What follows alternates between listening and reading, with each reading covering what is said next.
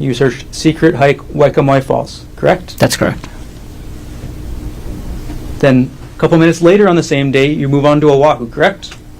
Yes. And you search best Oahu hikes, right? That's right. And by this time, you know that you're going to be taking, or you've discussed this Oahu trip with Ariel, correct? Yes. And the start of your search for Oahu is best hikes Oahu, right? That's right. And then you go to a website called alltrails.com, correct? Yes. And you filter to Hawaii first, right? Yes. And then Oahu, correct? Yes. And the title of that website is the 10 best trails and hikes in Oahu. That's right. Okay. The Palipuka Trail is not in those 10 best trails, is it? I can't remember, but I don't think so. Publishing next page to page 5. So February 28, 2025, 3:30 p.m., you click on a YouTube link titled Easy Hike on Oahu, Makapu'u Lighthouse Trail. Is that right? That's correct. Okay. And just a couple seconds later, publishing the next page, again at 3:30 p.m., you click on a different YouTube link for the top 10 easy hikes for easy Oahu hikes for everyone. Is that right? Yes. So first you look at best hikes, right? Yes. And then you see these 2 YouTube videos for easy hikes, right? Yes. You don't watch these whole videos, right? Probably not. You don't watch these videos because at next page, 7 out of 10, 3:31 p.m., you're looking up difficult hikes, right? That's right. Because easy hikes is not for you, right? Yeah, the hikes that I found on the Easy Hikes website wasn't what we were looking for. Difficult hikes are generally more dangerous, right? Is the URL just says Oahu hikes? Is that right? That's right. And again, you're losing Journey Era on February 28, 2025, correct? Yes. So this is still the first day that you're researching hiking, correct? That's correct. And moving on to the next one. Next page, page number 9. You end up going to a page on journeyera.com saying the 35 best hikes on Oahu, the ultimate guide, right? Yes. Although the URL talks about the Stairway to Heaven, this is actually a list of 35 hikes, correct? Yes. Okay. And on that list, you see the Palipuka hike, correct? Yeah, among 34 others. And then, on March 3rd, 2025, you go back to the journeyera.com website. Is that right? That's right. And this time, you're going to look at the Palipuka hike page specifically, correct? That's correct. Okay. March 3rd, 2025, 7:19 a.m., correct? That's correct. Okay. And you've seen the website you looked at up on the screen, yeah? Yes. Okay, we're going to put it up and go through it together.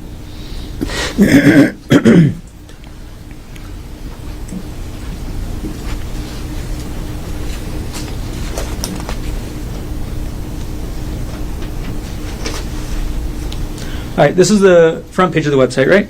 Yes. All right, we're going to go to page 2. When you read this, you saw that sentence that says, the Pali Lookout itself is a popular tourist spot, but 99% of visitors to the lookout don't hike. They just look over the valley. You saw that sentence, right? I'm sure I did, yeah. And then you saw the page that describes the hike, isn't that right? That's right. You read the description? Yes. So you read the description that says, the hike isn't necessarily dangerous, but much of the path is on the edge of a huge drop-off. You read that, right? I'm sure I did.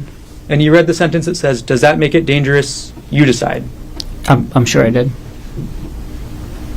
I remember reading this whole article. So you remember reading the whole article? Yes. You remember reading the part that says that the hike spits you out on the edge of a cliff with a huge drop-off? If it says that, then I read that. You remember looking at this picture of the hike, right? Yes. And you see this picture, and this is what you want to do. Yes. This is the hike you want to take Ariel on, right? Yes. Next page.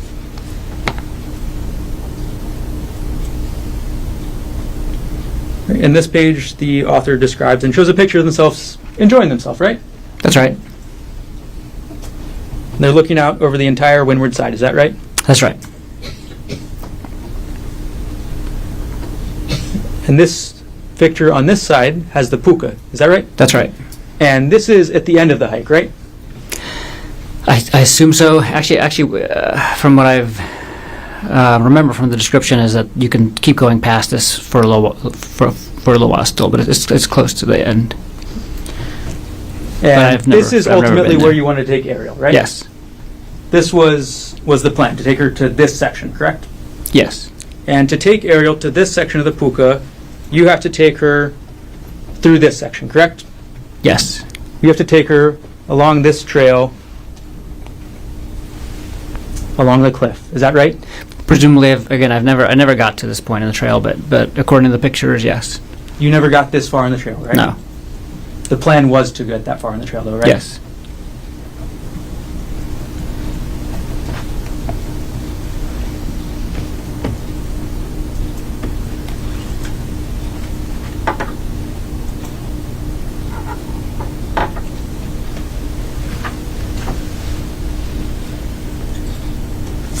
And then you saw the end of the article. Sorry, I'll put it back up. You saw the end of the article where it gives you advice, right? Where it says, be safe going down and take it slow as it can be slippery and the drop looks very unforgiving. Yes. You read that, right? Yes.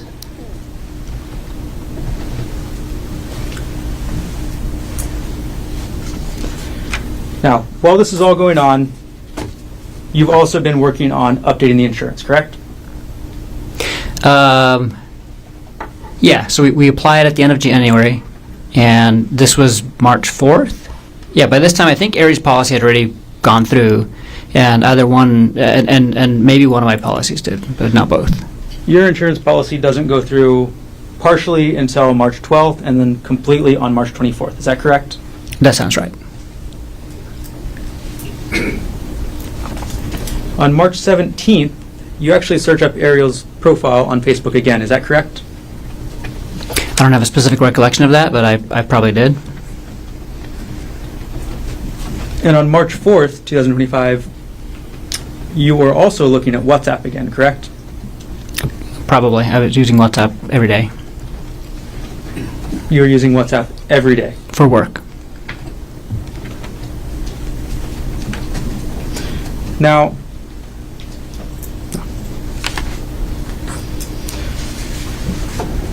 okay. And you testified yesterday about your work bag and the medication that was in it, right? Yes. Okay. And you testified that your work bag is used for when you're on call, correct? That's correct. And you testified that you normally keep medication in there to provide if it's a rush situation, right? Yes. And the medication that you keep there can be dangerous, correct? That's correct. The medication that you keep in that bag can kill somebody, right? I'll have to look at the medication that's in there, but Very unforgiving. yes. You read that, right? Yes.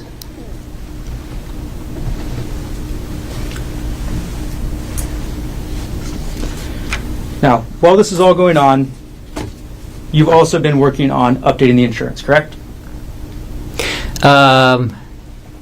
Yeah, so we Looking at WhatsApp again, correct? probably. I was using WhatsApp every day. Looking at WhatsApp again, correct? Probably. I was using WhatsApp every day You were using WhatsApp every day. for work. Now,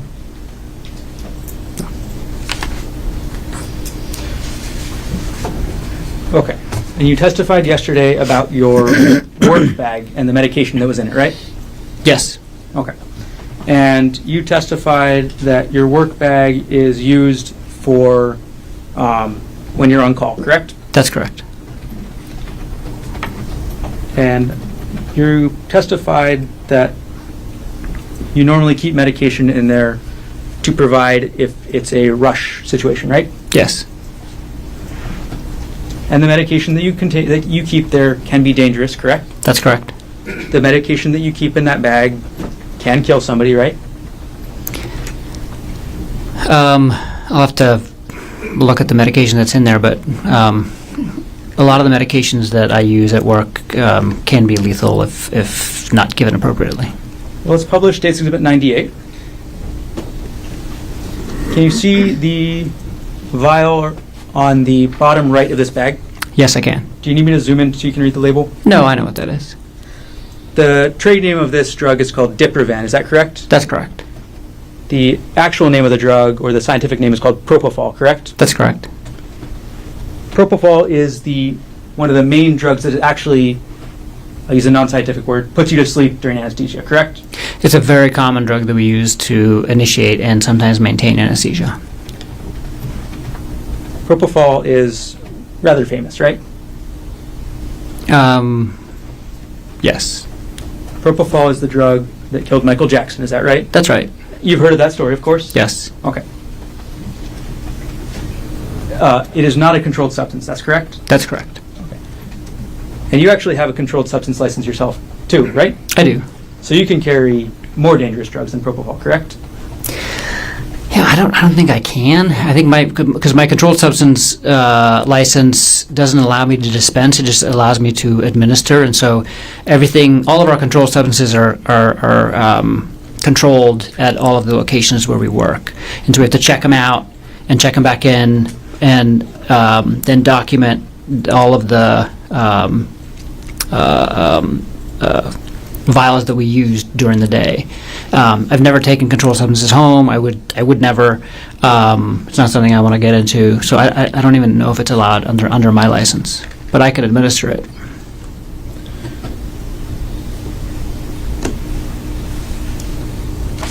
All right.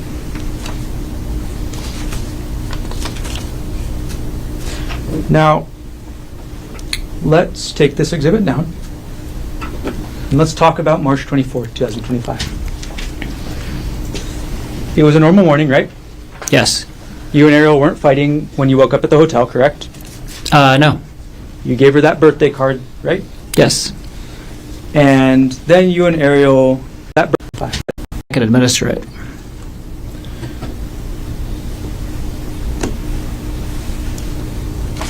All right.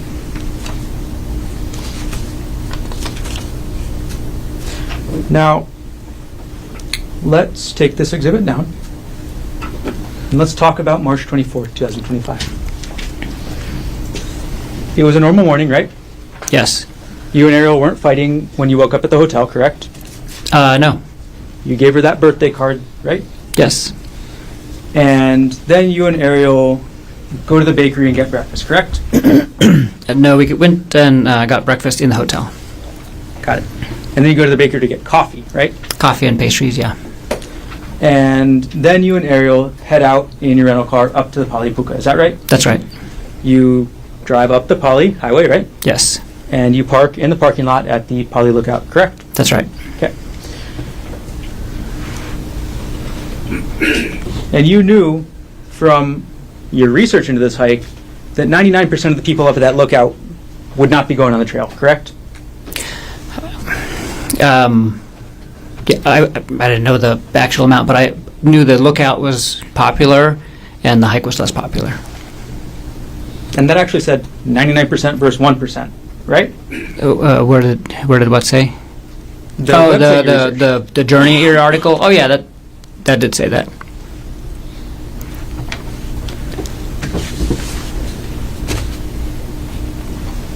To make the hike dangerous, you decide. Is that right? No, the website when the website said that, it was talking about the trail being next to a cliff, not the trail being some isolated, secluded spot that there's no people. The website said you decide if the trail is dangerous, correct? No, the website said specifically, it's not dangerous if you stay on the trail, but if you don't stay on the trail, you might fall off the cliff. Is that dangerous? You decide. And you saw that cliff, right? I did. On the picture. And you saw that cliff was at minimum several hundred feet high, correct? Yes. You know, common sense tells you somebody falls off that cliff, they're going to die, right? That's correct. And the website even tells you that the hike spits you out on the edge of a cliff with a huge drop-off. Is that right? That's right. And that photo that we looked at shows the trail going right along the cliff edge, correct? For parts of it. And this is the hike that you wanted to take Ariel on for her birthday, right? Yes. You wanted to go through the start of the hike, correct? I'm sorry. Can you say that again? You wanted to do more than just start the hike, correct? I wanted to do more than just start the hike. That's correct. You wanted to do the whole hike, is that right? That was the plan.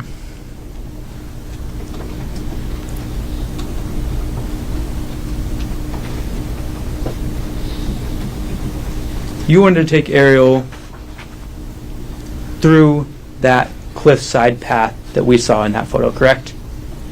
Yeah, I wanted to take her on the hike and go with her on the hike and make it all the way to the puka. That was the plan. In Publishing States Exhibit 122, you wanted to take Ariel along this path, right? That's right. Wouldn't you agree that that path is right on the edge of the cliff? Yeah, it's very, very close to the edge of the cliff. It's a narrow path, right? It's a narrow path, and then there's a little narrow strip of grass and rocks, and then there's the cliff. An empty void, right? Yes. Nothing to hold on to, right? For this part of the trail, not much. I mean, there's some brush on the other side, but you have to really watch your step. But Ariel didn't go that far on the trail that day, did she? No. Because Ariel didn't want to hike anymore, right? Yeah, there came a point in time where Ariel did not want to hike anymore. Ariel deviated from your plan to go up this part of the trail, right? I wouldn't characterize it like that. Well, but she didn't follow you, correct? No. She didn't follow you. She didn't follow you up to this narrow trail with this massive cliff, correct? That's correct. And then you went back down, isn't that right? That's right. And you saw that she was still there, right? Yes, And it was a surprise to you, right? it was. It was a surprise to you because you still had a chance to go through with your plan, right? What plan are you referring to?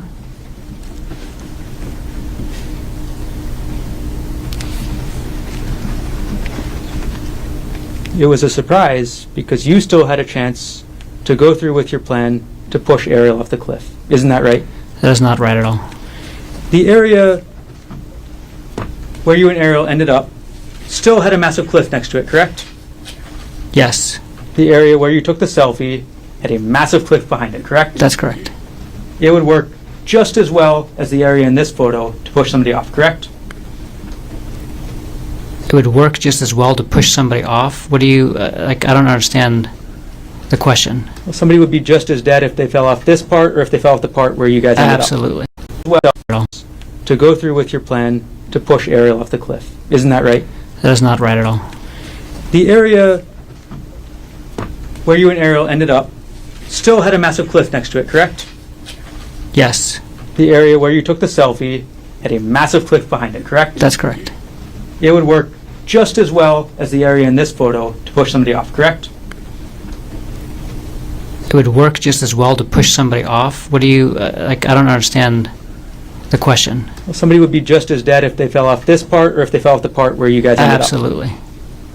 Yes. They would be as dead falling anywhere along this trail because the cliff is extremely high. I'm going to take these a bit down.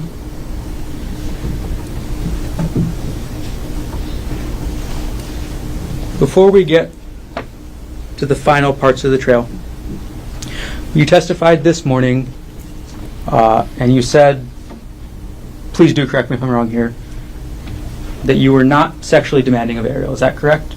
That's correct. That is your testimony. Yes, You and Ariel went to couples counseling, isn't that correct? that's correct.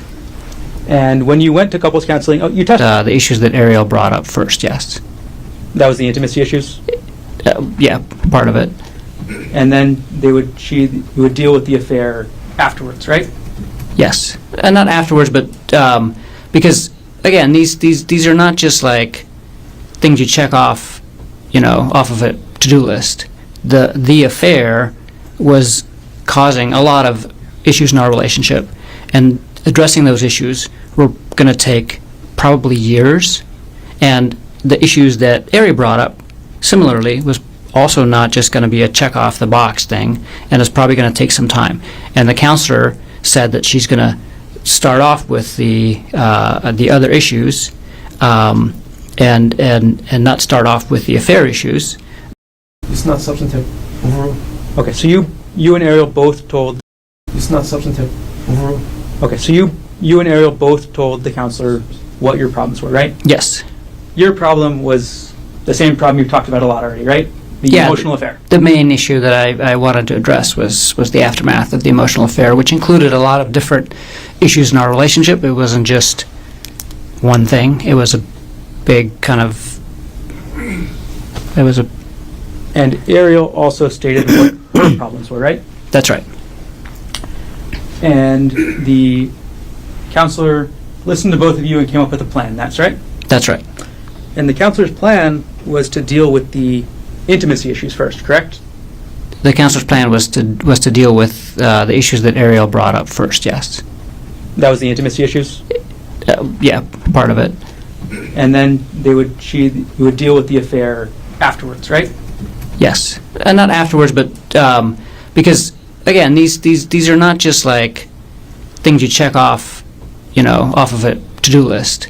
The affair, addressing those issues, were going to take probably years, and the issues that Ari brought up, similarly, was also not just going to be a check off the box thing, and it's probably going to take some time.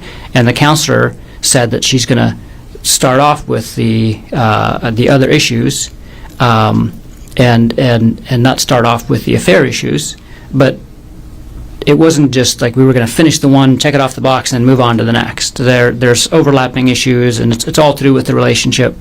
And so it's not fair to characterize it like we were going to finish one and then move on to the other. But we were definitely going to. She said, we're going to basically let's prioritize talking about the issues that she brought up first. Are you okay with waiting to address a lot of the issues to do with the affair until later in therapy? And I said, absolutely. And you testified yesterday that those issues about the affair were never really resolved. Is that right? No. Yes, that's right. So, talked about Ariel's issues, and the issues you brought up were never resolved. Correct? I'm sorry. Ask that again. The first priority was Ariel's issues, the intimacy issues. Correct? The first priority was Ariel's issues, and intimacy was one of them. And then your issue, the emotional affair, was never addressed. Correct? And our issue, the affair, wasn't adequately addressed ever either, and neither were the emotional issues. And I have to say, part of the affair and the aftermath of the affair, I had emotional issues, intimacy issues as well with her. So the intimacy issues went both ways. And when we... Just I'm going to ask my next question. Go ahead, sorry.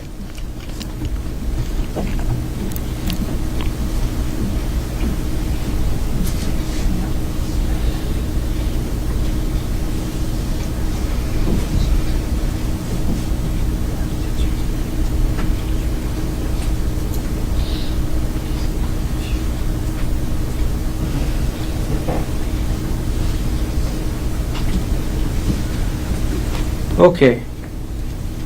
Let's go back to the hike, Dr. Koenig. Okay. March 24th, 2025, you testified about the hike yesterday, correct? Yes. You testified that you and Ariel had a massive argument, right? Yes. You testified that on her birthday, Ariel brought up the subject she knew would upset you, right? I'm sorry. You didn't testify to that, but that is what happened, correct? That is what happened, yes. You testified that Ariel brought up that she wanted to go back to work and speak to Jeff Miller again, correct? She was still working, so she wasn't trying to go back to work. She wanted to start traveling with him again. And your testimony is that this is what Ariel decides to bring up on her birthday trip with you, right? Yes. And that she decides to bring this up on the Polypuka Trail, right? That's where she brought it up. That's correct. So you testify that you have this argument, you separate, and then you come back together, right? Yes. You take this selfie right by the cliff, correct? Yes. And then you testified that Ariel pushed you, right? Yes. And you testified that you could barely hold on, right? I almost went off the cliff. And then you turned around and you testified that Ariel was 5 to 10 feet away, right? By the time I turned around, she had backed away, and she was not. And yeah, that was part of why I. And then you say that Ariel pulled you onto the ground, right? That's correct. You're bigger than Ariel, right? Yes. You have at least, or at the time of the offense, or at the time of the incident, you had at least 20 pounds on her, right? Yeah, roughly 20 pounds. You're stronger than her, right? Probably. You're a doctor, so you know that men generally are stronger than women, correct? Yes. And then you go 5 or 10 feet to get to Ariel, right? I moved towards her. That's correct. And then you say that Ariel pulled you onto the ground, right? That's correct. You're bigger than Ariel, right? Yes. You have at least, or at the time of the offense, or at the time of the incident, you had at least 20 pounds on her, right? Yeah, roughly 20 pounds. You're stronger than her, right? Probably. That's correct. And then you say that Ariel pulled you onto the ground, right? That's correct. You're bigger than Ariel, right? Yes. You have at least, or at the time of the offense, or at the time of the incident, you had at least 20 pounds on her, right? Yeah, roughly 20 pounds. You're stronger than her, right? Probably. You're a doctor, so you know that men generally are stronger than women, correct? Yes. It's just a scientific matter of testosterone, right? That's true. But you testify that Ariel managed to pull you to the ground and she pulled you on top of her, right? That's correct. Okay. Then you testified that Ariel wouldn't let you go from on top of her, right? That's correct. You testified that she wrapped her legs around you, right? She wrapped at least one leg around me, yes. Yesterday you said legs, right? I think I said leg. It was at least one. And you testified that she grabbed your testicles, right? She did. And that she wouldn't let go, right? That's right. All this time, you were on top of her, right? That's correct.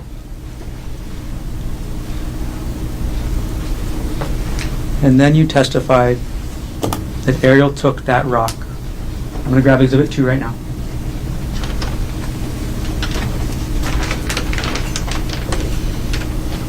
You testified that Ariel took this rock and hit you in the face. Isn't that right? That's right. And you said, the first hit, she got me kind of good, right? That's right. And you said she kept trying, right? That's right. And you testified you tried to start blocking it, right? Yes. And you testified she actually got a couple more hits in, right? Yes. One good hit to the side of your face, correct? That's right.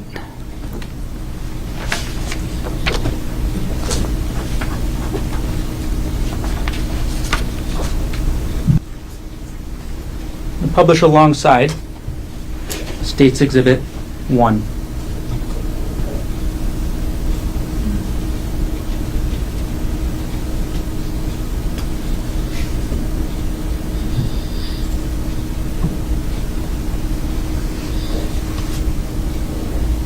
Okay, so on the right side, we have you after Ariel got one good hit with you with the rock, right? That's right. And on the right side, we have you after Ariel kept hitting you with the rock and got a couple other less good hits. All this time, you were on top of her, right? That's correct.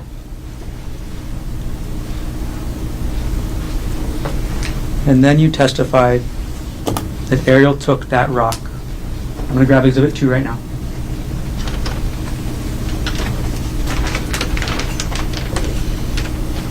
You testified that Ariel took this rock and hit you in the face. Isn't that right? That's right. And you said the first hit, she got me kind of good, right? That's right. And you said she kept trying, right? That's right. And you testified you tried to start blocking it, right? Yes. And you testified she actually got a couple more hits in, right? Yes. So, but you don't know how many hits, right? No. One good hit to the side of your face, correct? That's right.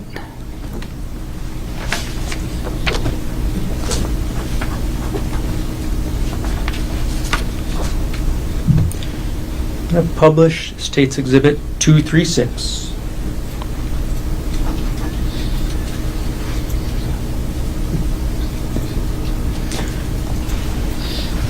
This is a photo of you from March 24th, 2025, correct? That's right.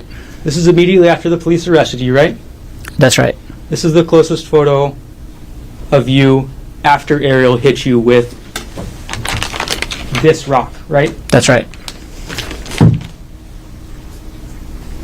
And publish alongside State's Exhibit 1.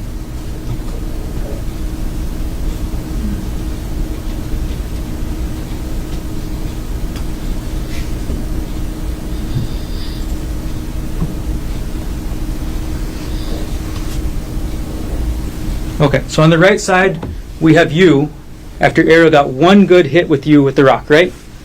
That's right. And on the right side, we have you after Ariel kept hitting you with the rock and got a couple other less good hits. Is that right? That's right. On the left side of the screen, you testified that you hit Ariel 2 times, right? That's correct. On the left side of the screen, we have the results that you say you hit her only 2 times, correct? That's correct. Let's move on to the next day. We're going to publish State's, I'm sorry, not the next day. We're going to publish State's D30 on the right side. I'm sorry, Defense 30 on the right side. Okay, look at the right side of the screen, please. This photo on the right side of the screen is you at the hospital, correct? That's correct. You at the hospital on the night of March 24th, 2025, correct? That's correct. This is you at the hospital after Ariel got a good hit on you with this rock, correct? That's right. On the left side of the screen, I'm going to put up States 23.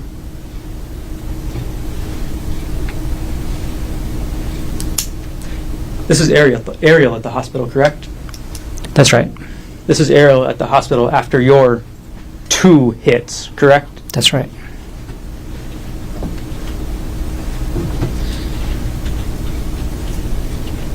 And you say only 2 hits to Ariel, right? I only hit her 2 times.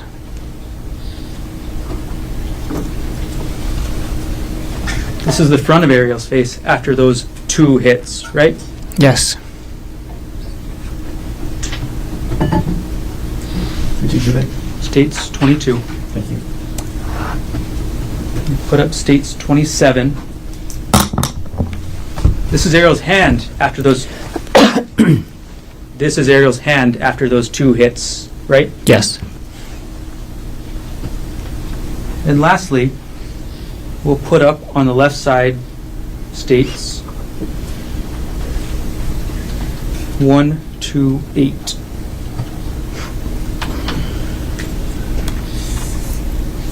On the left side of the screen, that's Ariel on March 25th, 2025, correct? I don't know when that picture was taken, but I'll take your word for it. That's Ariel the day afterwards, right? Like I said, I don't know when that picture was taken, but I'll take your word for it. We'll publish on the right side States 239.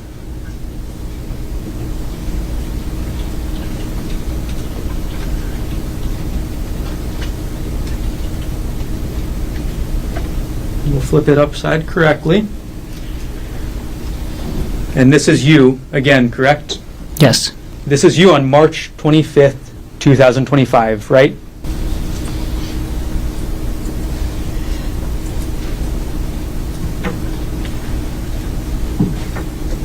take the recess? I'm sorry. Should we take the recess? That was a good time. Ladies and gentlemen, let's take our afternoon recess. Ms. McCallum will get to it at 2:45. Leave your notebooks on the chair. All right.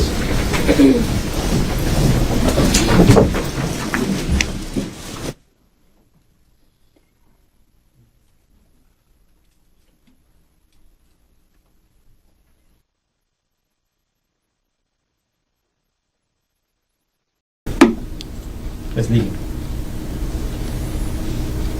How did you feel about the text messages on that Sunday between your wife and another man? I was very worried.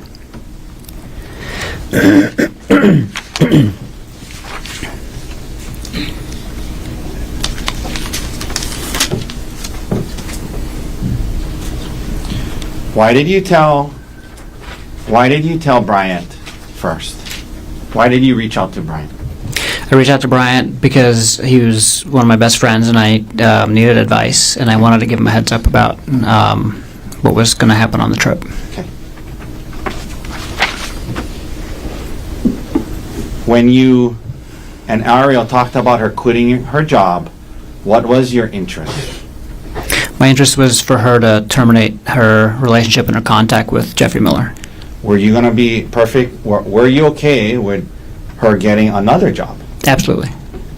Was there a conversation about her looking for another job? Objection, lady. Sustain.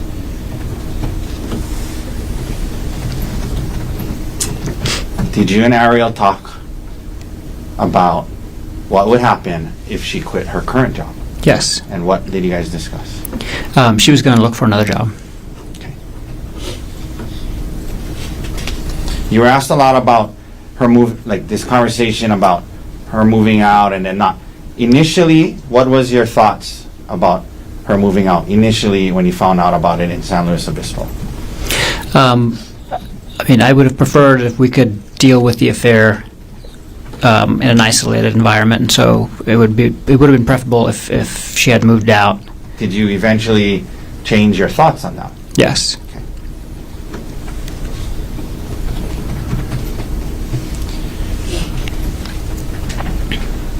You were asked about monitoring her communications.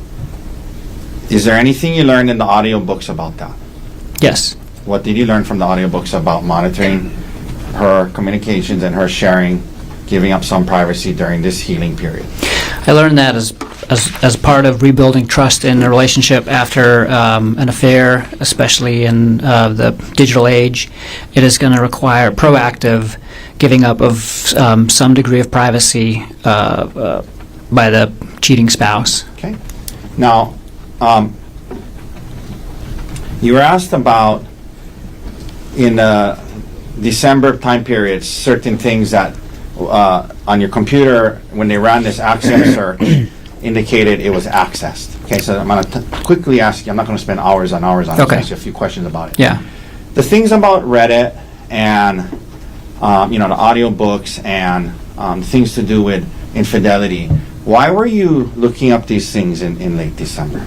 Because I was working on our relationship. Were you still having a hard time with it all? I was.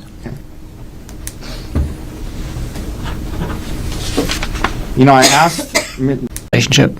were you looking up things about in December time periods, certain things that on your computer when they ran this Axiom search indicated it was accessed. Okay, so I'm going to quickly ask you. I'm not going to spend hours on hours on it. Okay. I'll ask you a few questions about it. Yeah.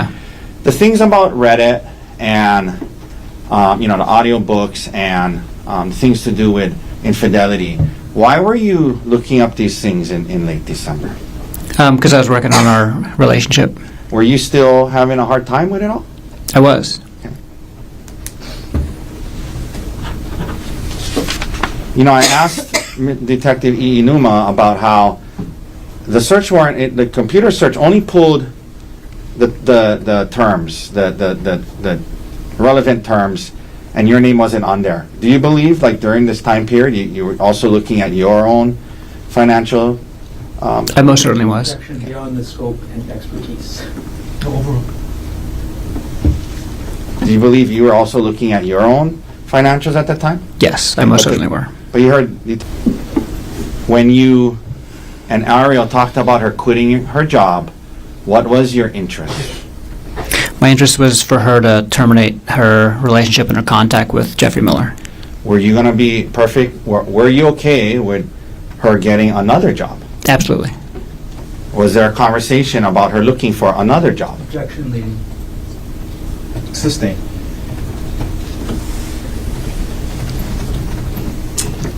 Did you and Ariel talk about what would happen if she quit her current job? Yes. And what did you guys discuss? She was going to look for another job. Okay. You were asked a lot about her move, like this conversation about her moving out and then not. Initially, what was your thoughts about her moving out? Initially, when you found out about it in San Luis Obispo? I mean, I would have preferred if we could deal with the affair in an isolated environment, and so it would have been preferable if she had moved out. Did you eventually change your thoughts on that? Yes. Okay.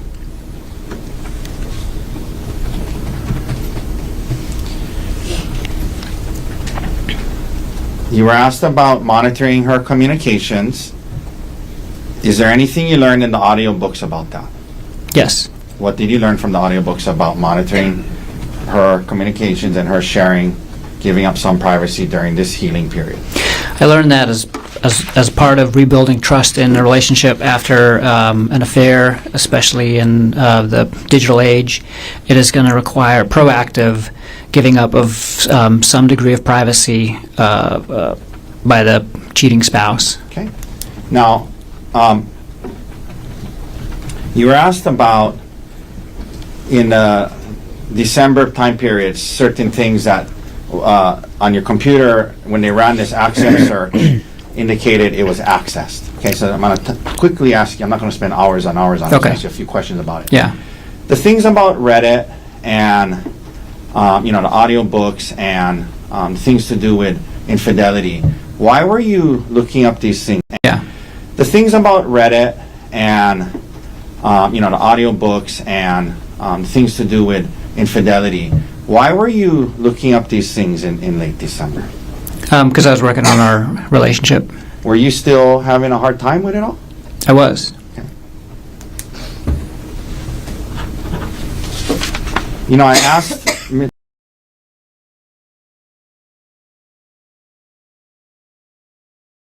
times you were saying you're asked about. I just want you to explain it more. So at the end of the year, when you're doing some tax planning, would you commonly look through certain files? Leading. No. Overruled. You can answer that. Yeah, and not just tax planning, but just financial planning, like budgeting and things like that, and kind of reviewing, like, how our retirement accounts were doing, and it was more than just tax planning. There was a retirement account of Aries that they brought up.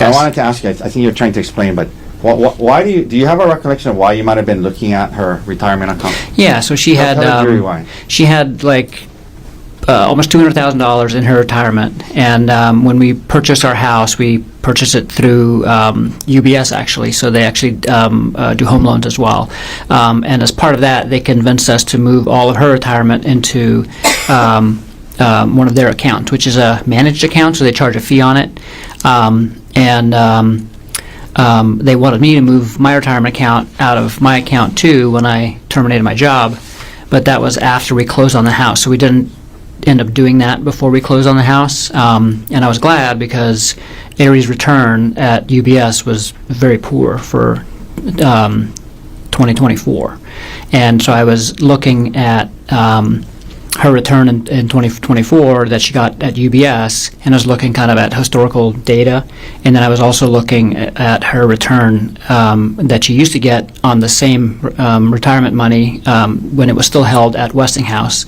and it was part of the process to decide if we were going to switch her retirement account to a different account and provider to get a better return. Okay. All these financial documents they brought up, were you trying to see if it would be cheaper to kill her than divorce her? No.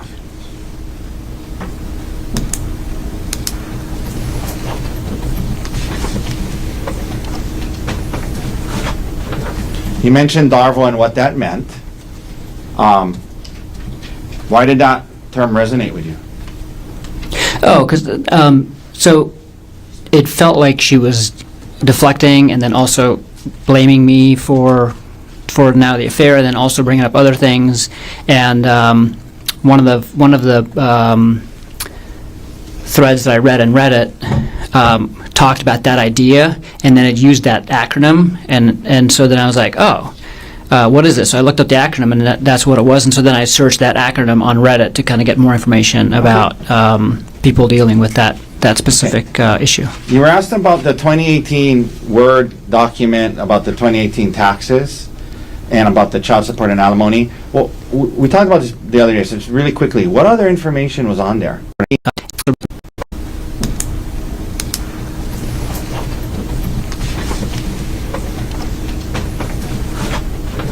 You mentioned Darvo and what that meant. Why did that term resonate with you? Oh, because so it felt like she was deflecting and then also blaming me for now the affair, and then also bringing up other things. And one of the threads that I read in Reddit talked about that idea, and then it used that acronym, and so then I was like, oh. What is this? So I looked up the acronym, and that's what it was. And so then I searched that acronym on Reddit to kind of get more information about people dealing with that specific issue. You were asked about the 2018 Word document about the 2018 taxes and about the child support and alimony. Well, we talked about this the other day, so just really quickly, what other information was on there?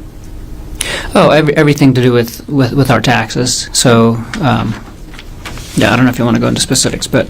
so it wasn't just alimony and child support? That's right.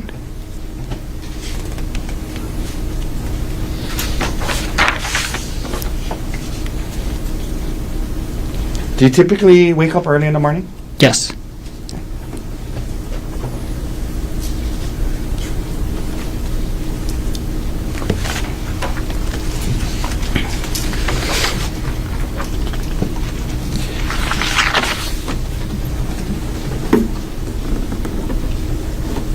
You talked about this the other day, but after looking at the Polypuka on the website, what again? Why did it seem like a good one for you guys? What was the reasons? Yeah, I thought that was going to be a really good hike for us to do because, like the prosecutor mentioned, it has these expansive views of the entire East Oahu. I'm sorry, West Oahu. No, East Oahu. And that was kind of one of our goals, is to kind of explore the island but kind of see it, so we can get an idea of what the island looks like. It was a relatively difficult hike, which we're kind of used to, and we like.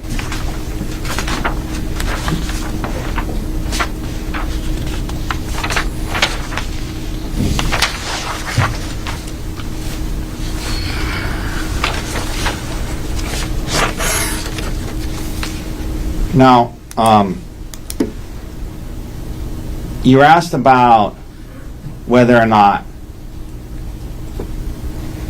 during the conversation when you confronted Ariel about the affair in San Luis Obispo, prosecutor asked you if at some point in that conversation you called her a lying bitch and a whore. You remember being asked that? Yes. And was this a long conversation you guys had? Yeah, I mean, I would say we had the conversation about the affair for the entire time we were in San Luis Obispo, But then that first on night, and off. That first night, did that conversation get heated and emotional? It did. Okay. It did. Let me ask you this: it was just the two of you there, right? Oh, when yes. Yeah. And you were asked if you called her those names, and you wanted to tell the jury that you did. Yes. You could have said no, I didn't call her that, but you wanted them to know that you did call her those names, right? Testifying. Sustained. You testified to this jury. Well, you admit that you called her those names. Yes. Okay. And then did the conversation continue, and did you guys try to work through it? Yes. Okay. All right, thank you, Doctor. That's all the questions I have for you. Any reproofs based on what was asked on redirect? Just a moment. Take your time.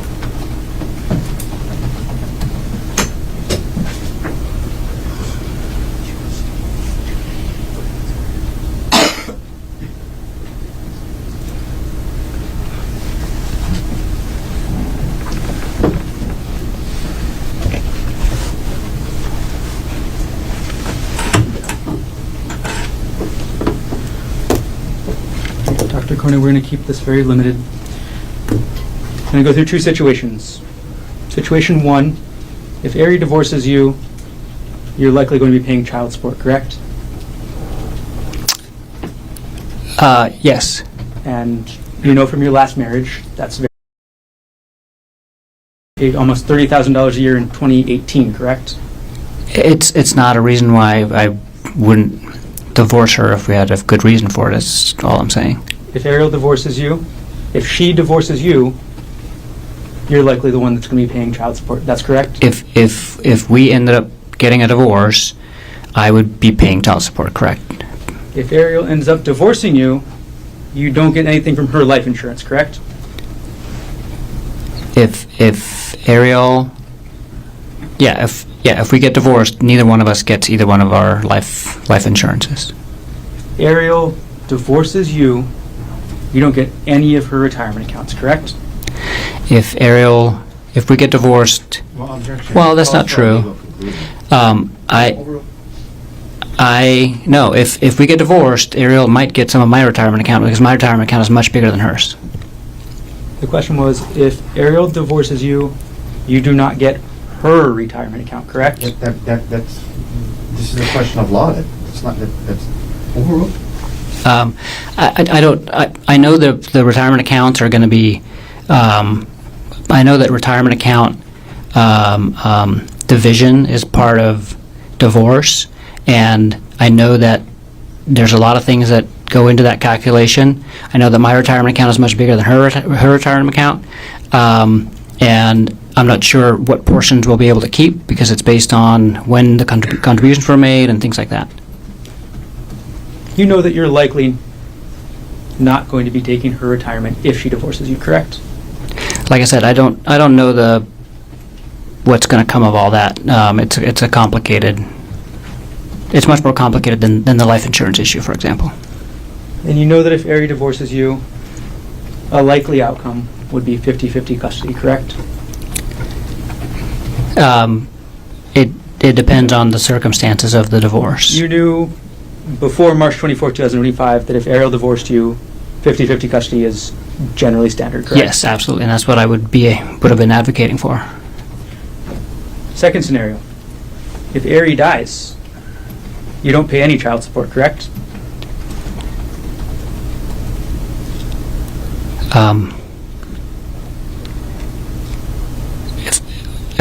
If Ari died when?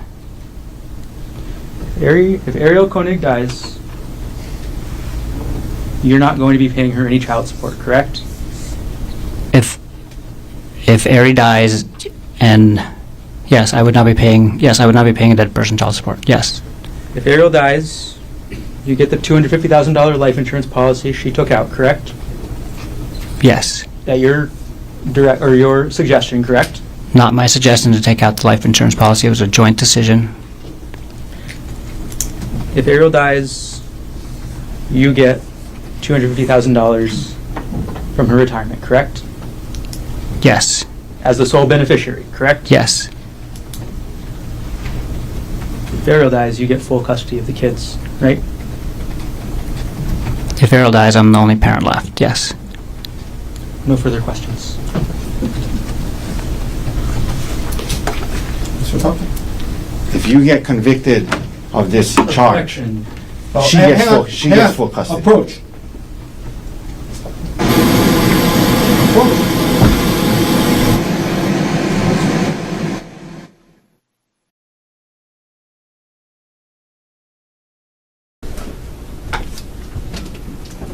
Please raise your right hand. You do solemnly swear or affirm that the testimony about to give shall be the truth, the whole truth, and nothing but the truth? Yes, I do. Please have a seat. Mr. Garner, whenever you're ready. Okay. Good morning. Morning. Okay, before we get any further, first thing I'm asking you to do is, if I can ask you to sit as close as you can as to the microphone. Okay. And then speak into the microphone as much as you can today, okay? Okay. All right. Can you please state your name? My name is Ariel Koenig. And Ariel, what do you do for work? I am a project manager for TerraPower. What does TerraPower do? TerraPower is a nuclear innovation company. Okay. When you say nuclear innovation, what do you mean? We're designing an advanced reactor to deploy to replace retiring coal plants. And what do you actually do at TerraPower? I work on the fuel supply. And Ariel, where do you live? I live on Maui, Where on Maui? in Kahului. Is that 19 Pu'u'ehu place? That's correct. Who do you live with? I live with my children. Which children? I have two little kids and then my stepson. How long have you been living on Maui? Just over 3 years now. Ariel, are you currently married? Yes, I am. Who are you currently married to? Gerhard Koenig. As of March 24th, 2025, how long had you been married to Gerhard Koenig? About 6.5 years.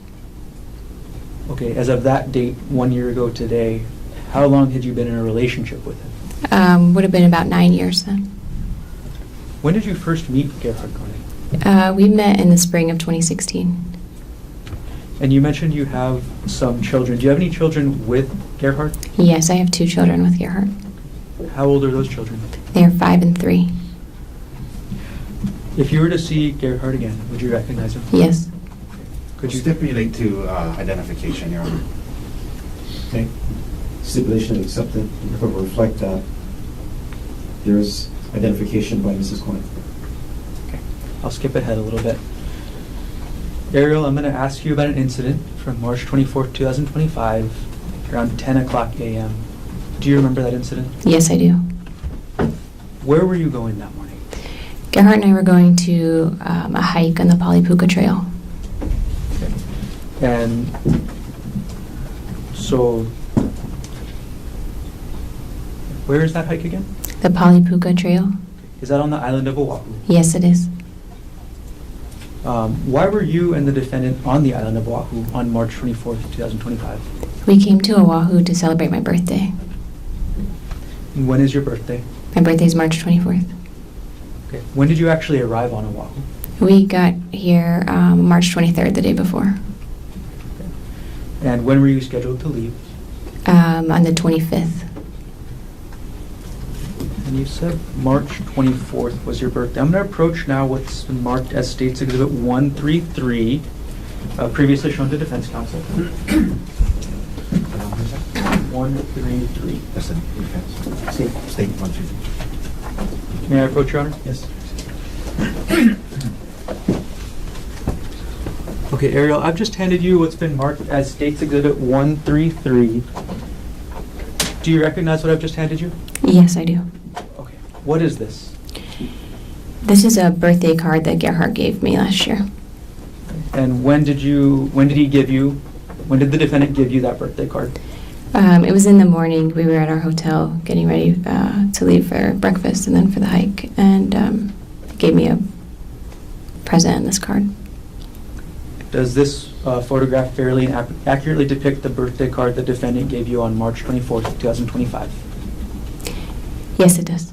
Okay, at this point, the state will move State's Exhibit 133 into evidence. Mr. Otake. No objection. What has been marked for identification as State's Exhibit 133 is received into evidence. I'm going to publish now what's been marked as State's Exhibit 133.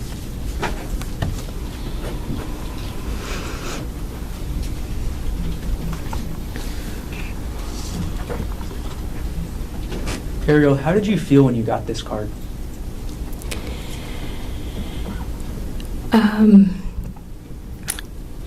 Hopeful. I was just I teared up when I read it. I thought it was really sweet. And we were coming off a hard season, so, I felt hopeful that this was a turning point for us in our marriage and that this was going to be a nice trip and kind of started the next chapter for us. Okay. I'll come back to what you just mentioned there a little bit later. Sure. But could you walk us, and I'm going to take down States Exhibit 133, and I'm going to retrieve it from you now. Could we have it read to the jury, at least publish it in a way where they can see it? They'll get it when they deliberate. Well, It's up to the state to publish the exhibit as they wish. Okay, I'm going to retrieve the exhibit from you right now.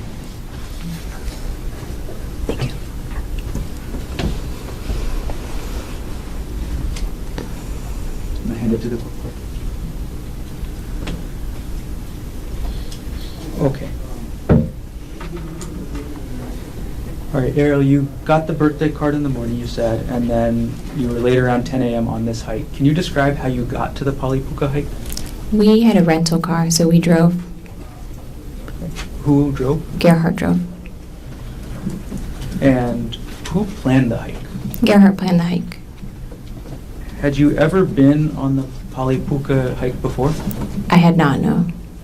Had you ever been to Oahu before? No, this is my first trip to Oahu. I had flown through, but not visited the city. Okay, so you'd stopped at the airport before, Yes. but never left? Yes. Right. Can you describe the area around the trailhead of this hike, or the start of the hike? Sure. There's like a parking lot when you first get there, and then the trailhead itself is kind of hidden. There's a sign that says like the trail is closed here, and it's up. There's like a lava rock wall, and it's above that wall, and then there's like some porta potties off to the side. When you got to the trailhead, were there any other hikers around? Yes, when we first got there were two hikers walking around, looking on their phones, kind of looking like they were looking for the trailhead. When there's a sign that says the trail is closed, so it looked like they were trying to figure out where the trail actually was. And what did you and the defendant do when you saw those two would-be hikers? We saw them, and I was like, oh, they're looking for the trail too. We should tell them it's up here, because we had seen hikes like that before where you kind of go past the sign. And he said, no, it'll be nicer if it's just us. Let's just go to the lookout and give them time to find the hike. And so we went and parked and went over to the actual, like, more visitor area at the Polypuka Trail. Okay. When you said the visitor area or the lookout, what area is that?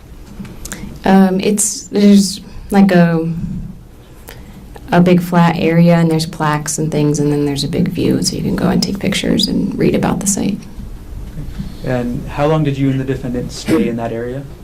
I'd say less than 10 minutes. Okay. Just took some pictures and looked around. And what were you looking out over at that area? Or what were you looking at? It's just a big valley. Okay. And then after you were done at the Poly lookout area, looking at the area with the plaques and all that, where did you and the defendant go next? Then we went and started the trail. Did you hike the whole trail that morning? No. Can you describe what the start of the trail was like? Sure. And we just kind of quickly went behind the porta potties to get up there. And the start of the trail is pretty wooded and rocky. You mentioned you didn't hike the whole trail. At a certain point, did you decide to turn around? Yes, we were hiking, and there's kind of these like cliff faces that you walk past, and it's pretty narrow. And I was just feeling uneasy, and I wasn't enjoying myself. And we got to a part where you had to kind of scramble, use your arms and legs to get up. And it was kind of exposed. There weren't really a lot of trees, and I was just uneasy. And so I told Gerhard, I'm not having fun. I don't want to keep going. I'm going to stop here. Ariel, can you explain to us what was making you uneasy?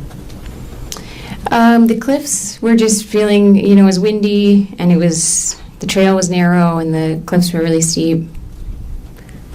Do you know how tall the cliffs were? I don't, hundreds of feet, I would say. Okay, so you're feeling uneasy, and you just said you told the defendant you didn't want to continue. What happened after you told the defendant that? Well, I had hiked up part of that little scramble area, and I came back down because I was feeling it was like very exposed up there. And so I came back down, and I was like, I told him he could keep going if he wanted to, and I would wait there. And so he went on for a little while I just kind of hung out. And it was maybe, again, 5 or 10 minutes, and then he came back. Okay. So once the defendant got back, did he say anything? Yeah, he came back and he was like, it's really beautiful. You should really come on it. It's too dangerous for me to be walking around by myself, but you've already done the hardest part by coming up this part. You should really come up and we could keep going. And I was just like, no, I'm not enjoying it. I don't feel good. I'm not doing it. All right. So after you told the defendant no again, what did he do? Then we started making our way back down the trail. And can you describe for us what you and the defendant were doing as you started to head back down the trail? Sure, we were just walking and talking, and I was like, oh, I'm not as much fun as I used to be since having kids, I guess, but yeah, I'm just not enjoying this today. And we were walking down, and there's this big tree, and I was like, oh, I'll climb the tree, you can take my picture up there, since having kids, I guess, but yeah, I'm just not enjoying this today. And we were walking down, and there's this big tree, and I was like, oh, I'll climb the tree, you can take my picture up there.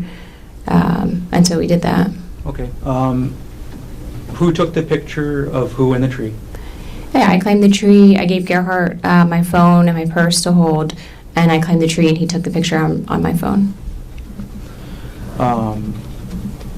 So after you take the picture in this tree, where did you go? And I just climbed back down, back to Gerhardt in the trail. Okay. Once you climbed down from the tree, who had your phone and your purse? Gerhardt still had my phone and purse. Okay. What was in your purse? Well, my phone had with it my ID and credit card, and then the purse had, sunglasses and chapstick, something like that.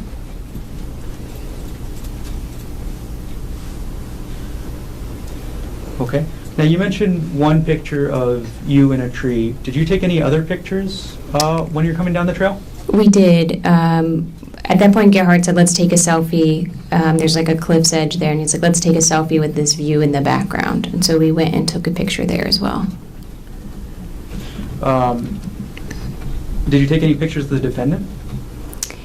On the hike up, we were both taking pictures. We were taking Snapchats and pictures. We have a family Snapchat group, and we were sending pictures in there.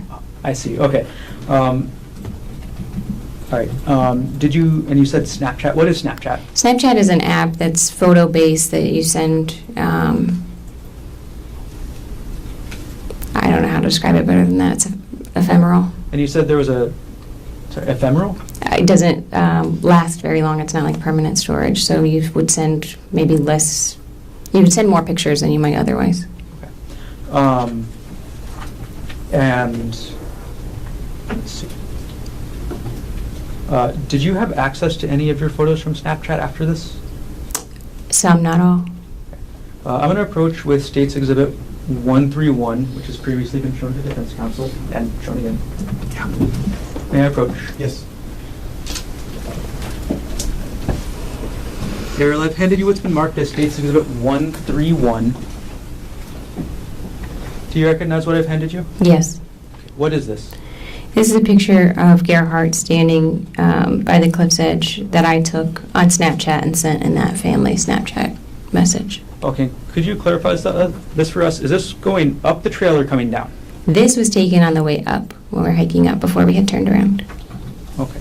Does this photo fairly and accurately depict the defendant as you photographed him on March 24, 2025?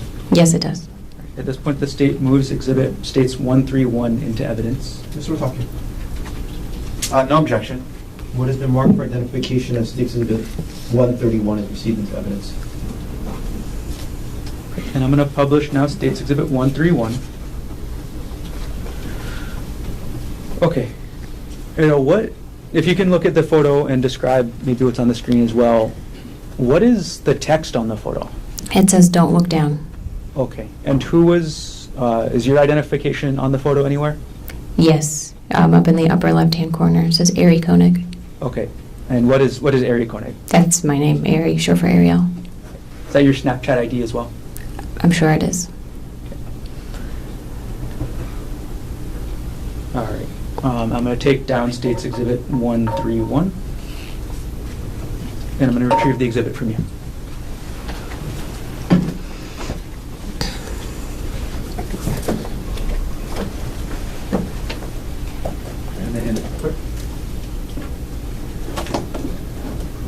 Ariel, why did you say don't look down there?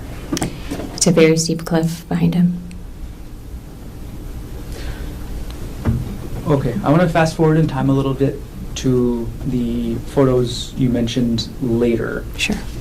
So did you take any other photos on the way down? Yes, right at that cliff. When I had come out of the tree and when we had walked to that cliff area, Gerhard said, let's take a selfie with this as the backdrop. So we would be standing with our backs to the cliff, taking a photo. Before you took that selfie, or before the defendant asked to take that selfie, did you notice anything about the defendant's attention?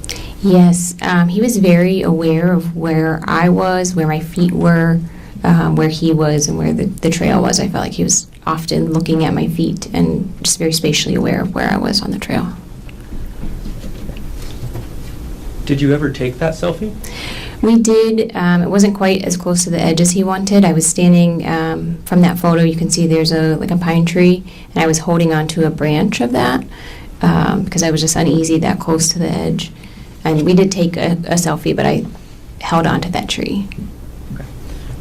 Do you still have access to that selfie? I don't. What happened after you took the selfie while you were holding onto the tree? I just asked him to move down the trail a little bit so that I could get past without having to go near the cliff. And then how did the defendant react to that? He was a little like, okay, and then he moved a few paces away. Okay. So after the defendant moved down the trail a few paces away, what did you do? Then I walked to him, so he was then facing me and the cliff, and I walked up to him. And again, everything was normal. I walked up and just kind of like brushed my hands against his shoulders, kind of like a little hug. Okay. As you had your hands against his shoulders, where was the defendant facing? He was facing the cliff, facing me. My back was to the cliff, and he's facing me and the cliff. And how far behind you was the cliff? Feet, 10 or less. Excuse me, I couldn't hear that. 10 or less feet. Right. So, okay, after this happens, after you get to where the defendant is on the trail, what happened next? When I walk up to him, then he grabbed me really forcefully by my upper arms, and he said, I'm so fucking sick of this shit. Get back over there. And he starts pushing me back towards the cliff. While the defendant was grabbing you and pushing you, what did you do? I was surprised. It felt almost like he was kidding at first, and I was like, what are you doing? But he had grabbed me really hard and was moving me. So we kind of wrestled a little bit, and I threw myself onto the ground because there's a lot of trees and shrubs there so that I could hold on. As you threw yourself to the ground, how did the defendant respond? Well, he got on top of me, and he was kind of trying to pull me, and we're wrestling, and he ended up straddling me, so he had his legs on either side, kind of across my waist. On March 24, 2025, how tall were you? About 5'6". And how much did you weigh on that day? About 145 pounds. Okay. And on that date, how tall was the defendant? About 5'10". And how much did he weigh? Maybe 165 pounds. Okay, and then you said straddling. Can you describe what that looked like for us? Sure. I am laying on my back, and he's on top of me with kind of like one leg on either side across my waist, facing me. Once the defendant was on top of you, what did he do next? So he was first trying to pull me, try to get me closer to the cliff, and again, I could kind of hold on to the roots and stuff that were around us, and then he had a backpack that he was hiking with, and he, like I said, he's on top of me, and he had a syringe in his hand, and he says, hold still, and I see the syringe, and I just kind of like bat it away from us both. Okay. When you first saw that syringe in his hand, did you actually see where it came from? I didn't see where it came from, no.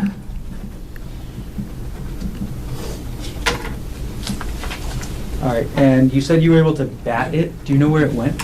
It just fell on the ground sort of near us. It would have been to my left because I could still kind of see it in my periphery as I was trying to make sure it wasn't going to get grabbed again. And then could you describe what you remember about the syringe, what it looked like? Sure, it was a clear syringe with a blue piece, maybe blue plunger, I guess is what that's called. Once you were able to bat the syringe away onto the ground, what did the defendant do next? So he had taken his backpack off, and it was on the ground to his left, so kind of to the right side of my body here. And he was digging in that with his left hand, and then kind of holding me down with his right hand. And I'm screaming, and I'm saying, "What the fuck are you doing? Get off me!" And he's saying like, "Fuck you, you're done. I'm so sick of your shit. I'm so done with you." And I'm trying to kind of protect myself and get out of there. But also he's gripping his hand closed really hard. And there's a vial in his hand, so I was trying to pry his hand open so I could grab that vial out. Okay. Which hand did you see the vial in? The vial was in his right hand. Okay. And did you actually get to see the entire vial? No. Okay. What part of it did you see? I could see pieces of it because I'm trying to like pry his fingers off of it so that I can grab it and throw it. Were you able to open his hand that was holding the vial? Yeah, not enough to get the vial away. All right. You mentioned the defendant was saying some things. Can you tell us what you remember he said as he was on top of you? Yeah. I'm screaming and he's telling me, "Shut the fuck up. Nobody's going to hear you out here. Nobody's coming to save you." And I'm saying, like, "You can't do this. Everyone knows we're on a hike. They'll know this wasn't an accident, and our kids will be orphans. You'll go to jail, and I'll be dead. Like, you have to stop." And again, he's saying, like, "You're done. We're done with you. We don't need you anymore. You're done. You're done." Did telling the defendant any of these things that you told him, did that get him to stop? No, not really. And I had said, like, "Your mom just sent me a really beautiful text for my birthday. Like, your family will be upset if I die. You can't face our kids after this, you know." And he did seem at that point to, like, calm down a little bit. Like, it seemed like he took a deep breath and calmed down. And so I had this moment where I was like, okay, this is the break. Like, I can get out. And then he just starts hitting me with a rock. Okay. I'm going to backtrack for just a moment, Ariel. As the defendant was on top of you, as the defendant was saying things, and as you were saying things back, were you trying to defend yourself physically at all? Yes, and I'm screaming and trying to defend myself physically. So I think I bit his forearm at one point, trying to, that would have been his right forearm. And then I was also squeezing his testicles with so I had my right hand trying to squeeze his testicles to get him to get off of me. Okay. And was that, when you were doing those things, was that before or after he calmed down, as you just said? That was before he calmed down. Okay. So what happened, you said, after the defendant calmed down? Oh, well, it felt like he calmed down because it looked like he took a deep breath. And again, I was screaming, and so he's covering my mouth and stuff, and then we had this moment of, like, it seems like he takes a deep breath, and then he just starts hitting my face and my head with a rock. Did you see where the defendant got the rock from? I didn't see where he got it from, but, like, spatially, he was, like, reaching up around this area of my head, so my impression was that there was a rock on the ground near my head that he was able to grab. Were you just holding your hand around the left side of your head? Yes, sorry. When the defendant was hitting you with the rock, did you say anything? I just started screaming because in my mind, he was trying to knock me unconscious to get to be able to drag me over the edge. So I just was screaming then as much as I could. Did the defendant respond to what you were screaming? No. Did anybody other than the defendant respond to what you were screaming? Yes. So I'm screaming, and I do think I was saying something like, "Please help. he's trying to kill me. I'm hoping somebody can kind of hear that. And I, at some point, hear a woman's voice say, we're here, we're calling 911. We're here, we're calling 911. Okay. So after you hear that woman's voice, what happens? He just kind of Gerhardt just kind of froze and knelt back away from me. And I just crawled away really slowly. And again, he seemed just frozen. And then I was yelling to the voices I heard, "Are you still there? Are you still there? Don't leave me." And I couldn't hear anybody calling anything back, so I just kept crab walking away, like I'm on my butt, kind of like scooting. And I just kept going and got to like a lower part of the trail. And the women were down there, and one of them was on the phone with emergency personnel. As you crab walked away, did the defendant follow you? No. So as you crab walked away, did you see what the defendant did? He just, like I said, he seemed frozen. He just kind of stood up and was staring. And then I didn't see where he went after that. He didn't follow me when I went down to those women. What happened when you got to the two women? When I got to them, we were just trying to figure out how to get out of there as quickly as we could. And so they tried to stand me up to see if we could walk down with me kind of draped over them to get through, but I couldn't stand. Excuse me. That was just like an unstable. So one of them went behind me and was kind of sweeping to make sure he wasn't coming after us, visually scanning to make sure he wasn't coming after us. And then the other one was in front, leading us. And one of the women had like a large metal water bottle, and she had that in her hand, and she was like, "This is the only weapon I have." But and then I crab walked or kind of scooted down the whole trail with them on kind of either part to try to keep us safe.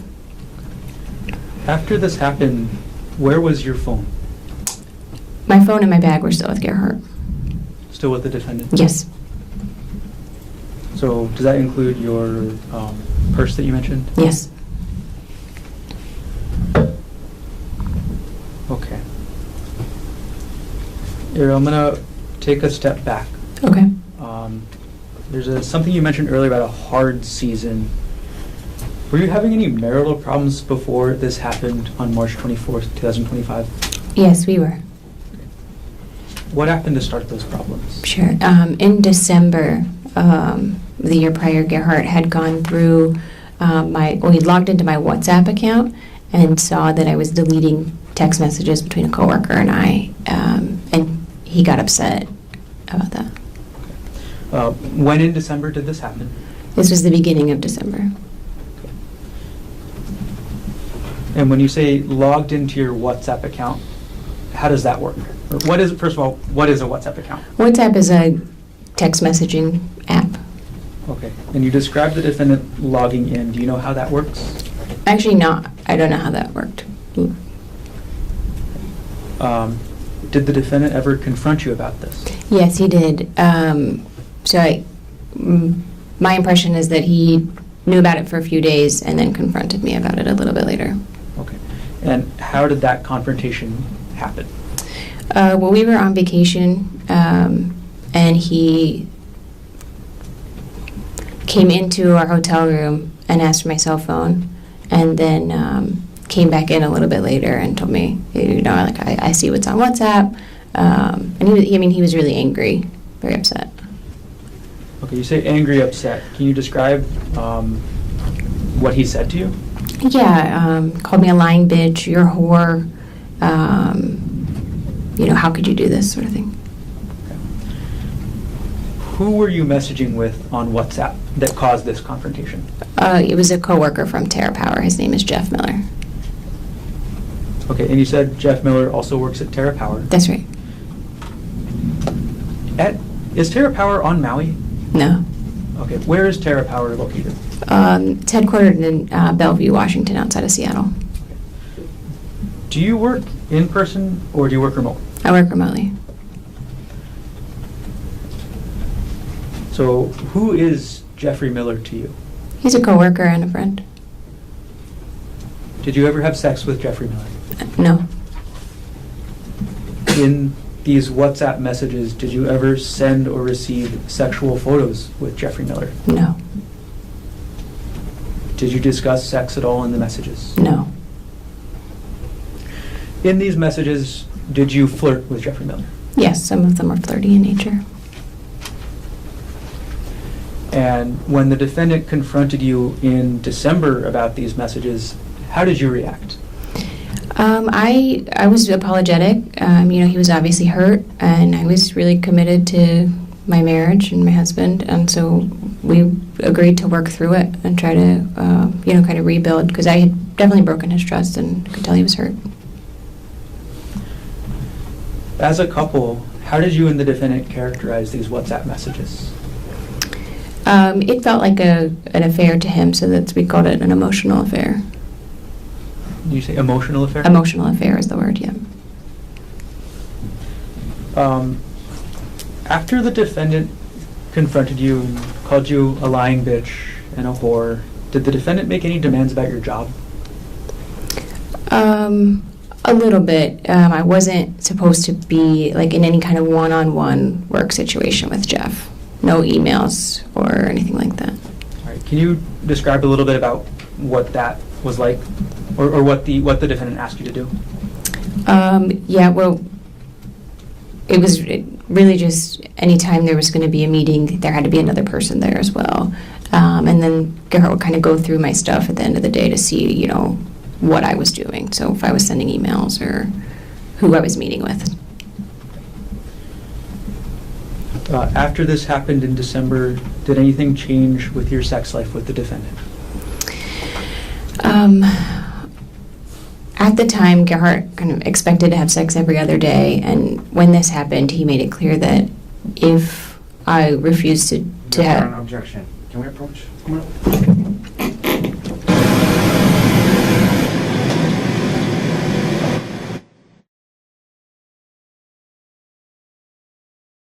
to have... An objection. Can we approach? Come on.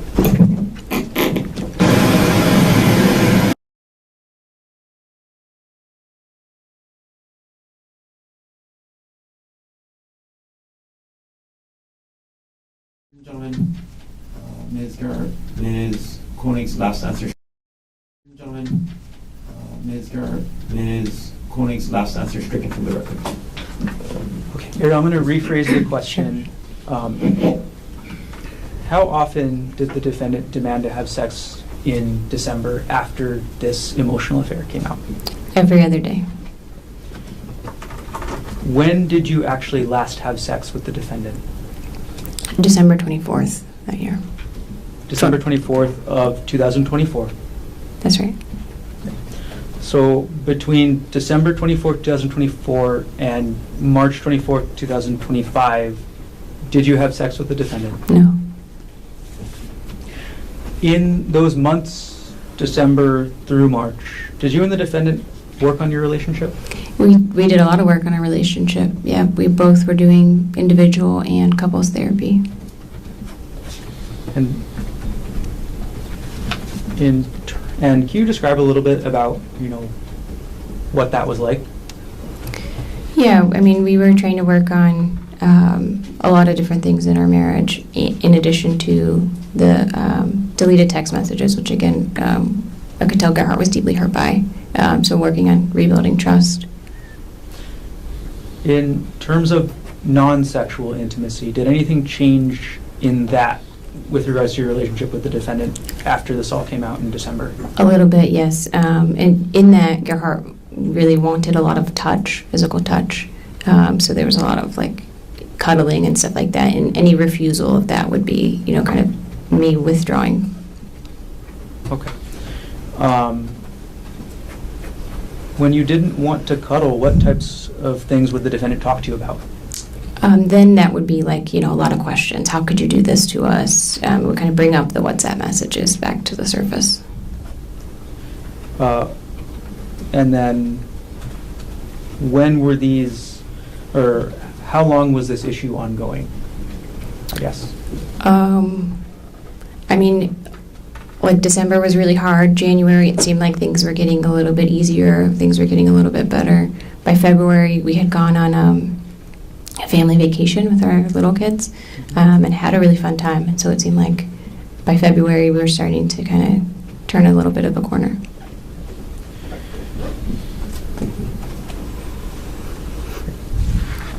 And were you and the defendant still talking in January? Yes. Okay. I'm going to approach now with States Exhibit 130 and 117 for your decision on the defense. May I approach, Your Honor? You may.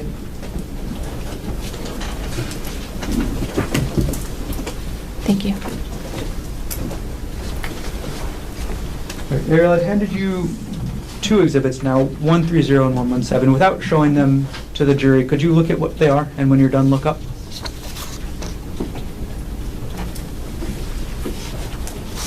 Okay, let's start with the one with the sticker on the back that says 130.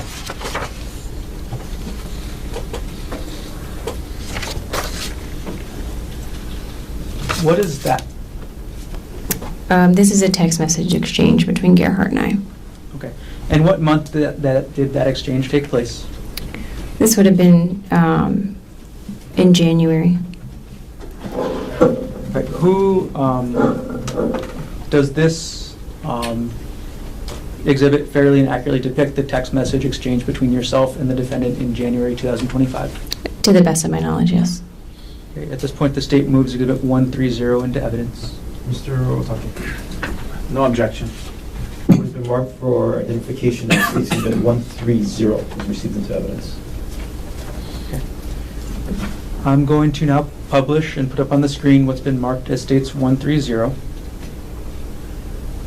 Okay. And then can you describe the context of this message? Yes, so Gerhardt would have been at work, just kind of texting me an update. So he's in the blue, but I was at home. And what was Gerhardt's work? Gerhardt was an anesthesiologist on Maui Do you know where he primarily did his work? at the hospital.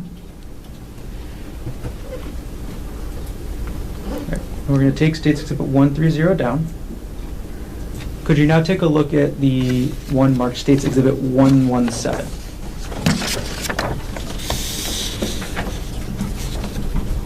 Okay, what is that? This is an email that Gerhardt sent me, also in January. Okay. And what is the email about? It's about life insurance. And is this a true and accurate copy of the email the defendant sent you? And sorry, what date was the email sent? The date is January 21st, 2025. Is this a true and accurate copy of the email the defendant sent you on January 21st, 2025? To my knowledge, yes. At this point, the state moves Exhibit 117 into evidence. Mr. Otake. No objection. What has been marked for identification as States Exhibit 117 is received into evidence. I'm going to publish States Exhibit 117.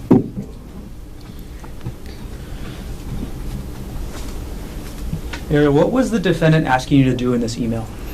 He wanted me to reach out to an insurance representative from AAA to apply for a life insurance policy. At the time that you saw this email, did you think anything of it? No. We're going to take Exhibit 117 down from the screen right now. And I'm going to retrieve both exhibits from you, Ariel. Thank you. Hand it into court.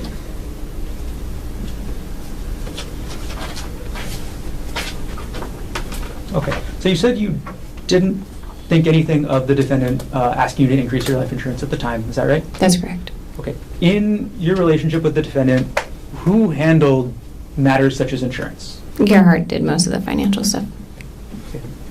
The financial stuff, is that even more than insurance? Yeah, I mean, did taxes and, tracking everything. Okay. Can you describe what financial things the defendant actually took care of? Sure.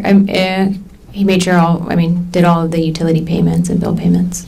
And then in this case, looked at our life insurance and how much we would need if either of us were to pass away to keep our kids in our house. Who set the budget? We didn't really have an established budget. I'm going to move forward in time just a little bit, Ariel, to February 2025. Okay.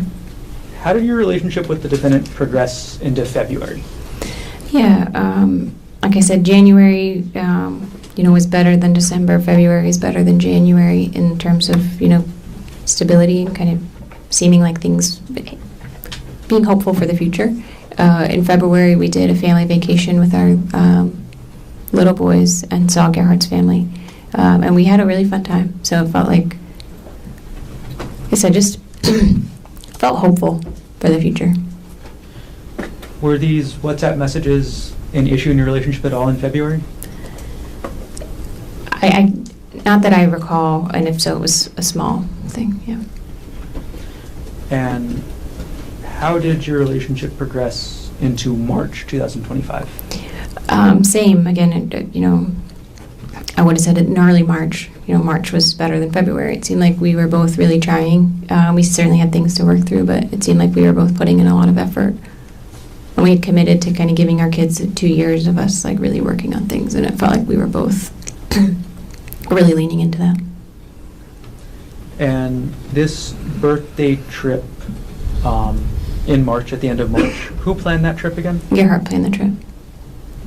And how did the trip go before you took the hike on March 24th? The trip was going well. We came out the day before in the morning, and we went to a spa, and we did like a long couple spa thing, a couple hours long. Did a nice lunch. We walked around and shopped and had a nice dinner. It felt, normal. We were having fun together, relaxing. You mentioned the spa thing. Is that something that you and the defendant talked about before you did it? Yes. Okay. How far in advance did you know that you guys were going to the spa?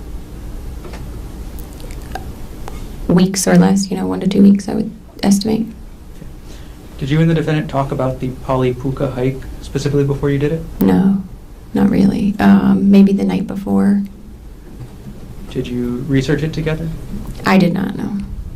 So did you look at any web pages about the hike before you went on it? No, I didn't.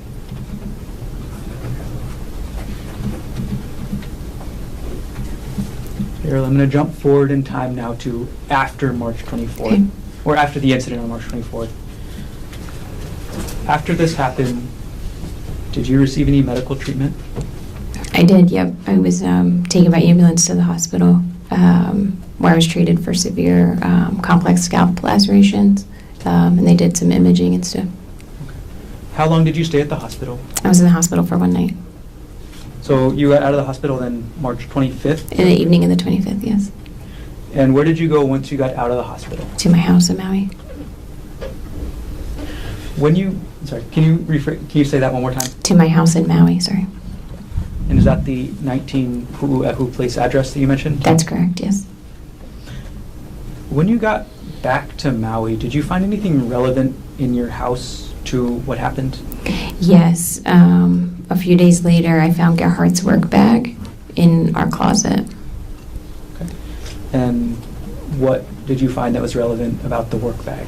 I just unzipped it, and I could see syringes and medication were in there. How did you react to finding the bag of medical supplies? I was surprised. I called an attorney and then got in touch with the police to have them come get it, just in case it was relevant.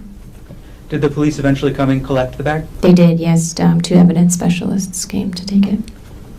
And between the time that you saw the medical supplies in the defendant's work bag to the time that the police came to collect them from your house, did you tamper with, alter, substitute, or destroy any of the items in that bag?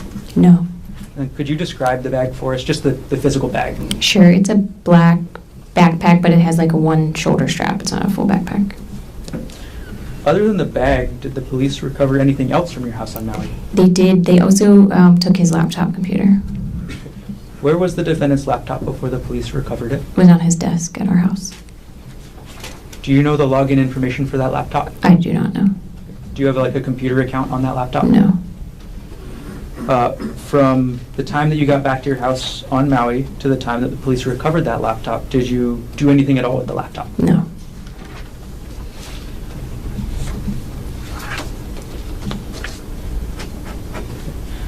Now, you talked about your treatment on Oahu so far. Did you have any sort of medical treatment after you got back to Maui? I did. I had a lot of wound care for. I had a bunch of stitches through my scalp. I had a lot of wound care for that, and then I had some treatment for a distal fracture of my thumb. Were you able to work after this happened? No, I was out of work full time for maybe 4 weeks, something like that, and then I was on light duty for a few weeks after that, and then ongoing physical therapy for vertigo and for just kind of fatigue and being able to sit at the computer and do. I work on my computer screen all day, so did physical therapy to kind of strengthen the ability to do that. How long before you were fully recovered, just in terms of able to work a normal work day? Maybe between 2 and 3 months. Do you have any visible long-term effects from the injuries from March 24th, 2025? Yes, I have scarring on my scalp and my face. And Ariel, could you show everybody in the courtroom the scar on your scalp? Sure. And I want the record to reflect the witness is just pulled her bangs up on the left side of her head to display a scar. Yes. Ariel, how do you normally cover that scar? Until Objection irrelevant. Sustained. Does your hair grow in the area where that scar Same is? objection, Your Honor. no, my hair does not grow there. Ariel, on March 24th, 2025, did you give the defendant permission to try and push you off the cliff? No, I did not. Did you give the defendant permission to try and inject you with a syringe? No, I did not. Did you give the defendant permission to hit you with that rock? No, I did not. Thank you. I have no further questions at this time.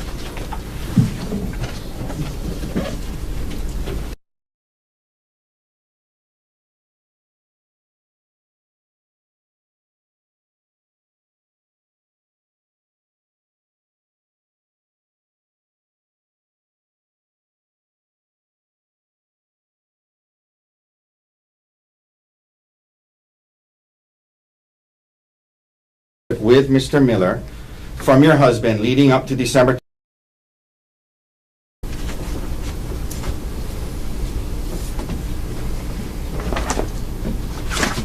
Another thing that happened after the discovery of your relationship with Mr. Miller,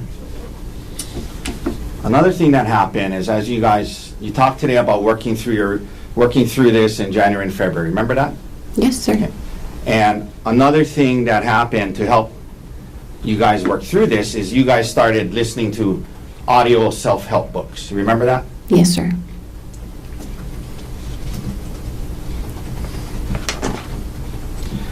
One of the audio books that you purchased and listened to was entitled How to Help Your Spouse Heal from Your Affair. You remember purchasing and listening to that audio book?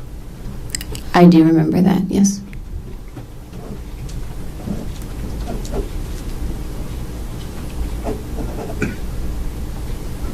You took the time to purchase it and listen to it, and that was the title of it, How to Help My Spouse Heal from My Affair, as in your affair, correct? That's correct.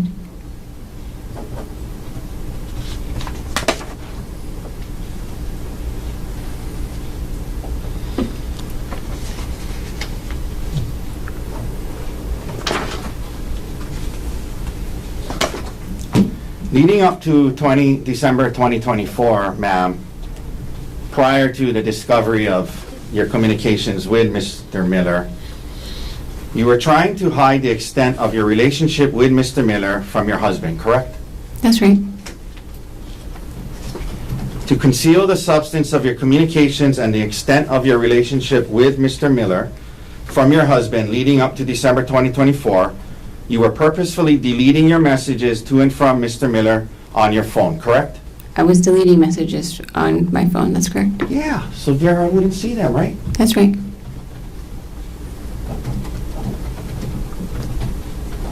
And by the way, you work with Mr. Miller, correct? That's right. You guys have work emails that you can email each other on, yes? Yes, sir. He had a work phone, yes? Yes, sir. Did you have a work phone? No. Okay, but you had text messaging on your phone. You could text him on his work phone about work things, yes? Through text messaging, yes? That's an option for sure, yes. Yeah, and emailing about work things on a work email, that was an option, right? Yes. But you chose to communicate with Mr. Miller, this other married man, on WhatsApp, correct? I use WhatsApp for work for other things too, yes. Ma'am, that wasn't my question. Yes, I talked to him on WhatsApp, sir.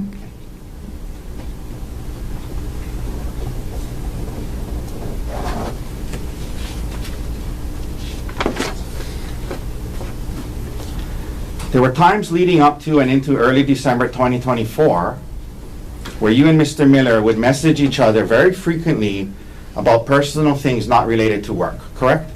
Yes, sir. Some days all day long, back and forth all day long, correct? Potentially. Okay. Your Honor, I'm going to ask Your Honor to take judicial notice that December 1st, 2024 was a Sunday, and I believe we have a calendar here somewhere. May I approach, Your Honor? This is from timeanddate.com. Or the witness. Excuse me? Bench or the witness? You want to? You, Your Honor? Ideally, to show you the calendar. Come on up. December 1st, 2024. Mr. Gardner, any objections? None at this time. Okay. So the court would judicially notice that December 1st, 2024 was a Sunday. Okay. December 1st, 2024 was a Sunday, not a work day, correct? Sure. I'm going to show you now what's been marked as D123. D123. May I approach, Your Honor? You may.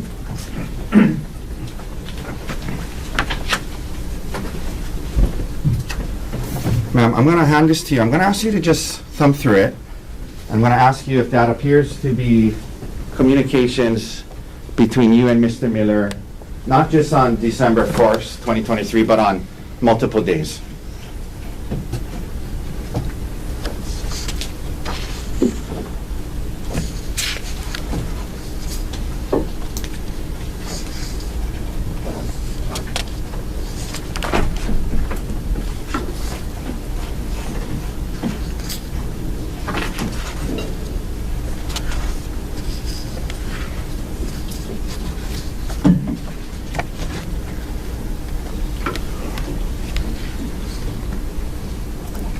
Will you please repeat your question?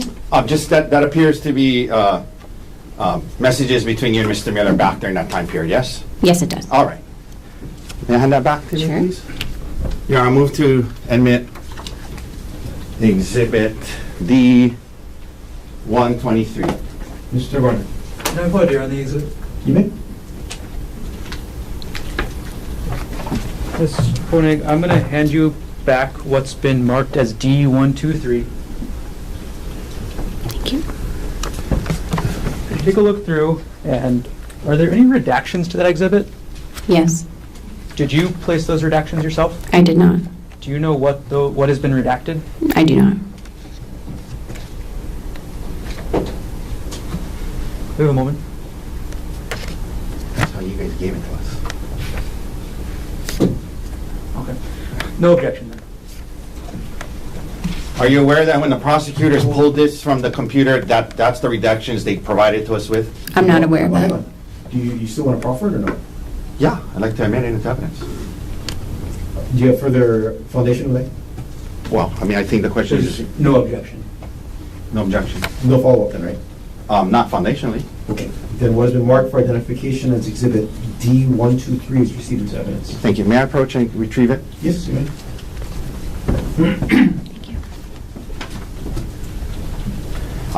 May we publish, Your Honor?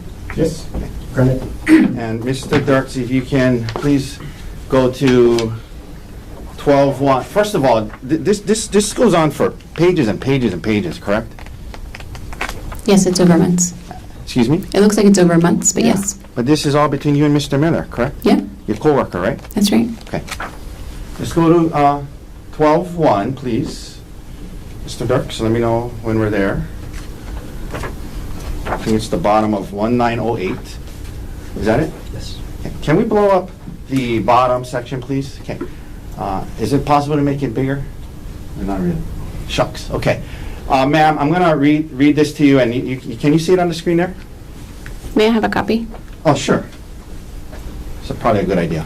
Thank you. Thanks. I'll turn to 1908.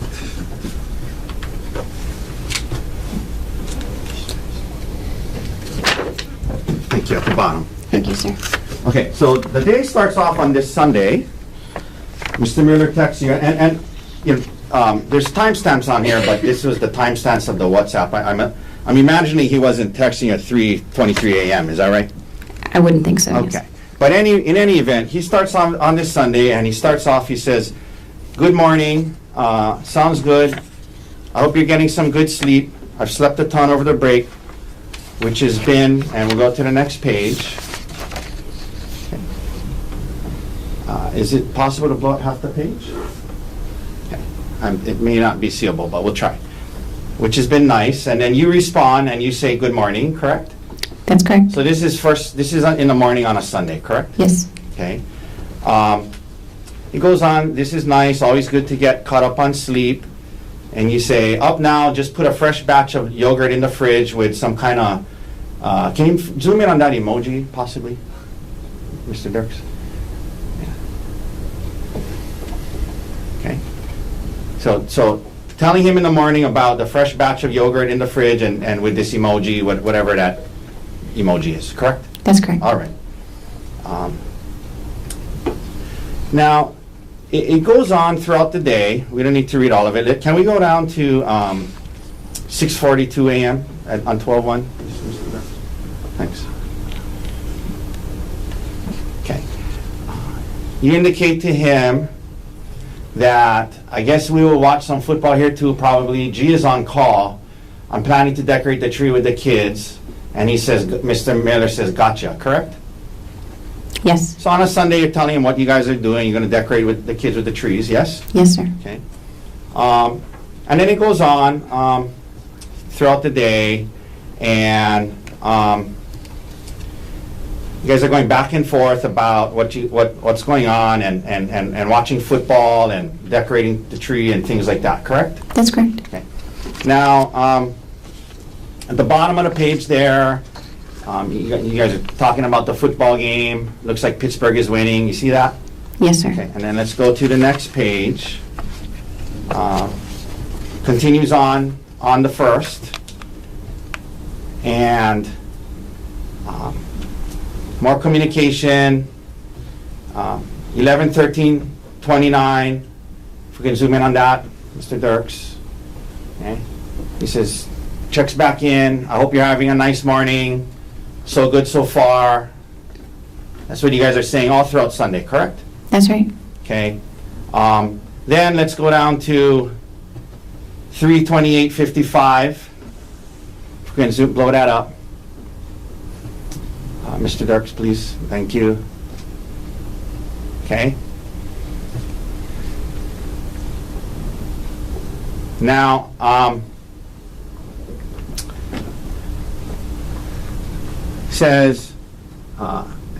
he says, I'm making sure Kay eats OFC, guessing that's what the lie was about. Mr. Miller says, nope, REK, not at all, just much easier to discuss. And then he says, plus I'm looking forward to chatting at some point anyway. And can we blow up that emoji, please?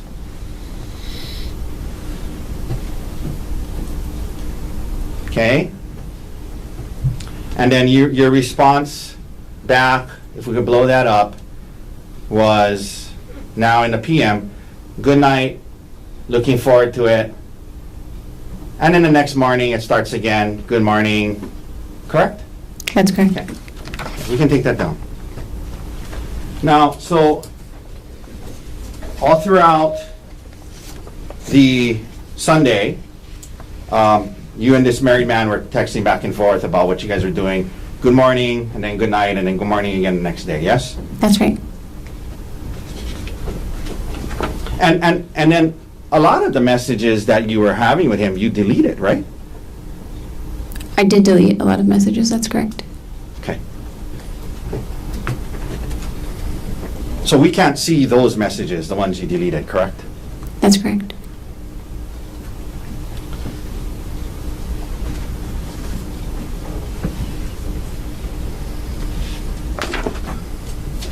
Have you ever heard of the word, and I may not be pronouncing it correct. Actually, can I take that back?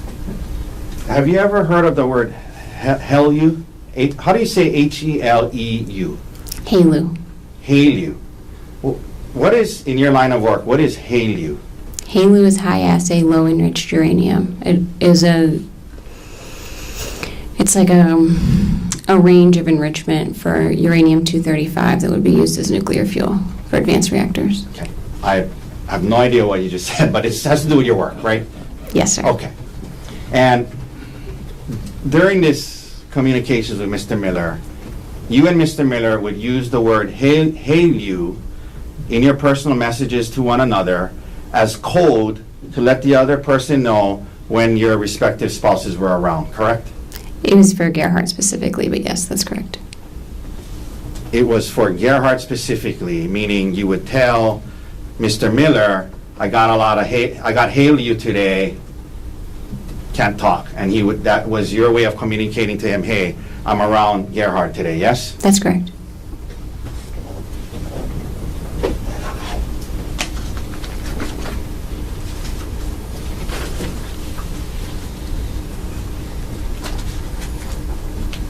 During this time period, leading up to December 2024, you and Mr. Miller would share photos of yourselves, both from the past and the present, and also during certain activities that you were engaged in, yes? Occasionally, yes. Okay.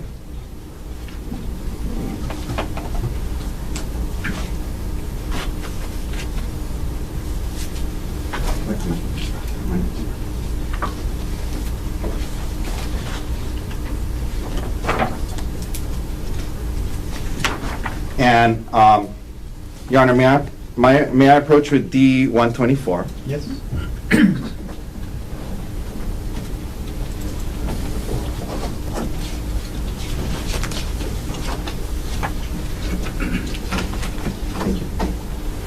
Ma'am, I'm going to show you D-124. If you can look through that, and I'm going to ask you again to, if that looks to you to be messages between you and Mr. Miller, and also photos that you guys would send to each other. And let me know when you're ready.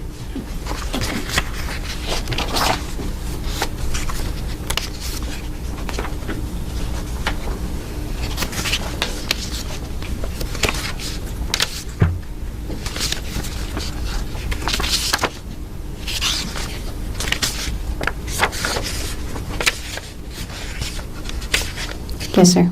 Okay. And that appears to be fair and accurate depictions of messages you guys would send to each other, correct? That's correct. All right, Your Honor, move to admit D-124. No objection. Will be marked for identification as Exhibit D-124 is received into evidence. Can we please publish and start on page P2250? Okay. Let's blow up that picture at the top there, please. You want a copy? I'll give you. Yes, please, sir. Thank you. May I approach, Your Honor? Yes. Okay. Would you like this one? Oh, yeah, I'll take this back. Thank you. Okay, so this is a picture Mr. Miller sent to you. One of my two BFFs. This was in Vegas. And then you looks like you attached a heart emoji to it. Yes? That's a reaction, yes.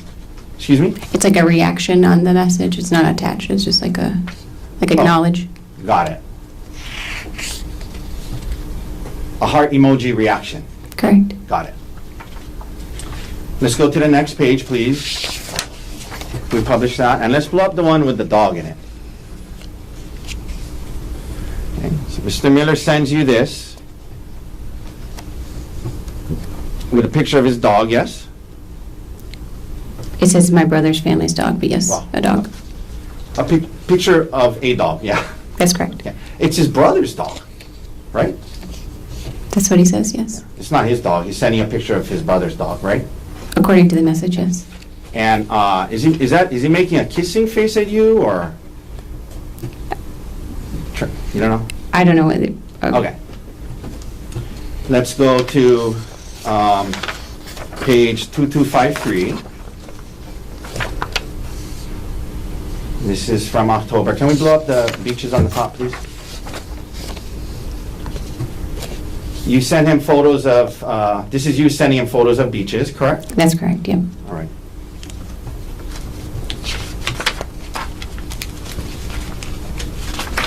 One second.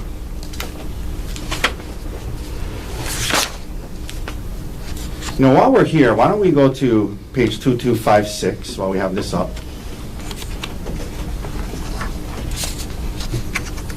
Can you blow up that thing on the top that says HMA VPN service, Mr. Darks? Thank you. So, in November of 2024, Mr. Miller sent you a link to something called HMA VPN service, total online privacy with HMA, correct? That's correct.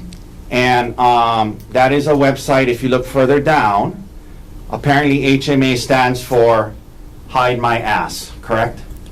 Correct. www.hidemyass.com, yes? That's correct. And you understood that a VPN is an app that allows you to hide your internet activity from others, correct?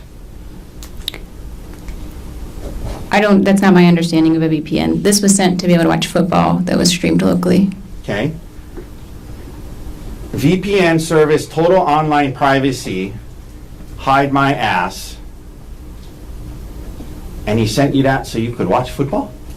That's right. Okay.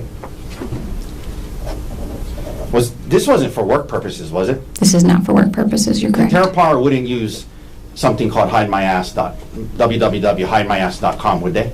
I would not expect them to use that, that's correct.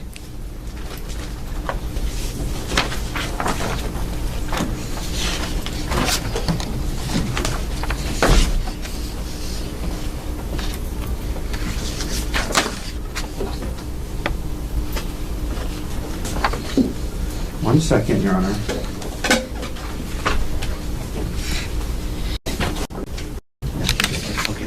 Okay. Can I approach, Your Honor? I'll bring a copy. Trade Jeff. Okay, thank you. We'll trade.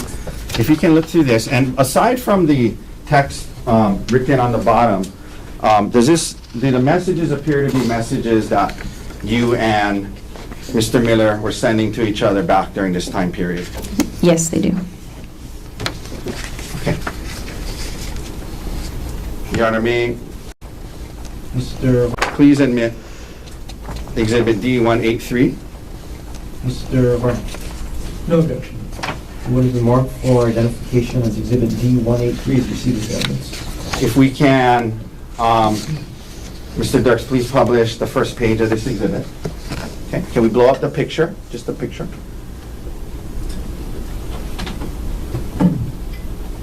Well, actually, I take that back. Let's blow up the message to begin with. Okay, so you were on a trip. Who's the other lady in that photo, ma'am? That's my best friend, Gianna. Gianna. Okay, we're going to talk about her a little later. But you were on a trip with her, correct? Yes. And you're texting Mr. Miller while was it just a girls' trip? Was Gerhard there? It was the first night of a trip, so it was just the girls the first night. Okay. And 9:47 p.m., you're texting Mr. Miller saying, we're still out, almost midnight, did an Irish car bomb, which was her first in my 1,000th, but first in many years, correct? That's correct. Okay. And that's a text you sent to Mr. Miller when you're on this trip, yes? Yes, sir. Okay. Can we blow up the photo? And then you sent him this photo of the two of you, yes? Yes, sir. And you didn't send these, you sent this to him, not Gerhard, correct? I don't recall what I sent to Gerhard at the time. All right. Let's go to the next page, please. Okay, let's blow that up. And is that you in the photo? Yes, it is, sir. And you send that to Mr. Miller, yes? Correct. And what is it? What is pre-ICB? What is ICB? From context, I assume that's Irish car bomb. It's the Okay, name what- of the shot. What is Irish car bomb? It's a drink, a shot. And you sent this to Mr. Miller on the text, correct? That's correct. All right, we can take that down. I'll retrieve that from you now. Thank you. Thank you. So, we just went through all of that, and when the detective asks you about it, you say, no affair, just flirty text messages, correct? That's correct, sir.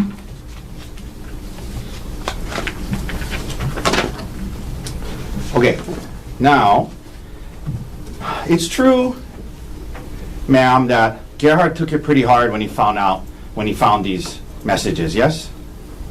He was upset, yes. Yeah, and he took, he confronted you when you were on a trip with your friends Gianna and Brian in San Luis Obispo, correct? That's correct, sir. And was that the trip that we were just talking about?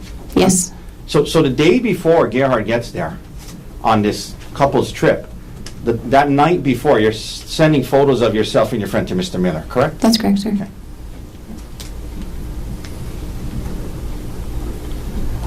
Did he have a code word for you that he would tell you when his wife was around? Not to my knowledge. All right. Now, Gerhard confronts you on this trip in San Luis Obispo, and he had actually told Gianna and Brian about it before he confronted you, correct? That's correct. And that upset you, correct? Yes. Yes, you didn't want them to know, right? Oh, I would have just preferred to be able to talk with him first. I tell Gianna almost everything. I think I would have told her about it anyway, but You think you would have told her about it anyway? Had you told her about it prior to him confronting you? I mean, had he confronted me, I would have told Gianna that we were working through that. But- There wasn't, in my mind, A something. second ago, you just said you were a little upset that he told Gianna, right? He told them before telling me. Right. And that upset you, right? Yes, that felt unfair. Now, Gianna and Brian had actually been through something similar recently, where Brian supposedly had cheated. Oh well, strike that question. Recently, Brian had an affair on Gianna, correct? And they were working through that, yes, They were working through marital problems. involving him in infidelity, right? That's not my marriage. Doesn't feel like that should be my business.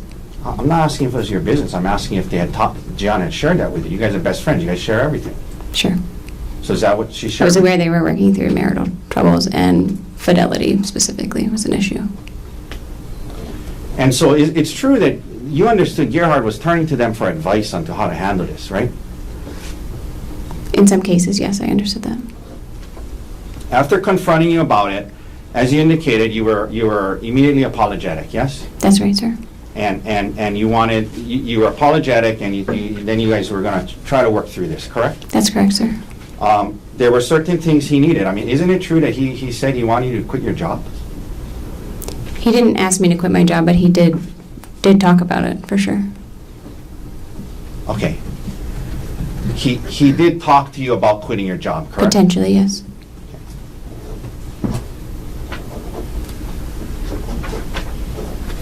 And he also demanded that you cease all contact with Mr. Miller in person, yes?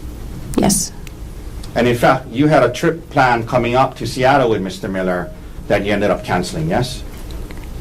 He would have been there. There were several people from Terra Power.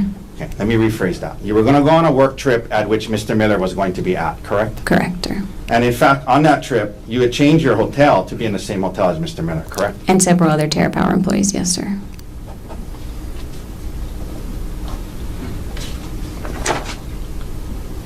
Your job was, well, I'm going to get into it more in a second, but your job was pretty rare and unique, right? Like that you were in the nuclear energy field, correct? I still am, yes, sir. Yeah, but at the time, right, when he was talking to you about quitting and leaving it, right? Yes. You talked about his need for intimacy, both emotional and physical. You indicated that he wanted to have sex every other day, correct? That's correct. And he also wanted you to be less, I guess, secretive or give up some privacy, and he wanted to see your emails and communications, correct? He looked through my phone almost every day. Yes, sir. And in fact, these were not just desires that were unique to him. You listen to audiobooks, like for example, How to Help My Spouse Heal with My Affair, right? Yes, sir. And in that book, they recommend cutting off all contact with your affair partner, yes? To my recollection, yes. They recommend that you share passwords, share your whereabouts, share communications, because secrecy is what caused the damage, openness is what repairs it, right? You remember learning things like that in these books and counseling? Yes, sir. Okay. And that's what Gerhard was asking for, right? He wanted to see what you were, just see what you were messaging with others, right? In some cases, yes, sir. Okay. Now, back to your career, ma'am. You mentioned him talking to you about quitting your job so that you wouldn't have contact with Mr. Miller anymore. You're a nuclear engineer, is that right? Yes, sir. You graduated from and got your degree in nuclear engineering in what year? 2011. And after 2011 till about 2022, you worked in this nuclear industry, yes? I've been in the nuclear industry my entire career, yes. I understand that. I understand. I'm just saying specifically for 11 years, from 2011 to 2022, you were in the nuclear industry, yes? Yes, I don't understand the 2022 distinction. I apologize. Well, I'm going to get to that. Didn't you quit your job in 2022? I left Westinghouse in 2022, yes, sir. Yeah. So that's the Okay. distinction I'm getting at. Sure. Okay? Thank you for clarifying. I appreciate it. So in 2011, you enter into this industry and you start working at a company called Westinghouse, correct? That's correct, sir. And you were into, is it called core design? It's in the industry, yes? Yes, in general. Yeah, and like, so for example, in 2018, you entered a MBA executive program to try and get your MBA because you thought that might help you move up in this field, correct? It wasn't an executive MBA program. I was doing a part-time MBA after work. I am only making that distinction because there are two different programs. Okay, I thought that's what an executive MBA program is where you still work and do it at night, but maybe There we're are talking about separate this- ones. There are separate things that's more focused and faster. Understood. So is more accurate to say you entered an MBA program that allowed you to work during the day and go to school at night. That's correct, sir. And the purpose was to try and get your degree advanced in the field, yes? It was to develop in the role I was in. I was doing a more business-facing position at the time, and it was thought the MBA would help me develop those skills a little bit more. Okay. And then after doing that, in 2022, you quit, right? I mean, I'm sorry, what's the wording you like to use? You left your job at Westinghouse. I correct? quit Westinghouse. Okay. That's In accurate. 2022, and part of that was, it was, you didn't feel it was the right fit, you're trying to move up, there wasn't opportunities, you thought it'd be best to just leave and focus on your kids, correct?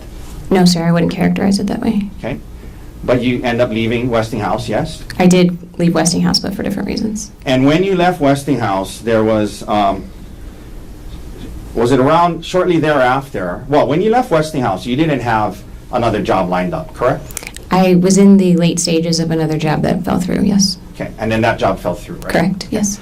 And so when you left Westinghouse, it was after that this conversation, because at this time you guys were living in Pittsburgh, yes? That's correct, sir. And it was after that you guys decided maybe it'd be best to move, yes? Yes, sir. And you guys even looked at moving to Australia, correct? That's correct, sir. And you knew that moving to Australia would make it hard for you to continue on in this nuclear energy field, yes? I don't think the potential move to Australia was driving career decisions necessarily, but that would have been a complicating factor for sure. Yeah, moving to Australia would have been a complicating factor, and you guys were considering it, right? That's right. But they do have like uranium trading and things. And then you guys end up settling on Maui, correct? That's correct. On Hawaii at the time, yeah. Hawaii and then Maui, yes? Correct, sir. And part of that, well, the timing of that, you mentioned your stepson Emil, that's Gerhard's son, yes? He's my stepson, Gerhard's son from a previous marriage, yes. Yeah, your stepson, his biological son, yes? That's correct, sir. And the timing of that, the reason you guys could move sooner than you had planned is because Emil was willing to move to Hawaii with his dad and you, correct? Just to clarify, our original plan was to stay in Pittsburgh until Emil graduated high school. Right. And then he said he would be willing to move depending on where we went, and so we were able to move to Hawaii sooner. I Right. just want to make sure we're saying the same thing. Yeah, we are. Great. We are. So in other words, Emil wanted to come with his dad and you, right? Yes, he wanted to come with us. So now, at some point, and you guys get move to Maui, and then this opportunity with Terra Power comes up, correct? No, sir. I was employed by Terra Power when I lived in Pittsburgh. Okay. But after you quit the Westinghouse job, right?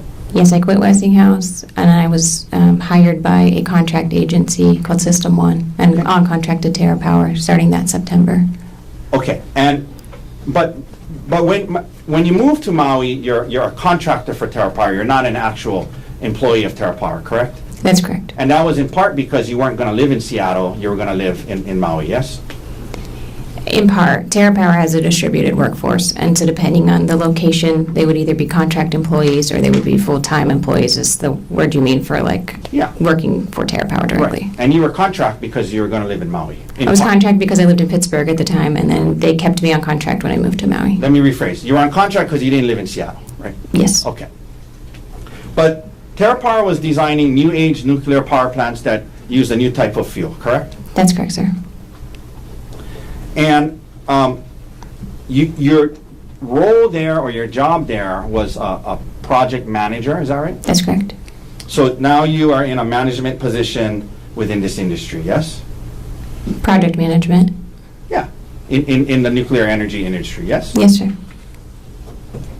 And you had worked hard through 11 years to get to this point, and you thought it was a good opportunity, right? Yes, sir.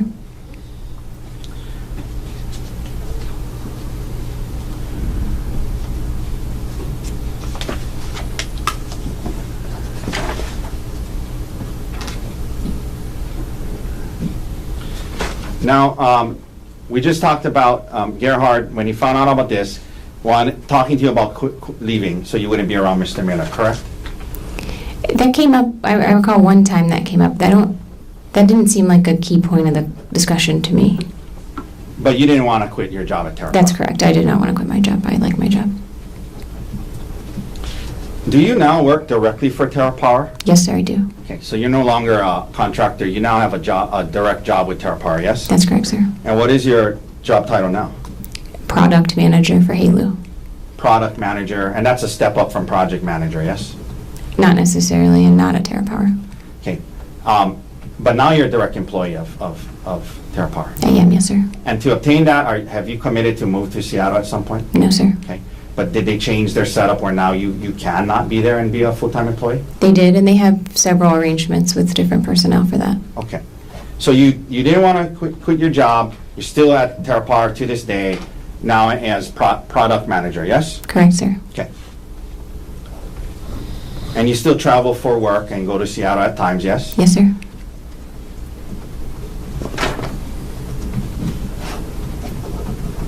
Now, at some point you mentioned engaging in counseling, yes? After the discovery of this communications with Miss Gerhardt's discovery of your communications with Mr. Miller, right? You guys started couples counseling, yes?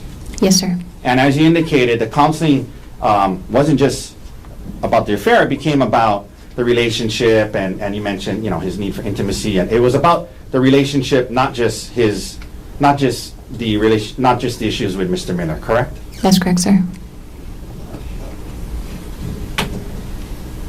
And you mentioned January into February, you felt you guys are making some progress, correct? Yes, sir, that's correct. But the issue with Mr. Miller would still come up from time to time, yes? Occasionally, I would say occasionally at that time. I have a hard time recalling that in February. Okay.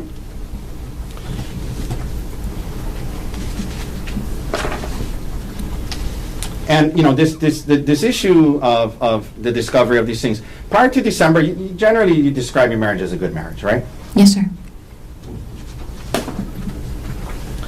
So now we're heading into March and going through counseling, trying to work through it, and your birthday's coming up, yes? Yes, sir. And ma'am, the concept of going on a staycation to Oahu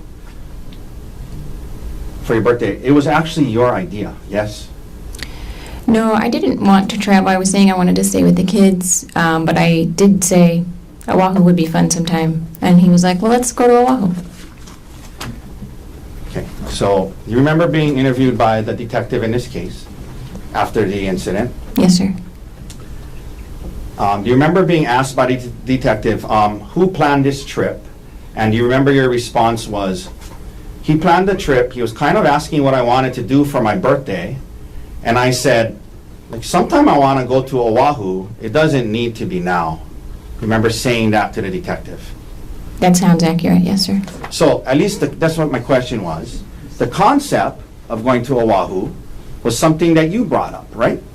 And you said, it doesn't need to be now, but I've always wanted to go there on a staycation. It doesn't need to be now. And he said, oh, let's go, right? Sure, yes. Okay. It's not like out of the blue he said, hey, we're going on this trip. It's going to be on Oahu. This is what's happening. You raised the concept, yes? I raised the concept of wanting to go to Oahu at some point, yes, sir, that's correct. In response to him asking what you wanted to do for your birthday, right? Potentially, I don't recall that. Is that what you told the detective? I think you and I are interpreting that differently. I'm not asking about interpretation. I'm asking about the words you use to Objection, argument. the detective. Sustained? Can I get the exhibit page and line? Sure.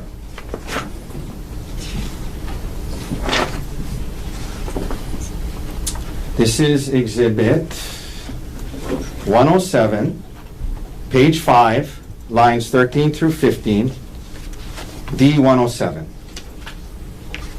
Ma'am, when the detective asked you who planned this trip, your response was, he planned the trip. He was kind of asking what I wanted to do for my birthday, and I said,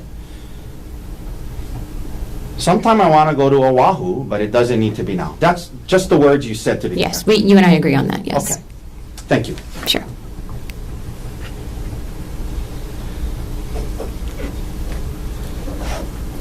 Now, you mentioned the hike, and I think you said that you only learned about the hike the night before, once you were already on the trip. Is that right? About which specific hike we went on. Okay, but you knew you were going to go on a hike, right? We didn't have, aside from having planned to do the spa and shop around, a hike was kind of up in the air. I don't know that we had, before leaving Maui, definitively settled on going on a hike, sir. Yeah, but the concept of going on a hike came up. That's why you brought stuff, shoes and clothes to go hiking, right? Yes, like I said.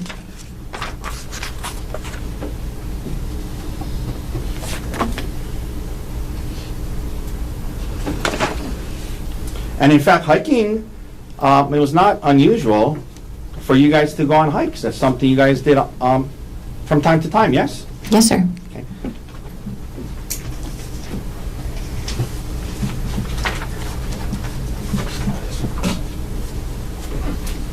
Okay, may I approach with exhibits D158, D160,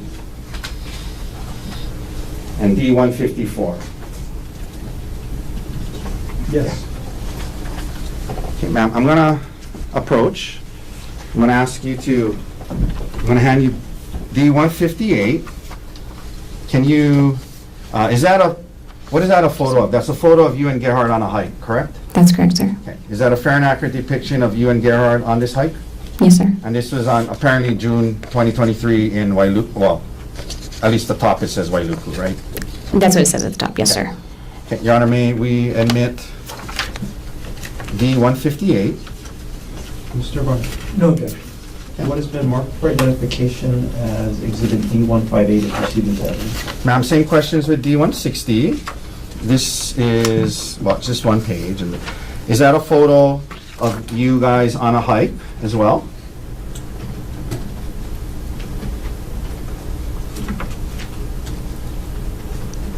Yes, sir, it is. Okay. May we admit D160? Mr. Gordon,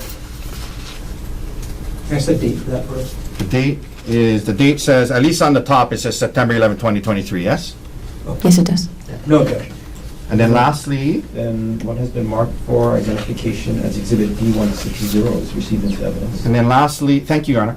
Lastly, this is D154. Is that a fair and accurate depiction of a photo of you on a hike as well? Yes, sir, it is. All right, okay, thank you. May we admit D154, please? Mr. Gordon, No objection. what has been marked for identification as exhibit D154 is also received into evidence? So again, before we publish these, it wasn't unusual for you guys to go on hikes. That's something you guys did together, right? That's correct, yes. Okay. Can we publish 158, please? Okay. And up on the screen there, can we blow that up a little, Mr. Dirks? Okay. That's you and Gerhard on a hike, yes? Yes, sir. Okay, could we publish 160, please? Okay, another picture of the two of you on a hike, correct? I'm not sure that Gerhard is Oh, well, in you're- that photo. I'm in there. Okay. It's dark. Okay. Do you think maybe Gerhard took the photo? Okay, and then let's go to page 154.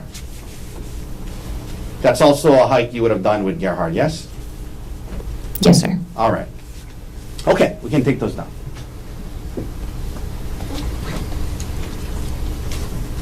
Now, the day of the trip comes, and you guys go to the airport on Maui, presumably together, yes? Yes, sir. We went together. And isn't it true that you, because it was a short trip, you didn't check bags, you just carried on luggage, right?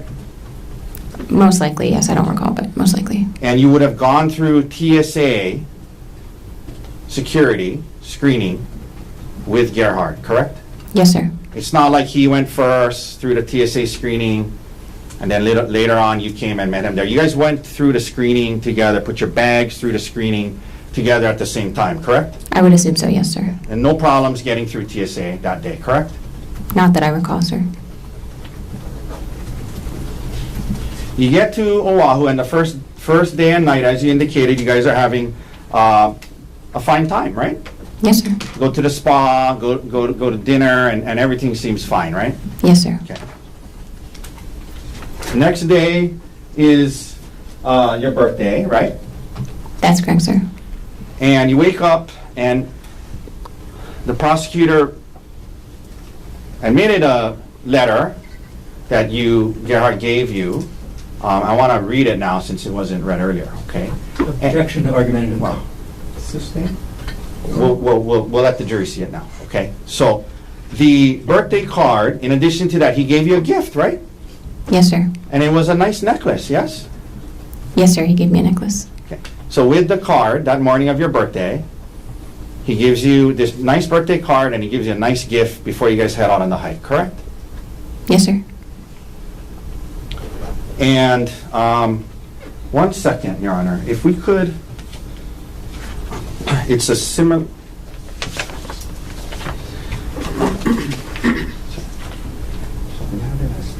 We have it as D127, but I think this is the one you admitted. Do you have a problem if we admit this? I can't pull it up. I don't have it. This is the shoulder. I'm sorry. Yeah, is it in there? Okay. May I retrieve the exhibit? Yes. With the card, I don't know what number it is, sorry. Oh, thank you. Okay, thanks. Okay. May I approach? Yes. I'm approaching with S133 already in evidence. Ma'am, can you please read that out loud to the jury? This is the letter that Gerhard wrote to you on the morning of this hike. Well, let me rephrase that. This is the letter he gave to you on the morning of the hike, correct? This is the birthday card he gave me. Okay, please Yes, read sir. it to the jury. It says, "Happy birthday. Angel face, there isn't an obstacle in this world too hard for me to fight through for you.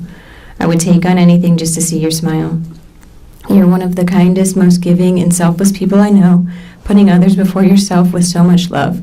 You're the heart of our family, and the heart is drawn. Fun, fearless, and a terrific mom. The kids and I hit the jackpot with you. Love always, G." Okay, may I approach? Okay, so that's the card he gave you the morning of the hike, right? That's right. Okay. Now, in addition to the card and the present he gave you, you were aware that he had made a reservation for dinner that night, the night of the hike, at a restaurant called Fett Restaurant. You knew that, yes? I knew we had dinner reservations. That was the extent of it. Okay. So you knew that the night you're supposed to go on a hike in a day, and you knew that he had made reservations for dinner somewhere that night, correct? Yes, sir. But you didn't know it was at Fett? Correct. Okay.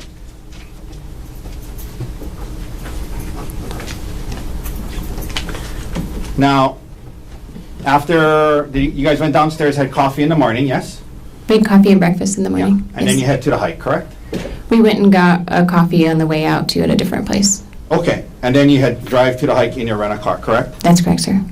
Now, this topic of life insurance came up, and the prosecutor showed you one email, but during this time period, you mentioned Gerhard was the one that kind of managed the insurance, finances, taxes, things like that, correct? Gerhardt managed our finances, that's correct. Pretty anal guy, yeah, in terms of managing that stuff, right? Kept records, had documents about retirement, and that's just how he was, right, during your marriage, yes? He was a good record keeper, yes. Yeah. And so, leading up to March, he, as part of you guys working through this issue, right? It's part of we're gonna be together. There was a discussion about, increasing life insurance for both of you in case something happened to make sure that the kids were okay and the house could be paid and things like that, right? That's correct, yes. And in fact, he suggested that he would increase his life insurance to over $1 million, 1.5 million, correct? I don't remember the amount of his, but the rationale is correct. We looked at how much money we would need to keep our kids in our home, and based on our pay disparity, he would need a higher life insurance policy than I would need. Yeah, and so you remember telling the detective that yours was closer to 100 and his was closer to $1 million? Yes. Okay. So the effort to do this, he made it a point to make his way more than yours, correct? Again, based on that rationale, yes, sir. The morning of the hike, prior to heading to the hike, Gerhard showed you an email from that morning showing that the second half of his increased life insurance had been confirmed and put into effect that very morning. You remember him showing you that email? I do not, sir. Would seeing that email from that morning help to refresh your memory? Potentially, I'll look at it, sure.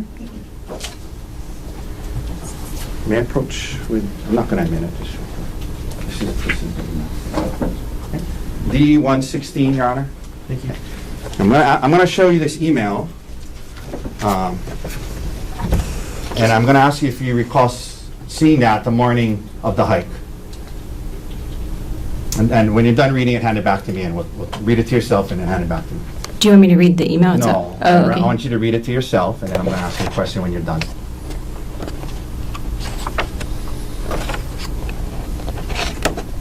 Okay.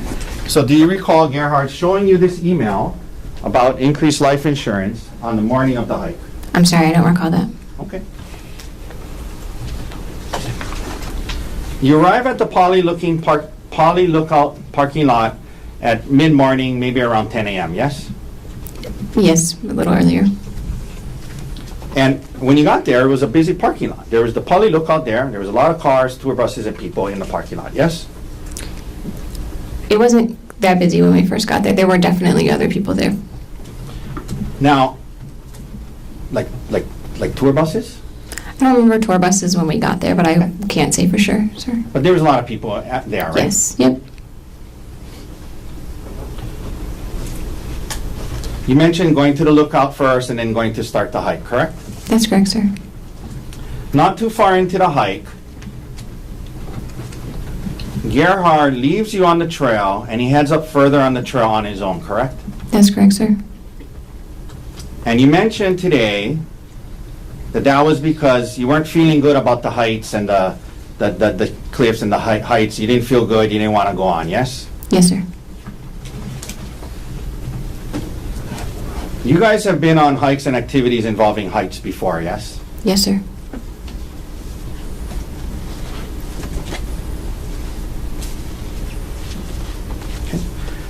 Your Honor, I'm showing defense counsel D-147, 149, and 156.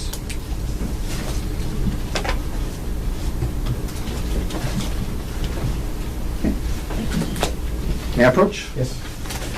Ma'am, you take a look at D-147. That's a photo of you and a friend going ziplining, correct? That's correct. Is that Gianna? Yes, it is, sir. Is that a fair and accurate depiction of you and your best friend Gianna? Yes, it is. Your Honor, move to admit D-147. Sorry. Mr. Warner. No objection. What has been marked for identification as Exhibit D-147 is received into evidence. I'll trade with you. Can you give me that one back, please? Sure, sir. D-149, is that a picture of you on a zip line? Yes, sir, it is. Is that a fair and accurate depiction of you, depiction of you on a zip line? Yes, sir. Your Honor, move to admit D-149. Mr. Garner. No objection. And Lastly, what D- has been marked for identification as Exhibit D-149 is received into evidence. And lastly, D-156. Ma'am, is that a photo of you on a hike? Yes, sir, it is. Move to admit D-156. Mr. Garner. No objection. And what has been marked for identification as D-156 is received into evidence. Let's start, please, with publishing D-147. We're just talking about that day not feeling good about the heights and whatnot. This is a picture of you and Gianna going ziplining, yes? Yes, sir. This is before this incident, correct? Yes, sir. Okay, let's go to D-149, please. That's a picture of you on the zip line, yes? Yes, sir. Okay. Let's go to 156. That's a picture of you on a hike from 2023, correct? Yes, it is, sir. Okay. So we're willing to stand there and take a picture that day, correct? Yes, I was. All right, you can take that down. So on this day, you're saying not feeling good about the heights, and that's what caused Gerhard to go off on his own because you were going to stay back, correct? That's why I stopped hiking. Yes, sir. But you do acknowledge that he left you on this trail not very far in from the parking lot, correct? Yes, sir.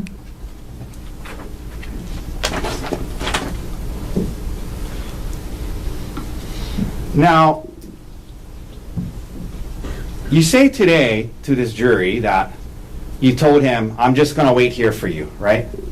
That's correct, sir. And you're under oath today, right? Yes, sir, I am. Isn't it true when the detective interviewed about this situation, when he gets back to you, he says to you, oh, you're still here? Remember telling that to the detective? Not specifically, but that sounds accurate. Okay, well, would seeing the transcript of what you told the detective help to refresh your memory? Sure, but I don't disagree that that happened. So I don't know that I need to look at it, but I will if you would like me to. Well, it depends. So, Sure, let's look at it. Okay, well, let's just, to be fair, and give you a chance to look at it, okay? Thank you. And this is D-107, Your Honor, and Mr. Gardner. Page 7, lines 1 through 4.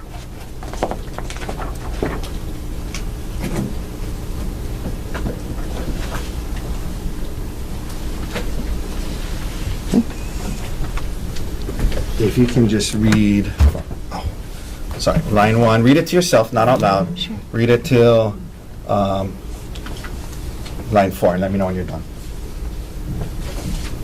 Sure, I'm finished. Thank you. Okay, ma'am, isn't it true, you told the detective that day when Gerhard got back to where you were waiting, he said, oh, you're still here, right? Yes, sir, that's true. As in, he thought you were going back to the car, right? That was not the implication, sir.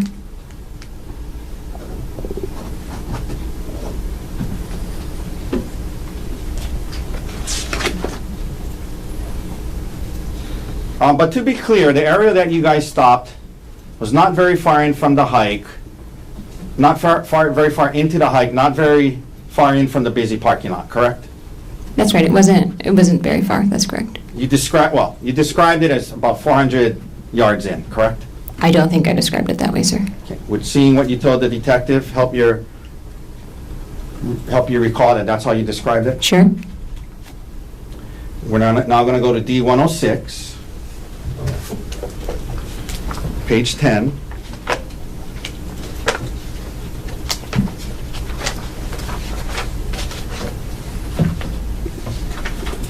One second.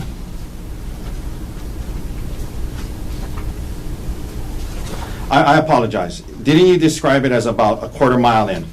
That sounds more accurate, sir. Okay. I apologize. Is it- Quarter mile is 400 yards, right? I have no idea, sir.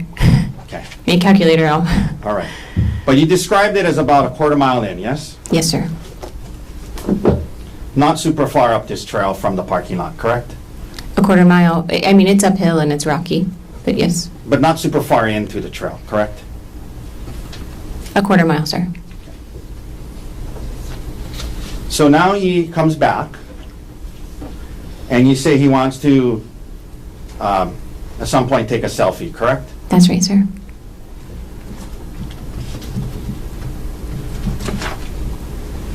And you don't want to take a selfie where he wants you to take a selfie, correct? I didn't want to get too close to the edge of the cliff, sir. Yeah. And you indicate that at some point in the process of that, he says, "Get back over here. I'm sick of this shit." And he tries to throw you off the cliff in response to that, yes? That was after the selfie, but shortly thereafter, yes. Okay.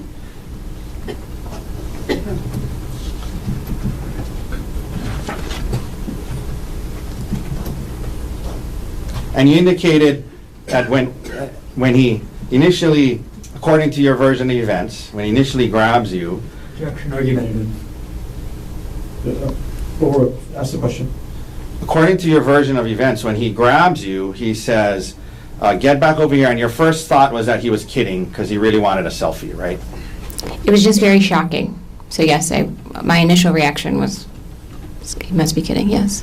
But isn't it true you told the detective, "My first instinct was that he was kidding and he really wanted a selfie"? Yes, sir. And then you throw yourself on the ground, correct? We're like wrestling. So he grabs me. I realize he's not kidding because he's forcefully moving me towards the edge. We wrestle and I throw myself on the ground. Yes, sir. Okay. And when you did that, you were about 10 feet away from the cliff, correct? Something like that, yes, sir. And that's what you told the detective, you're 10 feet away from the cliff, yes? I think I said I was about 10 feet away from the cliff, sir.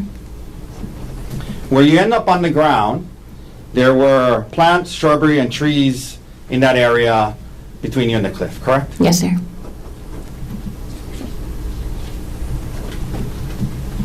You mentioned now that there's kind of a scuffle or fight going on where you're, I think you said you bit him, you're grabbing his testicles, and there's a scuffle going on, correct? Prior to that, he's trying to pull me and drag me, and then he gets on top of me, and then yes, we're kind of There's a scuffle going on. scuffling. Yeah. And you're biting him, you're grabbing his testicles, yes? Yes, sir. Now, you said that at some point he has a syringe, correct? Yes, sir. And according to you, you did not see where he grabbed that from. Is that right? That's right, sir. 1 second, Your Honor. 1 second, ma'am.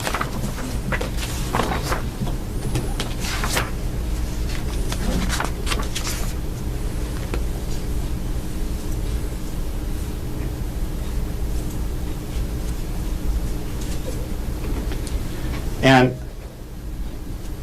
according to you, he's holding this syringe, and according to you, you flick it out of his hand, right? Yes, I swatted his hand and caused him to drop the syringe. Yes, Okay. sir. You mentioned that at some point, according to you, you see him holding a vial, correct? Yes, sir. And your belief was he was trying to load the syringe with the vial when he was wrestling with you, correct? No, sir. The first syringe he What? produced. 1 second. Sure.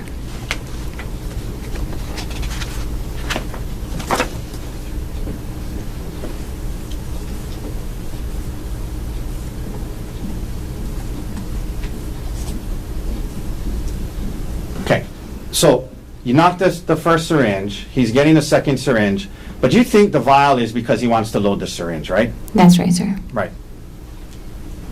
According to you, this is happening while you're on top, he's on top of you, according to you, there's a kind of a scuffle going on, and he's holding a vial with one hand, reaching for another, into his bag with his other hand, and he's also covering your mouth at some point, right? Yes, sir, if I can explain. He has the vial in his right hand and a closed fist, and so he's using that arm and hand to kind of hold me down.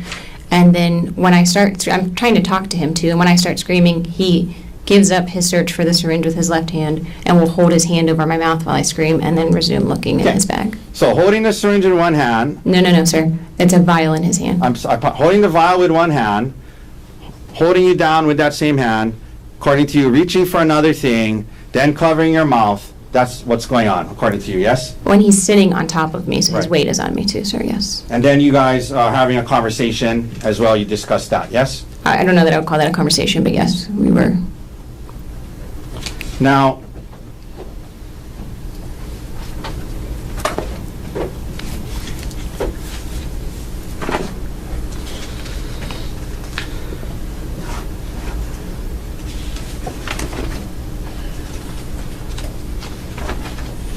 at some point you mentioned he picks up a rock, correct? Yes, sir.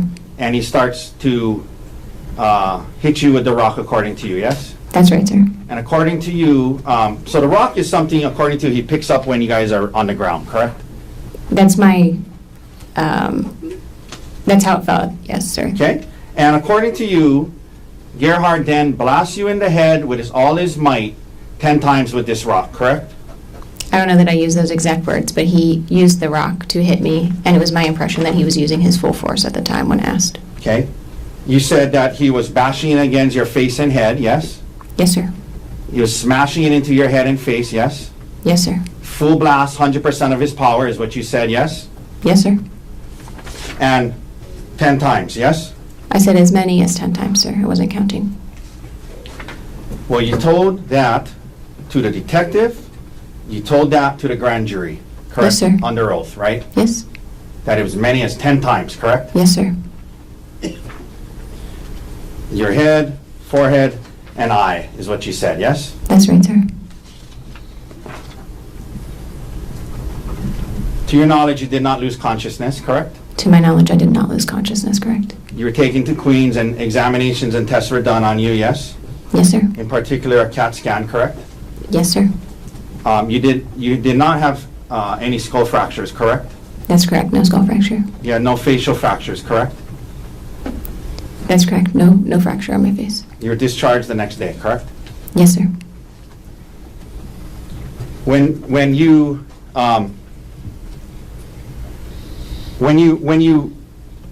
started to head towards where the witnesses were, Gerhard didn't come after you, correct?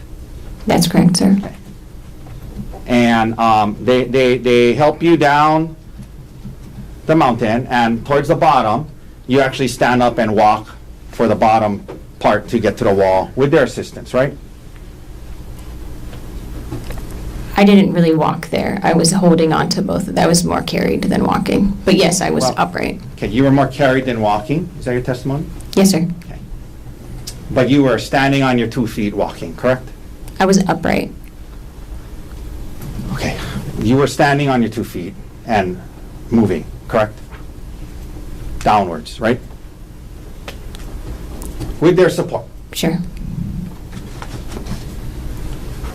You were coherent and able to answer questions when the first officer got there, yes? I don't know if I spoke to an officer. I recall talking to an EMT at the bottom. Okay. When you mentioned when the witnesses got there and you're crawling away, you said Gerhard was standing there staring, right? Yes, sir. He was sort of frozen. Yeah. So he saw you, conscious and alive, crawling away, talking and yelling to the witnesses. He saw that, right? Yes, sir.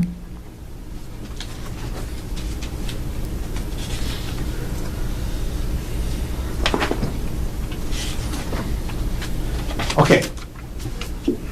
You go back to Maui. 3 days later,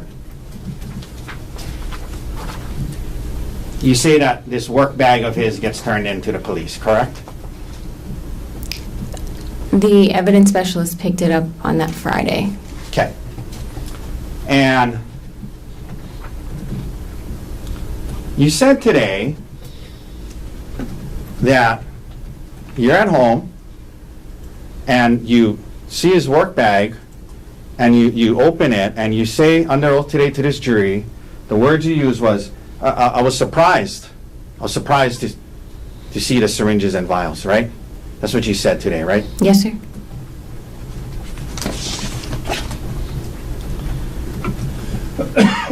You were aware that work bag was something he kept with him at home and would take to and from the hospital every day. You were aware of that before this incident, correct? Yes, sir. Okay. And in fact, you were aware that he would bring syringes and lidocaine and other stuff and have it at home in case of emergencies, right? Yes, sir. Okay. You knew that before you discovered this work bag, correct? Yes, sir.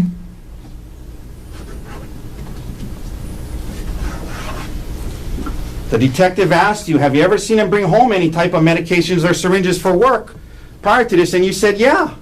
You told the detective you knew about it, right? He had brought things home from work before. The surprise was that the bag was full and seemed to have a lot of stuff in it. I didn't realize the volume or the regularity with which that occurred. The detective asked you about the work bag, and you said it was something he would take to and from work every day, right? Yes, sir. The first call you make upon this discovery is not to the police, not to the prosecutors, but to your attorney, correct? That's correct, sir. This is 3 days later, right? The 27th of March, 2025, correct? That's correct, on a Thursday. By then you had an attorney, yes? Yes, sir.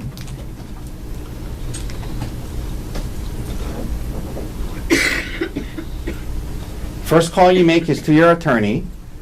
He says, we're going to introduce this into the case, and he calls the police, correct?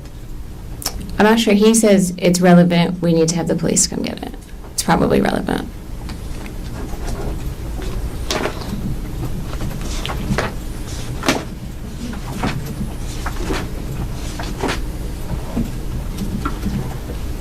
You discharged from the hospital on March 25th, and you return to Maui, and you continue your care, correct? That's right, sir. And we mentioned by the March 27th, you had an attorney, yes? Yes, sir. On March 31st, you go to see your primary care doctor on Maui, Dr. Joanna Yun, correct? Or Yun, correct? That sounds right. The date, I'm not certain of, but thereabouts, for sure. She was your primary care doctor, yes? Yes, for You had a sure. doctor-patient relationship with her from before this incident, correct? Yes, sir. She examines you, discusses your symptoms, and during that visit, correct? Yes, sir. She comes up with a, well, could you actually access your, that was with Kaiser, correct? Yes, sir. Could you access your Kaiser records at the time online? I'm sure I could. Yes, sir.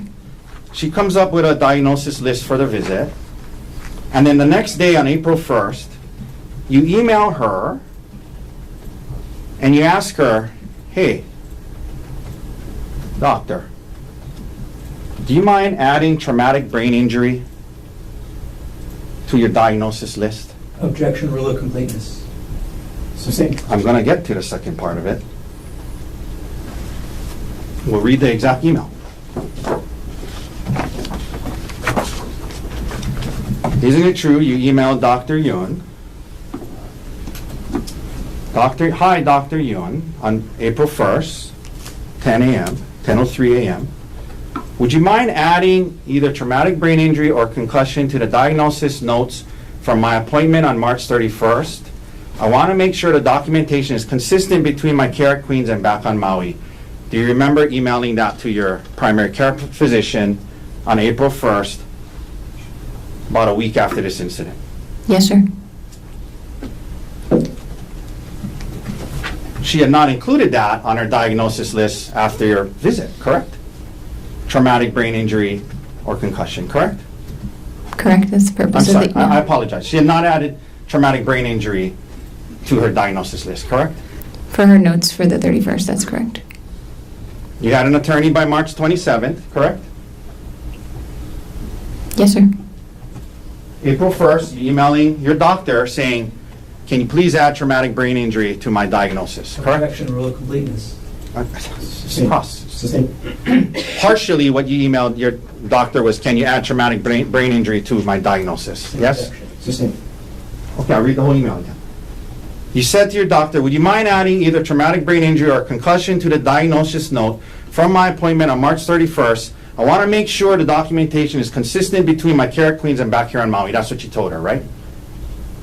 That's what you emailed her, right? Yes, sir. Are you aware that nowhere in your Queens records does it ever say traumatic brain injury?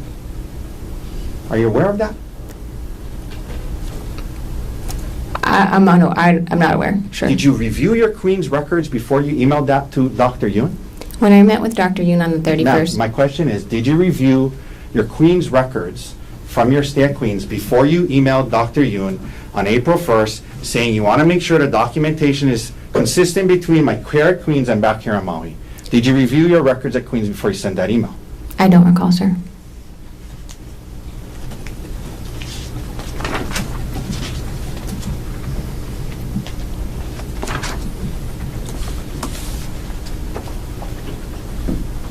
Ma'am, following the incident, prior to the incident, you and Gerhard had joint bank accounts together, correct? Yes, sir. Joint meaning they belong to both of you, yes? Yes, sir. For example, you had a joint saving account with Gerhard with Capital One, yes? Yes, sir. And you admit that back then Gerhard made more money than you, correct? Yes, sir. More of the money in the joint account was from his earnings than yours, yes? Yes, sir. In other words, he put more money into that account than you did, correct? Yes, sir. On March 27th, 3 days after the incident, you opened up, you went on, well, I'm assuming, well, let me ask you this way. You opened up an individual checking account only in your name, without Gerhard being on that, and you moved $123,515.38 from the joint account that belonged to both of you, and you moved that money into your individual account, correct? I moved a large amount of money. The exact dollars I'm not sure of, but it is in that ballpark, sir. Yeah, in the ballpark of 120, 130 grand, right? For sure, yes, sir. And you didn't ask Gerhard's permission to do that, did you? That's correct, I did not. Now, you didn't take half of it and leave half of it for him, did you? No, sir. Okay. Is that something you did online, Yes, sir. in front of a computer, Yes, sir. logged on, Yes, sir. created your own new account, I made a new bank account, yes, sir. online, right? Yes, sir. Okay. 3 days after the incident, correct? Yes, sir. Did that by yourself, right? Yes, sir.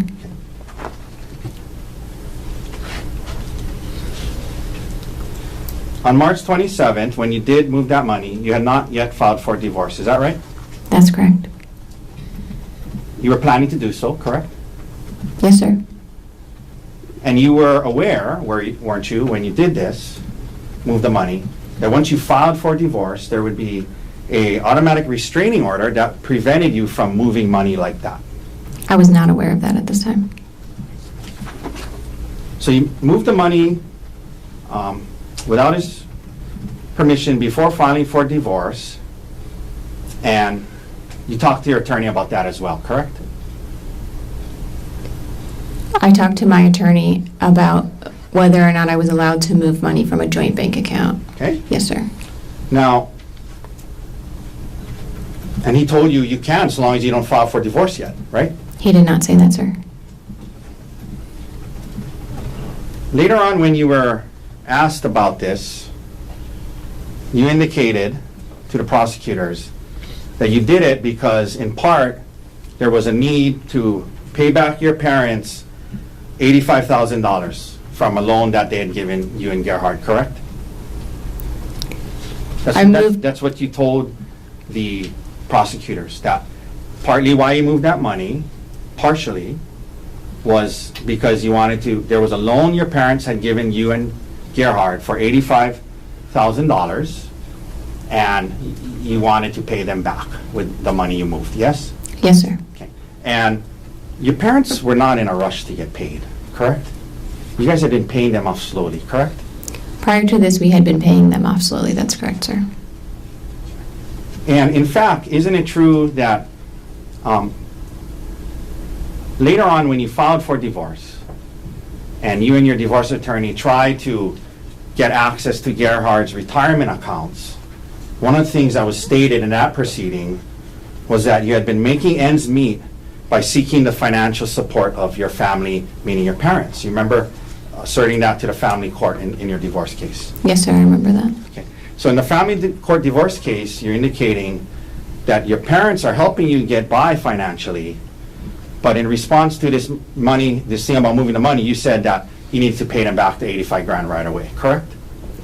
At the time when I paid them back, I did not know that they were going to be in a financial position to help me in the way they are now. Did they say to you when you told them, hey, here's the 85 grand, did they say to you, hold on to it, use it, you're going to need help? No, sir. And by the way, this online banking that you did on the 27th of March, online, created your new account, moved the money. On the 27th of March, I guess that was 4 days before you asked your primary care doctor to add traumatic brain injury to your diagnosis, correct? Objection, rule of completeness. Sustained. At the time you moved the money, on March 27th, that was 4 days before, sat down at a computer, logged onto it, opened up your online banking, created a new account, moved the money from the joint to that one, new one. That was 4 days before you emailed your primary care doctor asking her to add traumatic brain injury and concussion to your diagnosis list, correct? I'm not sure of the exact date of the bank account, but yes, in general, that's correct. You eventually do get a divorce attorney named Brianne Wong Leong, yes? That's correct, sir. And you guys do file a complaint for divorce, correct? That's correct, sir. And you indicate on the complaint that you should get full custody of the kids, correct? Yes, sir.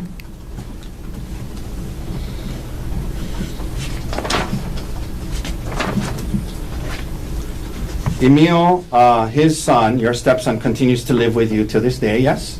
That's correct, sir.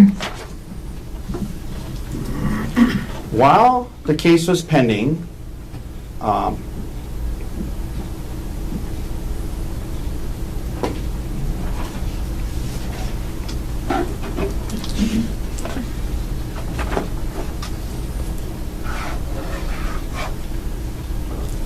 after the incident and Garrett is arrested, you start having phone calls with Mr. Miller again, correct? Occasionally, yes, sir. 1 second.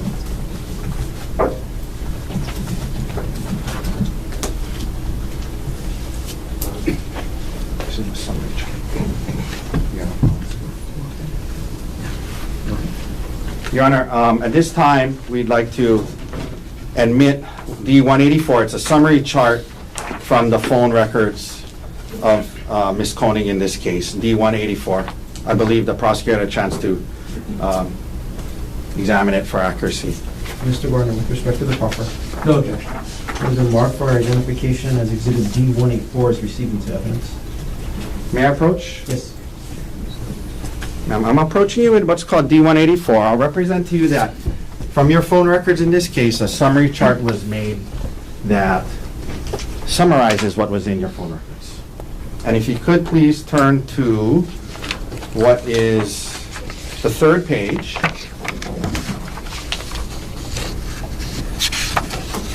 Let me know when you're there. It starts on September 5th, 2024 at the top. You see that? Yes, sir. Okay. If you go down to March 29th, 2025, which is 5 days after the incident, it looks like Mr. Miller tried to call you 3 times, correct? Please give me a second to look at this.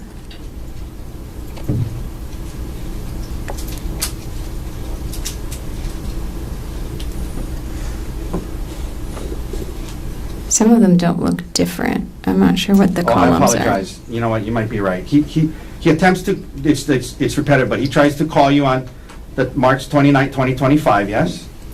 That's correct, March 29th. And yes. then at 23:51, it looks like the two of you have a 13-minute phone call, yes? At least according to the phone records, right? Just a second, please. Number, if you go to the left-hand marking, number 620. Yes, sir. And that was with his personal cell phone, correct? I'm not sure which numbers, but how it's marked, that's how it seems. And then, again, on April 22nd, there's another call that's 31 minutes, 36 seconds long on 8/14, correct? Yes, sir. Okay, and then there's other calls, but that's all the ones I'm gonna talk about right now. You can hand that back to me. Thank you, sir.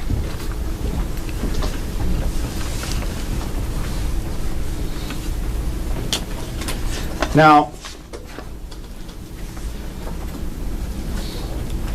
Ms. Coney, in the divorce case, you and your attorney are raising the allegations of attempted murder in this case to get the upper hand in that case, correct?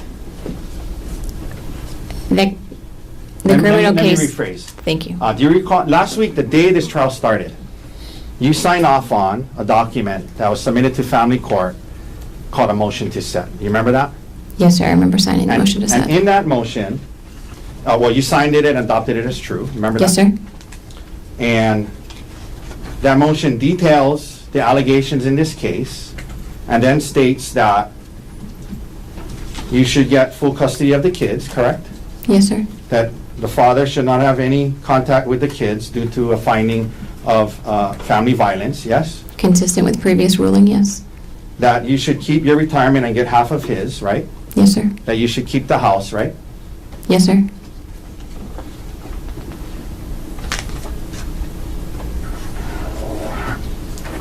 Okay. Your Honor, we've been going for a while. I may be almost done, but I'd like to take the lunch break to double check through all my exhibits and notes, since we're Off record.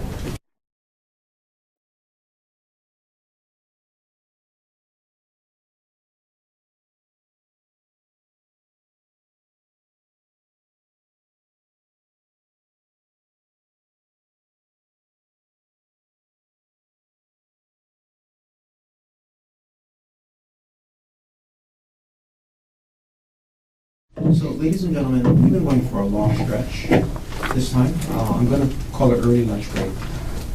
So we'll take our lunch break now, but I'll have you come back early as well. Instead of 1:30, I'm going to have you come back at 1 o'clock. Still an hour lunch. Try to recapture our time. Leave your notebooks on a chair. Don't talk to anybody about this case. Keep an open mind. Do not try to learn about this case outside of the courtroom. All of you have a good lunch. See you. at work from time to time too, correct? Yes, sir. Okay. But isn't it true that Terra Power, which is a nuclear engineering, or it's a nuclear energy company, correct? Yes, sir. The sanctioned software for company communications was Microsoft Teams, correct? They provide Microsoft Teams for us, yes. Right, and that's how they wanted you to message each other because it's a secure communication network, right? Not exclusively. We're instructed to use encrypted messaging when we talk about work. You were instructed to use encrypted messaging, right? Yes, sir, which iMessage counts, and so does WhatsApp. Now, in August of 2024, you went on a trip to South Africa with Mr. Miller, correct? And another TerraPower employee, yes, sir. I didn't ask that. I asked if Mr. Miller went on that trip with you, yes or no? Yes, he did, sir. And in fact, not only did he go on that trip with you, he advocated for you to be able to go on that trip with him, yes? He helped set the group of people going, yes, sir. And he specifically got you to be able to go on that trip with him, yes? I don't know the answer to that, sir. Do you recall messaging him on WhatsApp on October 30th and saying, I know I said it earlier, but I sincerely appreciate you getting me on this trip? Do you remember messaging that to Mr. Miller in August after this trip? Yes, sir. No further questions. Thank you, Ms. Coney. Thank you. Mr. Garner, any reader? Yes, sir. Could I have just a moment to get this Yes, take your time.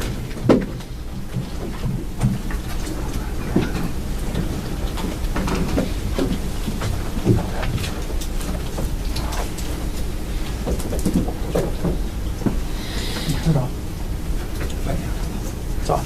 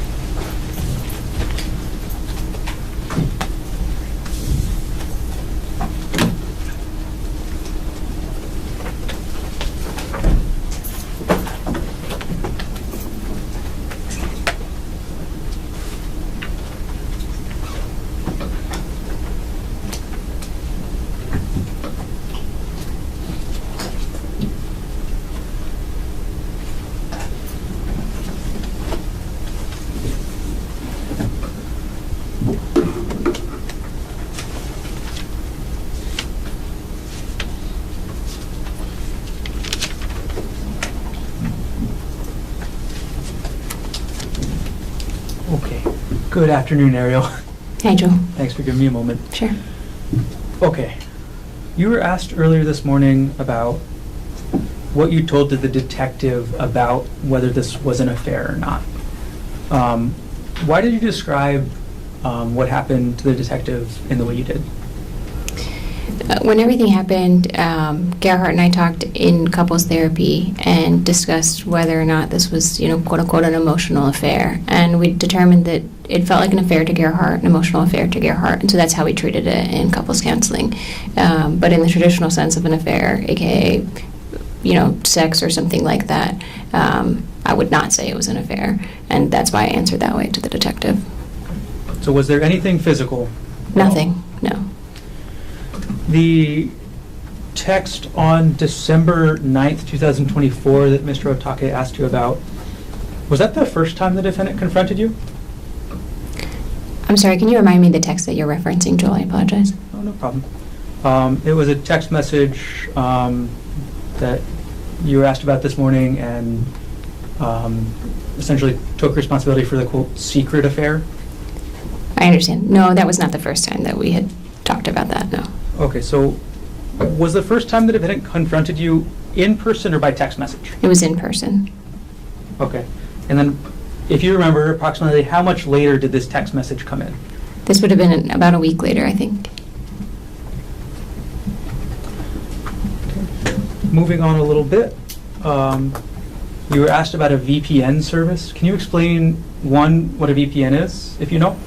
VPN is virtual private network. I'm not an IT specialist.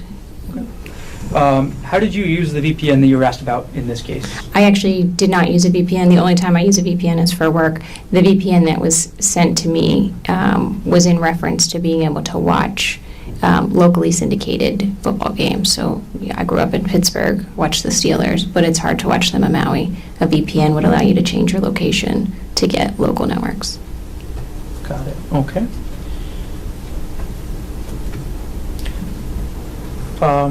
Going back to this confrontation about this, quote, emotional affair, who did the defendant tell first? He told Bryant and Gianna. We were out having a drink, and I went to the restroom, and he told them. He basically said Aries having an affair. How did you feel about that? It just felt, like I said, unfair because I would have liked to talk to Gerhardt about it first. And you were asked something about giving up your privacy earlier this morning after the defendant confronted you about this affair. What did you mean by that? After this, Gerhardt oftentimes would either have my phone or would go through my phone regularly, look through my messages, my email, things like that. That's where I was giving up privacy, just allowing him access to my digital communications. And how long did that last for? I would say weeks. By the end of December, did you have your phone back? Yes, and honestly, it was just the beginning of December where I didn't have my phone most of the time. By the end of December, I had my phone. It would just be that he would go through it. Okay. And how long did the defendant keep going through your phone after this came out? I don't recall. I think maybe periodically, still in January, potentially.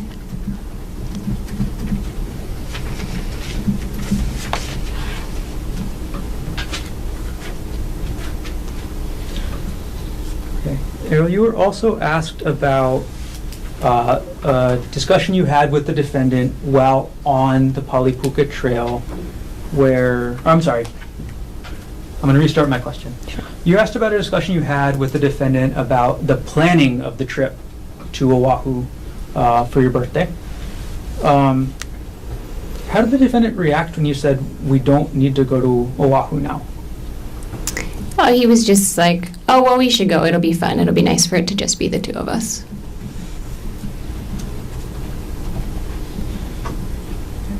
Just a couple more things to follow up on. You were asked this morning on cross-examination about, and you said something to the effect of wanting to keep the kids in the house. Could you explain that for us? Yes, just after everything happened, wanting to be able to provide the same life that they were having, right? They already went through a traumatic situation, so just making sure that they could continue to live in that home for as long as possible. That's Okay. what I was referencing. And this is hypothetical with regards to the life insurance, right? I'm sorry, yes, this was the planning around life insurance and kind of the methodology that went into coming up with the life insurance amounts was making sure that should either of us not be earning money, we could still afford to keep the house that we have on Maui and keep our kids there. How important was it to you to keep your children at that house on Maui? Objection irrelevant, beyond the scope. Overruled. Very important. That was the basis for us really working on our marriage and, for a lot of the things, trying to keep the kids stable.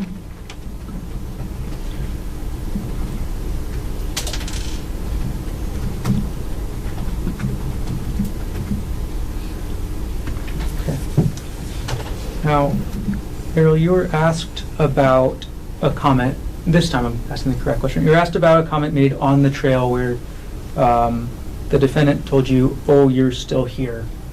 And what was the context of that? Oh, yeah. Whenever this is referencing when I decided not to continue on the hike and Gerhardt went up and continued to hike a little bit, when he went up the hike, there was never an implication or discussion that I would go back to the car. It was that I was going to wait for him there on the hike. So him saying, "Oh, you're still here," was maybe thought I was going to maybe look around and explore a little bit from where I was. Objection, Your Honor, calls for speculation. It's what she was thinking. So overruled. It's what she's thinking, he was thinking. Is that speculation? Overruled.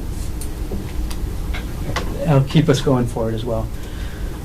Okay, you were asked on cross-examination about the number of times that the defendant struck you with a rock.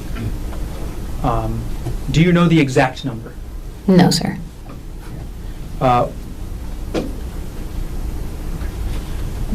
When you talked to the detective, did you give him an exact number or an estimate? An estimate, sir. And what was the exact words that you were asked about and used? As many as 10 times. I said he hit me as many as 10 times. And you were asked this morning about being hit in your head. So let's go over. Where were you hit? Where did the defendant hit you with the rock? I was struck on my right eye. I had a laceration down to the skull above my eyebrow here. And then all over my head, I had a large laceration that went back here and down here. So I was hit kind of all in this area. Were any of your other body parts hit? Yes, my left hand was hit where I was... Objection, beyond the scope. Overruled. My left hand was hit where I was blocking my face from the rock. And so I had a distal fracture, which is basically like the end of the I'm thumb. going to pause you there. Sure. Okay. Okay. So, and again, can you demonstrate where your left hand was when the defendant struck your left hand? It was in front of my face.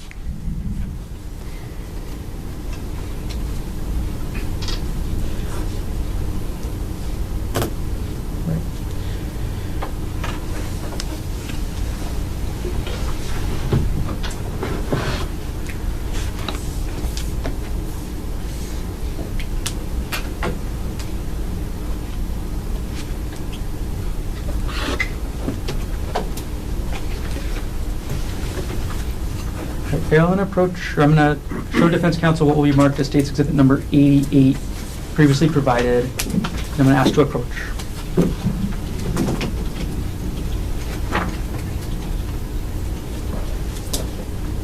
Is that anything else?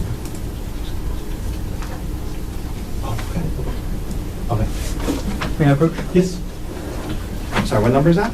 State's 88.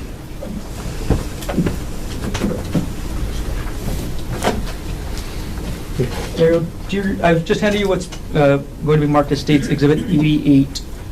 What, do you recognize what that is? Yes, sir. Okay, what is that? This is Gerhardt's work bag. Is that the same work bag that the police recovered from your home on Maui? Yes. Okay, thank you. I'm going to retrieve the exhibit from you now. Thank you. Thank you.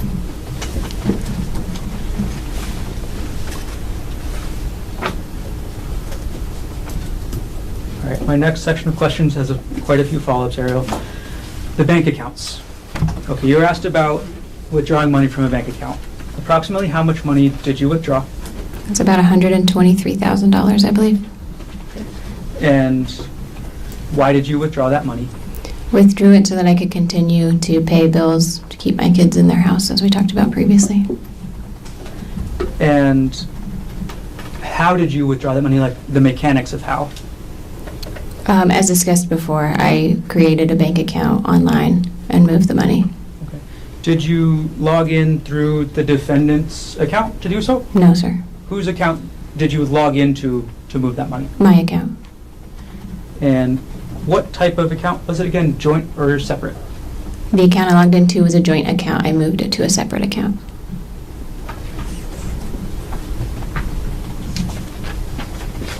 And what did you spend the money on? I spent the money on a mortgage. Should I talk through like approximate values? Yeah, why don't you give us an estimate of where that money went? Sure. Okay, so if you just take like some of the big hitter items, my mortgage is $8,000 a month. My HOA is just over $300 a month. I have a car payment that's just under $400 a month. I have a solar loan on the house that's about $800 a month. So that's $9,500 roughly. And then I pay about $4,000 a month in childcare for my youngest. So that's $13,500 a month. So in 10 months, that's $135,000. Okay. Now, you were asked about a loan that you paid back. Can you explain that? Yes, Gerhard and I had previously taken a loan from my parents, a personal loan, to pay back costs associated with a home construction project we did in Pittsburgh. And so it was kind of a long-standing loan from them. And at the time, I wasn't sure what was going to happen financially, and I wanted to make sure that their retirement wasn't going to be impacted by this. Okay, when you say at the time. Right after the attack and everything. And did you settle any other debts? I did. I paid off Gerhardt's outstanding credit card balances, just so those wouldn't be overdue again. That was joint marital debt, so I tried to pay down joint marital debt. Okay. Do you remember how much of that joint marital credit card debt you paid off? I don't remember the values. I apologize. Okay. If you were to see your bank statements again, would you be able to remember? Yes. Okay. I'm going to approach with what's been marked as states 156.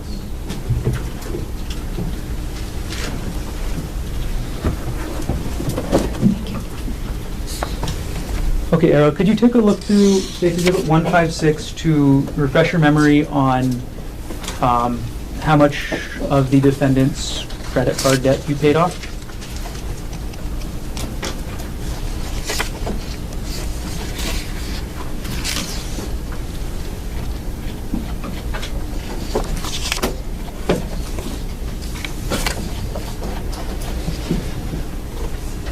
And when you've reviewed, let me know. Sure.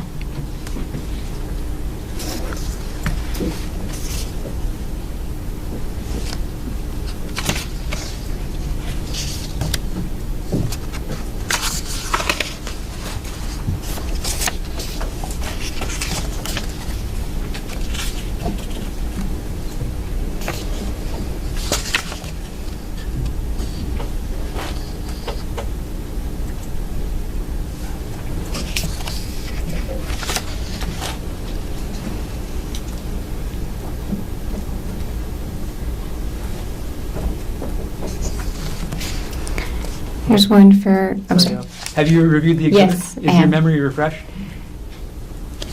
Yes. Okay, I'm going to come collect the exhibit from you, and then I'll ask you the same question again. Okay. I'm collecting States Exhibit 156. Okay, Errol, how much of the defendant's credit card debt did you pay off? There's approximately $5,000. And just for the sake of completeness, at least I think one of those credit cards I was an authorized user on, so I don't want us to mischaracterize it and say it was his. Okay, is that why you considered it joint marital? Yes. Got it. Okay. last section of questions, the divorce, Ariel. You were asked about a motion to set trial for divorce. Is that right? Yes, sir. And you were asked about your request for full custody of the children. Yes. Why did you request full custody of the children? They're in my care now, and we had a hearing last year sometime, and a judge ruled that I should have sole temporary custody. The temporary. Sure. And on that motion,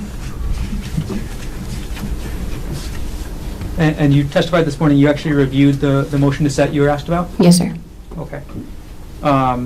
In the section on page 11 of 28, or bait stamp 758, did that state, upon conclusion of the criminal trial against father, this matter may be readdressed when discussing physical custody of the children? Yes, sir. Okay, so do you intend to have physical custody of the children forever? I intend to work through the courts to determine that. And with regards to your request for the house and the retirement accounts, why did you request those? The house also comes with a mortgage against it, so I basically requested that I have kind of the current state of things in Maui. So it's a house with a mortgage and a solar loan. Again, to try to keep my children in a stable environment. That's the house that they're used to living in, and the school district that they're used to, and the neighborhood they're used to. And then the split of the retirement account was, again, based on discussions with my divorce attorney and what would be reasonable in lieu of any kind of child support. I'm sorry? I thought we were just getting to hearsay, but that's fine. Okay.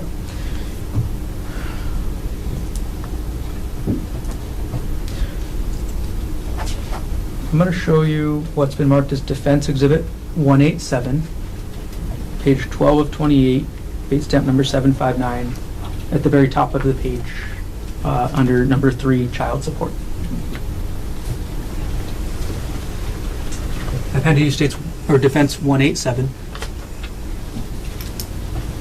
Could you review that paragraph at the top of the page? Yes. Okay, have you reviewed the paragraph? Yes. Okay, okay, I'm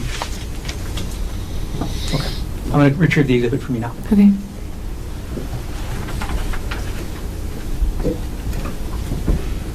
Ariel, why did you request the house and the defendant's, part of the defendant's retirement accounts? Since he can't earn his previous income, he would be unable, it's unlikely that he'd be unable to pay child support that would keep their standard of living the way it was previously. Okay. Understood.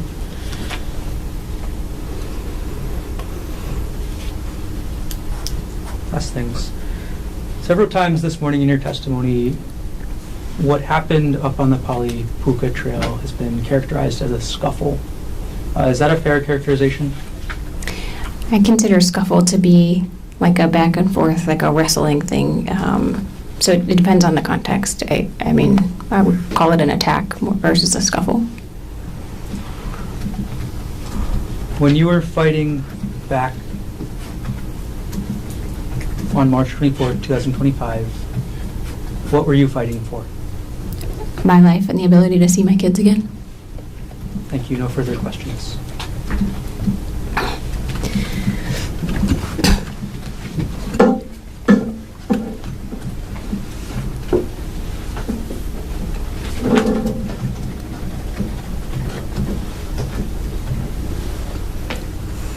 Mr. Otake, recross based on what else on redirect. Thank you. You were being asked about the motion in the divorce case and why you were seeking child support, or why you were seeking the house and his retirement, and you said because he can't earn his same income. And what you wrote in, what was written in the report is that because he's incarcerated, correct?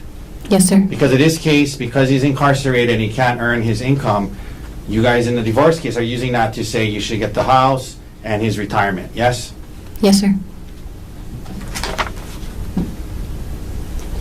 You indicated when you were asked about physical custody, prosecutor pointed out that you have temporary physical custody, you're seeking physical custody, but it was written in that motion, upon conclusion of the criminal trial against father, this matter may be readdressed, correct?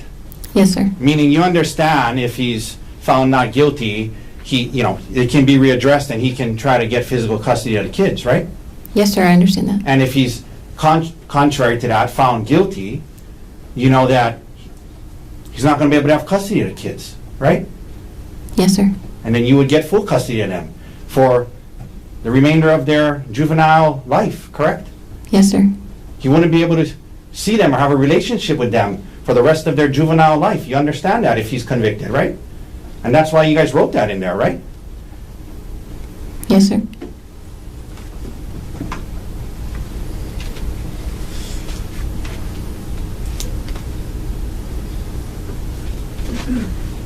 Because of him being incarcerated.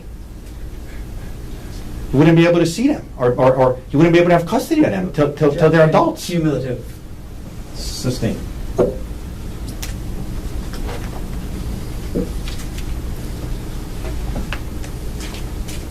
You and your divorce attorney are using the allegations in this case as a basis to ask for certain things in the divorce and custody case, correct?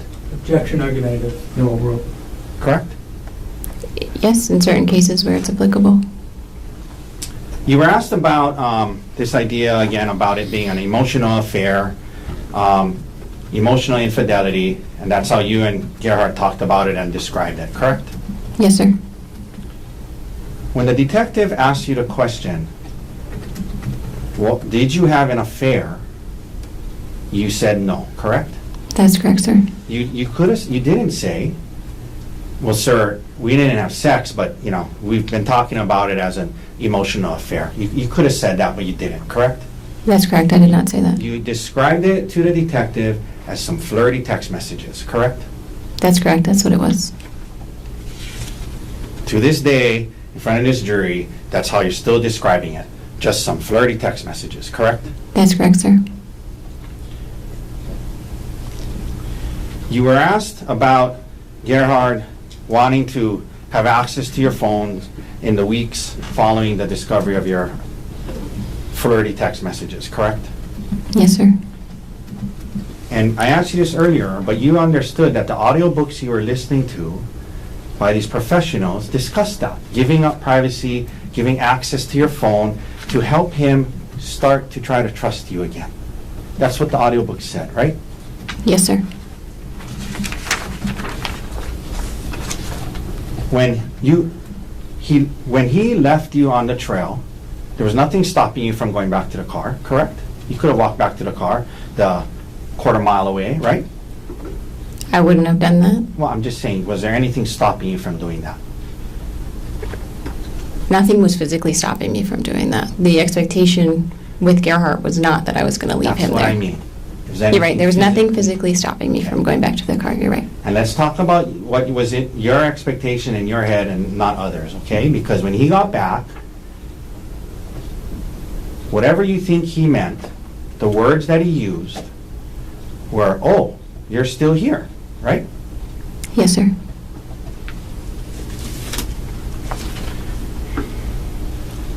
Let me, so you were asked about the number of times you're hit with the rock, and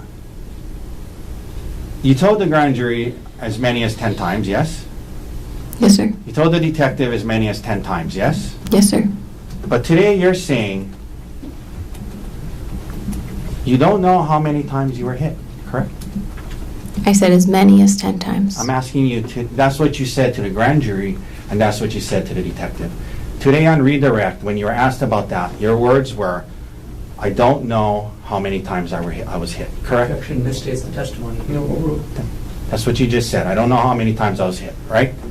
I don't know an exact number of times that I was hit. The credit card that you were paying off, at least some of that was a joint credit card that you were on as well, correct? As stated, yes.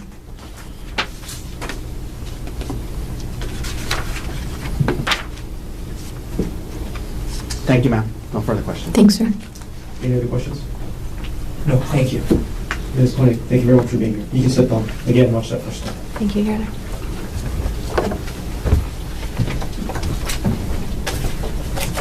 Mr. Warner, state's next witness. Could I confirm, of course, after just a moment? Yes, of course.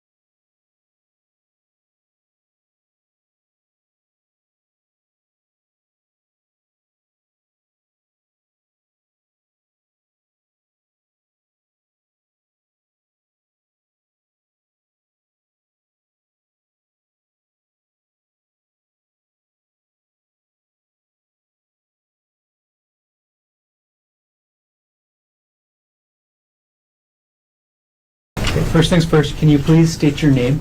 Amanda Morris. And Miss Morris, what do you do for work? I'm an adult ICU nurse Where is that? at Kapiolani Hospital. All right, jumping right into it, Miss Morris, I'm going to ask you about an incident from March 24th, 2025, around 10:20 a.m. Do you remember that incident? Yes. Where were you at that date and time? I was at the Poly Outlook about to do the Polypuka hike with a friend of mine. And who was the friend you were with? Her name is Sarah. And what trail were you guys hiking? The Polypuka Trail. Can you describe the Polypuka Trail? Yeah, it's pretty steep when you start. It's pretty wooded. You kind of get up to a clearing that has a ridge that kind of drops off. And if you keep going up, there's a little hole in the rock. It's the whole of the Puka. Yes. Have you ever done the hike before March 24th, 2025? Yes, I have. About how many times? Maybe a handful. And you mentioned somebody named Sarah. Who is Sarah? Sarah's one of my friends. Where's she from? She's from Canada. All right. On that date, March 24th, 2025, did you make it all the way up to the puka? No, we did not. And can you tell us a bit about if there's any hazards to the trail? It can be pretty hazardous. Whenever you get up to the ridge, it's pretty narrow, and it has a sheer drop-off. Okay. Using town and windward side as directions, which side is the drop-off? The windward side. Okay. And what's on the town side? Kind of brushy. I've never tried to get down it. It's not hard. All right. And just to be sure, is the Poly Lookout and the Poly Puka Trail both on the island of Oahu? Yes. So what happened when you and Sarah started? Hear of the voice you heard? Yes, it was female. So you hear a woman's voice screaming, "Help, help me." What did you think? We thought somebody had fallen. It's not uncommon for someone to fall because of the ridge being so steep and narrow. How big is the cliff there? I don't have an exact number, but it's pretty far down. So when you and Sarah heard this screaming, what did you do? We quickly got to the top just because we were worried someone was in danger. And when you got to the top, can you describe the area you got to? Yeah, whenever we got to the top, we could immediately see kind of over into the valley, and that leads to the left, which is the little trail. And, okay, so you get up to the ridge, up to this part of the trail. Do you see anybody up there? Yes, whenever we turned the corner to the left, we saw a man and a woman. Okay. What was the position of the woman? She was laying on her back. What was the position of the man? He was on top of her. Okay, when you first got there, did you see the man doing anything? Yes, he was hitting her with a rock.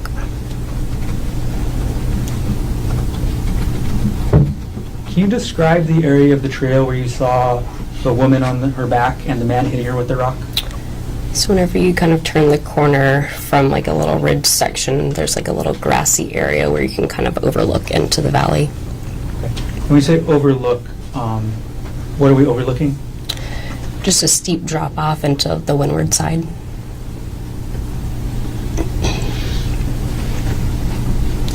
And you said you saw the man hitting the woman with a rock.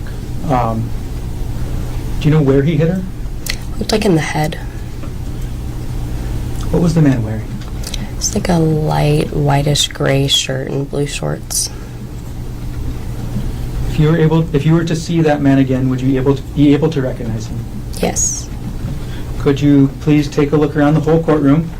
And if you see the male that you saw on that day hitting the woman with the rock, could you point him out and let us know an article of clothing he's wearing? Yes, this gentleman in the blue. Sorry? Gentleman in the blue. Okay. Your Honor, let the record reflect the witness as identified the defendant. Record will reflect identification was made. Okay. Amanda, after you get up to this area, you see the man hitting the woman with the rock. Was the woman saying anything at that point? She was saying, help me, he's trying to kill me. After the woman said, help me, he's trying to kill me, what did the defendant do? They both saw us and he stopped and stood up. Did the defendant say anything? No. Right.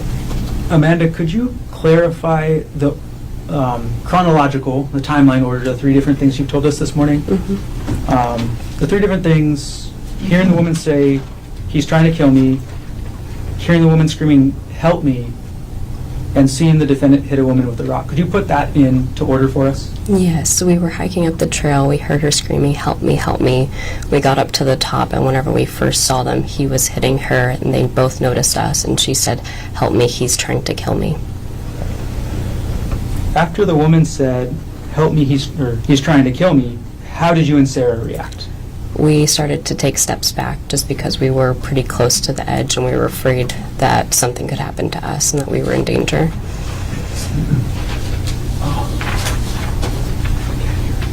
Sorry. Ms. Morris, could you maybe drag the microphone a little bit close to your mouth as well? Thank you. Okay. And if we could get that answer one more time. So I'll ask the same question. after the woman said, "He's trying to kill me," how did you and Sarah react? Sarah and I started to take a couple steps back because we were a little afraid for our own safety since we were kind of close to the edge. Once you two stepped back, or where did you and Sarah step back to?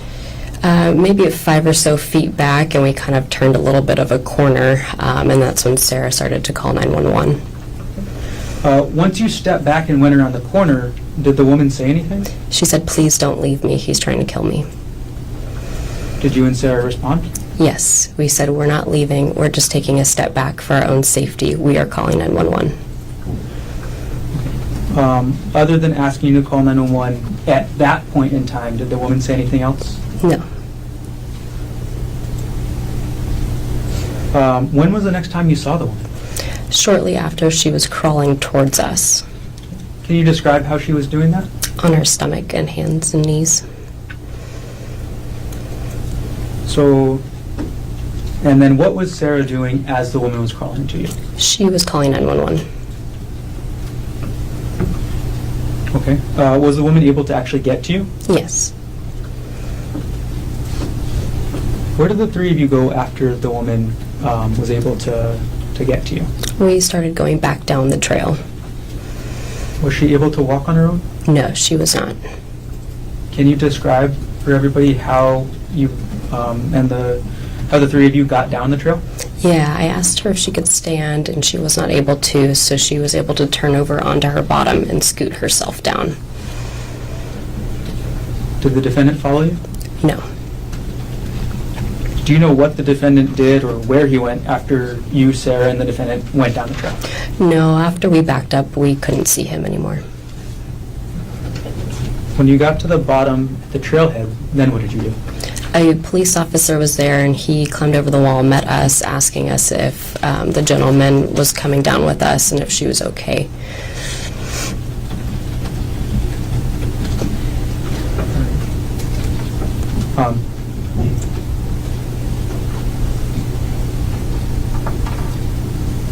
How far away were you from the defendant when you saw him up at the top of the trail? Maybe 10 or 15 feet. And were you able to get a good look at the woman? I was, but she was covered in blood. You say that, it's going to sound like a dumb question next. Did she have any injuries? Yes. And what were those injuries like? Pretty big gashes on the side of her head. I'm going to approach the witness with what's been marked as State's Exhibit 1, which has previously been shown to defense counsel. May I approach? You may.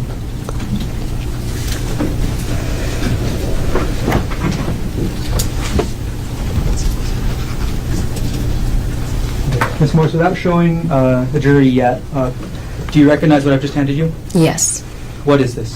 That is the injuries that we saw on the woman coming down from the mountain. Does this photo fairly and accurately depict the woman's injuries as you observed them on March 24th, 2025? Yes. At this point, the state moves to enter Exhibit 1 into evidence. No objection. Would have been marked for identification as State's Exhibit 1 is received into evidence. Here, does the state have permission to publish? Granted.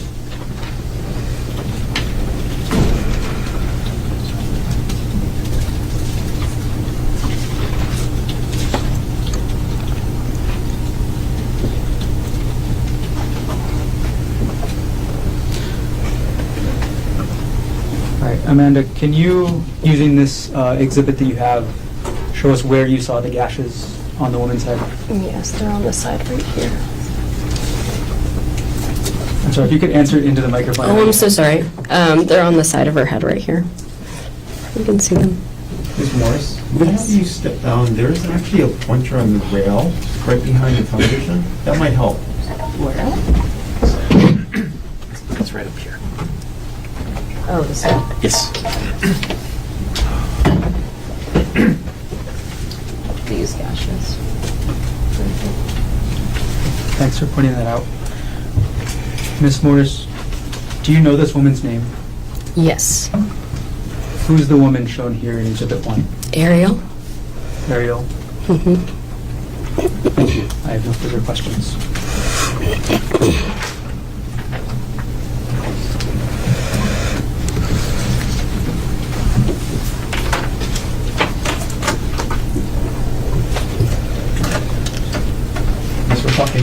Thank you. examination.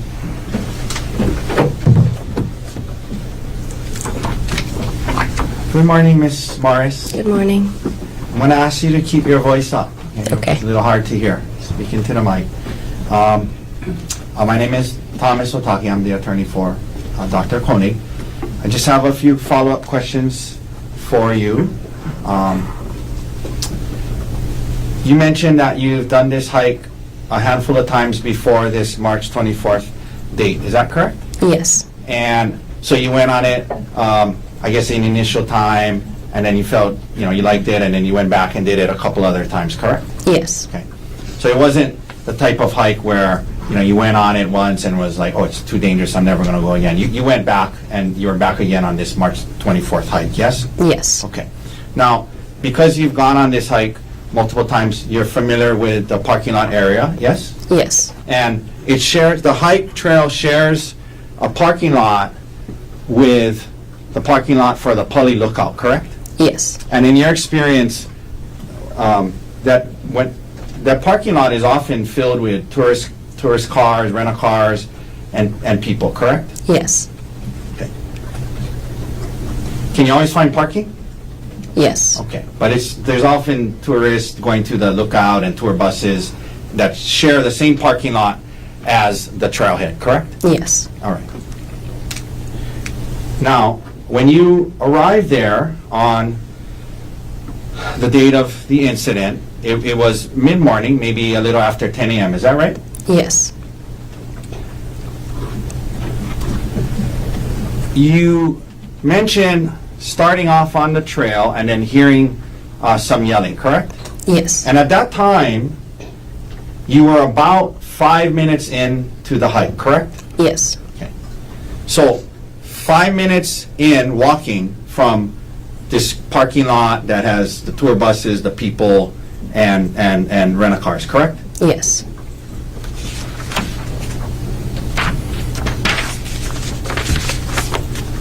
You mentioned the trail, it can be pretty narrow, hazardous, but there's places it's hazardous and there's places it's not as hazardous, correct? Yes. Okay. You said that you heard this yelling and you guys tried to get there quickly, yes? Yes. Because you thought somebody had fallen off a cliff, right? Yes. In other words, you didn't think at the time somebody was being attacked because they weren't yelling, help, help, he's hitting me, he's killing me. They just were yelling and you thought they had fallen off a cliff, correct? Yes. You guys get there quickly and your friend Sarah Bosch, how do you say her last name? Boschbaum? Brooksbaum? Boschbaum? Okay. We'll call her Sarah. So your friend Sarah is with you, yes? Yes. And she was kind of going up, when you guys heard it, you guys kind of quickly went up together, correct? Yes. And she was kind of like right by you when you guys got there, right? Yeah, she was right behind me. Right behind you, yes. You indicated that you see a man, women on her back, a man on top, and you indicate you see him hitting her with a rock, but you only saw him hit her one time, correct? Yes.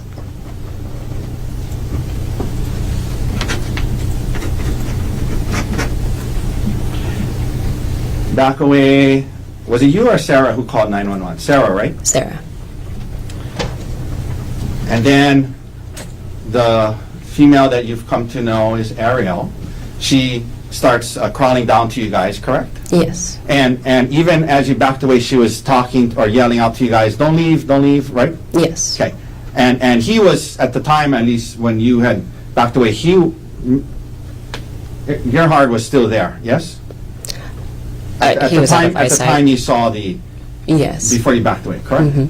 And then right after that, you heard her yelling, wait, or like, don't leave, or something like that, correct? Yes.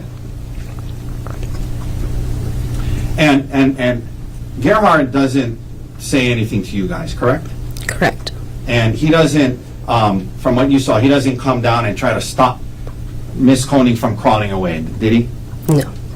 He let her crawl down to where you guys were, yes? Yes. Okay.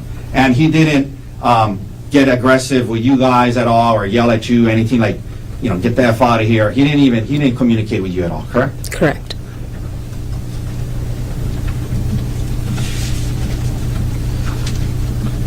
And as she was crawling down to you, he doesn't come back and kick her or hit her with the rock again. He lets her get back to where you guys are, right? Or get to where you guys are, right? Yes.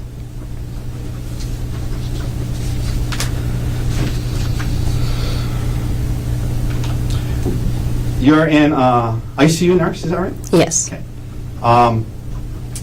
During the time period you were assisting Miss Koenig, she did not lose consciousness, correct? Correct. She was awake and alive and scooting to you, yelling out to you guys, correct? Yes.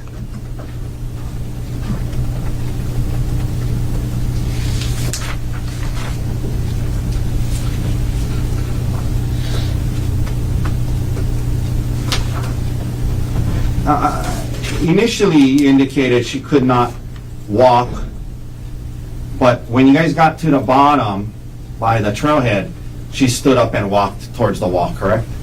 No, she scooted towards the wall and onto the wall, and we helped her down from the wall. Okay.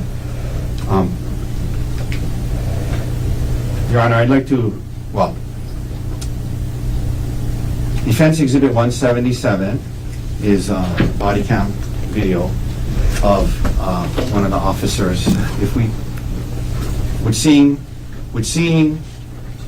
the police officer's body cam videos of when the three of you guys were coming off the trailhead help you refresh your memory as to whether she stood up and walked down? Yes. Okay. Your Honor, I apologize. I wasn't able to have I wasn't able to show it to her ahead of time. Is there you stipulate to the showing the? Do you have it on a smaller player? Like an iPad? We can. If we can take 1 sec. I apologize. Or just on a computer or a laptop? Sure. Can we approach and show Absolutely. Okay. And with no audio. Okay. Mr. Darcy is going to come show you the video. Okay. And just watch it to yourself, and then I'm going to ask you a question after when you're done.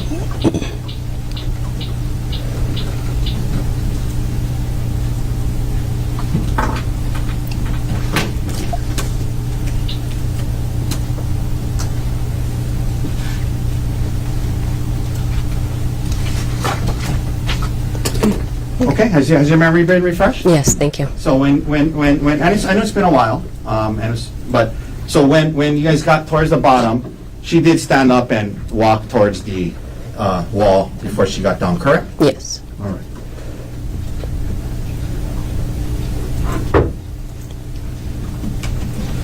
And ma'am, you never saw any vials or syringes, correct? No.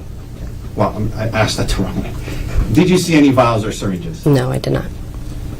And ma'am, you did not see how the incident started, correct? Correct. You did not see who started it, correct? Correct. You did not see the whole incident, correct? Yes. All right. Thank you for your time, Ms. Morris. Have a good day. Can you redirect? Yes. Please.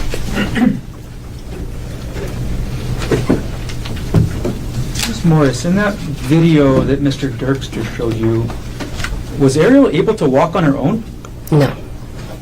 She wasn't? No. How was she able to walk? Sarah and I were on each side of her, helping her.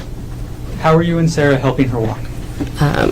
She was kind of we were holding on to her. Was Ariel able to walk under her own power? No. Objection, calls for speculation. No, overruled. No, sir. Was Ariel able to walk under her own power? No. A couple other things I want to follow up on. You described to Mr. Apodaca that Sarah was right behind you. Yes. Okay, is that when you guys, or when was Sarah right behind you? Whenever we got up to the top. Okay, so in order of who got to see the defendant and Ariel first, who got to see her first? I did. And last thing, Mr. Apodaca asked you about the rest of the trail. What's the rest of the Polypuka Trail like? It's Objection, vague as to the rest of it, huh? You were asked if you hiked the whole trail before, is that right? yes. Okay. Can you describe what the trail is like above where you saw the defendant and Ariel? It's a pretty narrow ridge to get to the rest of the puka. Is it more exposed to the cliff or less exposed up there? I would say more.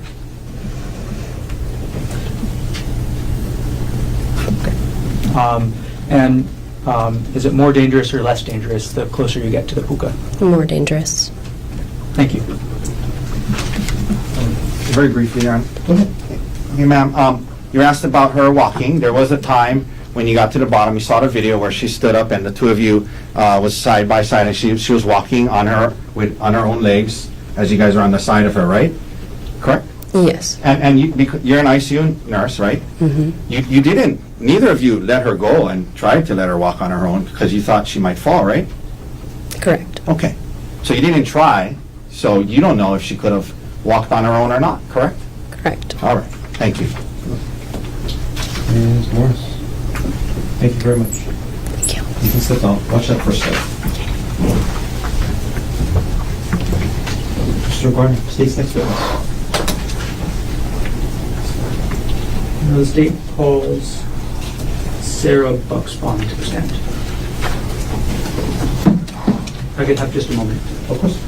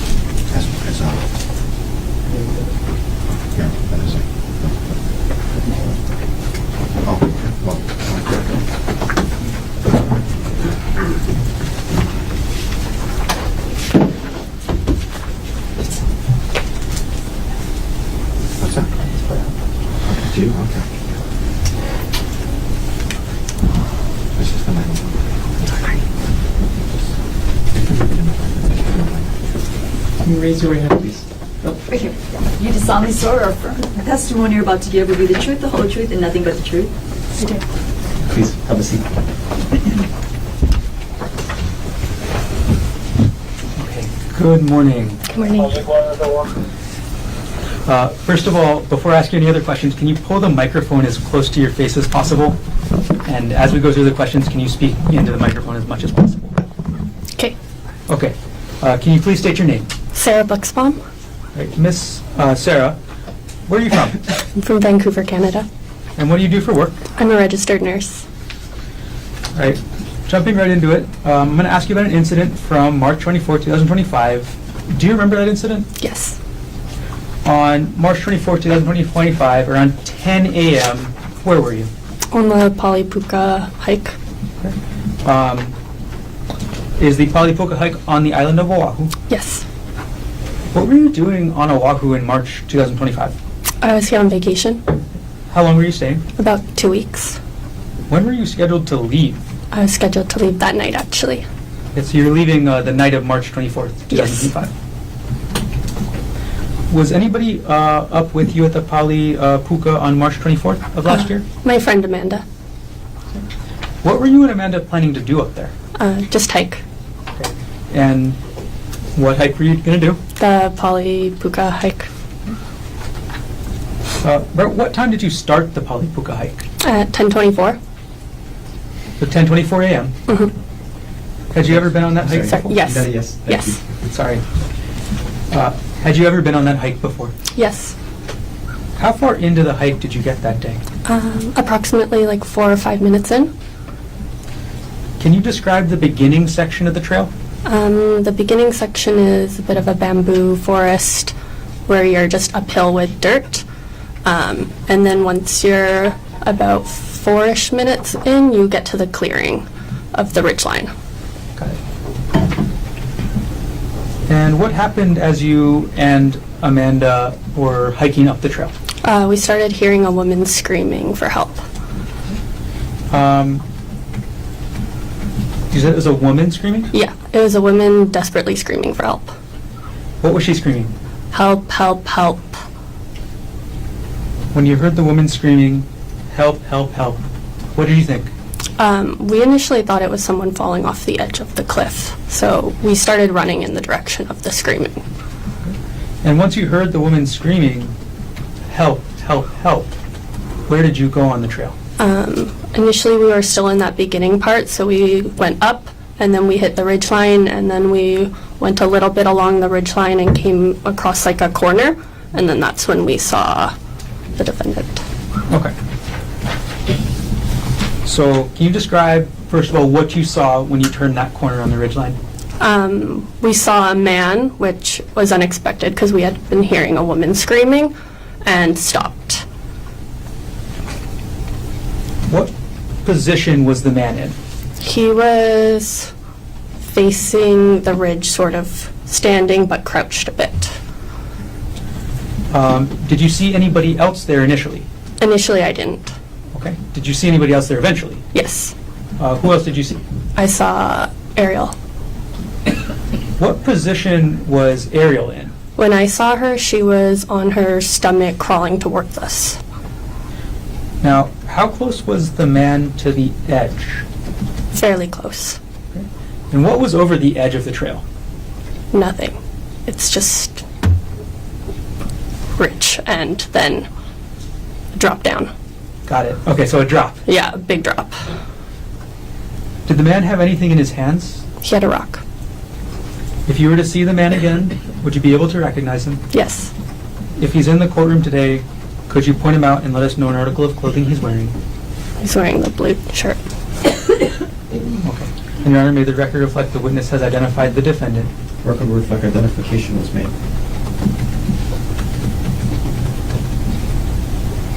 Can you describe the condition of the woman as you saw her? Her face was covered in blood. Her head was covered in. She was just fully covered in blood. Did the woman say anything? She screamed, "Help! He's trying to kill me! Call 911." Okay. What was the position of the defendant and the woman when she screamed, "Help! He's trying to kill me"? He was standing above her. And where was she? She was laying on her stomach.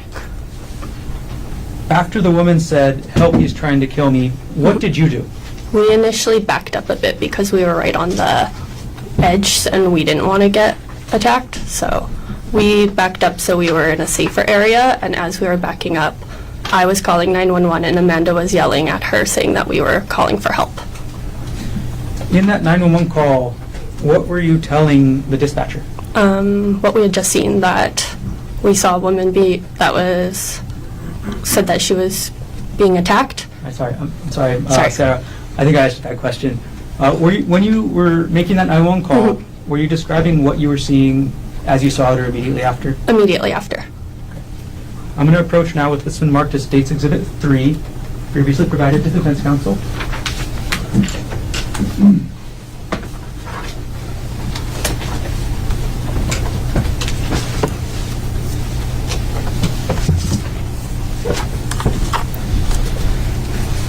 Okay, Sarah, I've handed you what's been marked as State's Exhibit number 3. Do you recognize what I've handed you? Yes. What is this? This is a recording of the 911 call. Did you review what's on this disc? Yes. What is on the disc? I'm sorry, you've already answered that. Is the recording of the 911 call on that disc a true and accurate recording of what you described to the 911 operator on March 24th, 2025? Yes. After you reviewed the disc, what did you do with it? I signed it and then they put it back and then they took it away. Okay. Is that the same disc you reviewed? Yes. That your signature on the disc? Yes. Okay. At this point, the state will move Exhibit 3 into evidence. Mr. Otake. No objection. What has been marked for identification as State's Exhibit 3 is received into evidence. Okay, and Sarah, if you can bear with me for a moment, I'm going to publish State's Exhibit 3.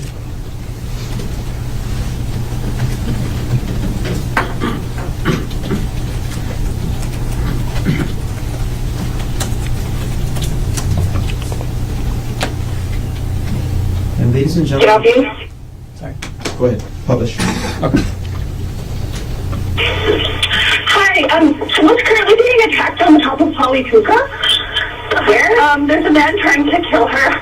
She's blood all over her face. Where is this at? Apodaca, the height at the lookout. Okay, so on the top of lookout. She's on the Polypuka hike, and he's currently attacking her. Okay, where, how far is the hike? Or is it the entrance? Where? We're probably like 5 minutes into the hike, really quick in. Okay, what are you seeing? We heard her screaming, help, help, help me, and then we saw a man over her, and then she crawled out with blood over her face, saying that he's trying to kill her, and Does she know him? I don't know. Okay, where is he at? What is he wearing? He was in a t-shirt, white, he had brownish, sort of curly hair. Asian, Caucasian, Hawaiian? White. White guy? Yeah, white guy. Okay. And then what kind of shirt? T-shirt, maybe. I'm sorry, shorts. Pardon? What kind of shorts? I didn't see. He's wearing shorts, though. Okay, and then did he walk away from her? No, he was not. We walked away because we didn't want him to attack us. Okay, so he's still there. Yeah. They were both hiking. And was she Caucasian? What is she wearing? It was hard to say. She was covered in blood and she was crawling. Okay, and then, so she's 5 minutes. The man is here. The girl is here. She's wearing a purple tank top. She's okay. She's covered in blood. She's near us, though. Does she have a weapon? Did he have a weapon? He didn't have a weapon. Okay. It's a rock. She was hitting her with a rock. Okay. Is this the Poly Lookout? Is that the one on the town side going towards, or is it on the Kailua side? The Poly Lookout. We need an ambulance, but it's on the town side. There was an accident. The police are actually really close to the entrance because there was an accident. Okay, that helps me. Okay, and then what is your name? Sarah. Sarah. Okay, we'll send somebody out there just to go for the officer and the ambulance. We'll definitely need an ambulance. Okay. Thank you. Thank you. You okay?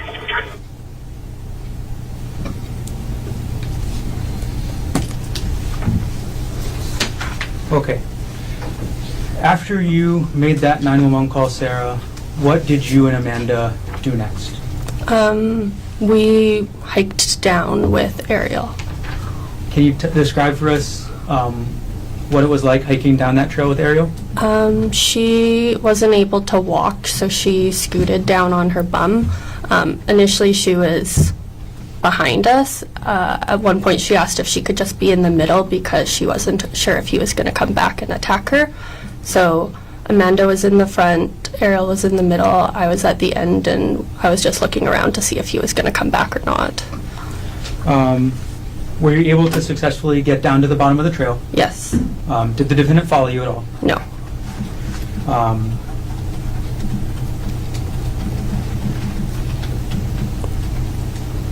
When you were up on the trail, when you initially got to that clearing and saw the defendant, were you able to get a good look at him? Yes. Did you make eye contact? Yes. How long did you make eye contact with the defendant for? Approximately 30 seconds. Can you describe seeing the defendant's eyes? It's like a cold, emotionless stare. How did you feel as you made eye contact with the defendant? I felt very uneasy.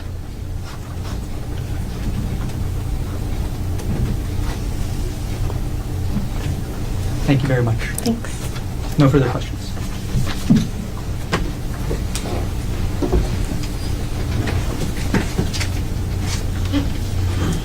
Cross-examination.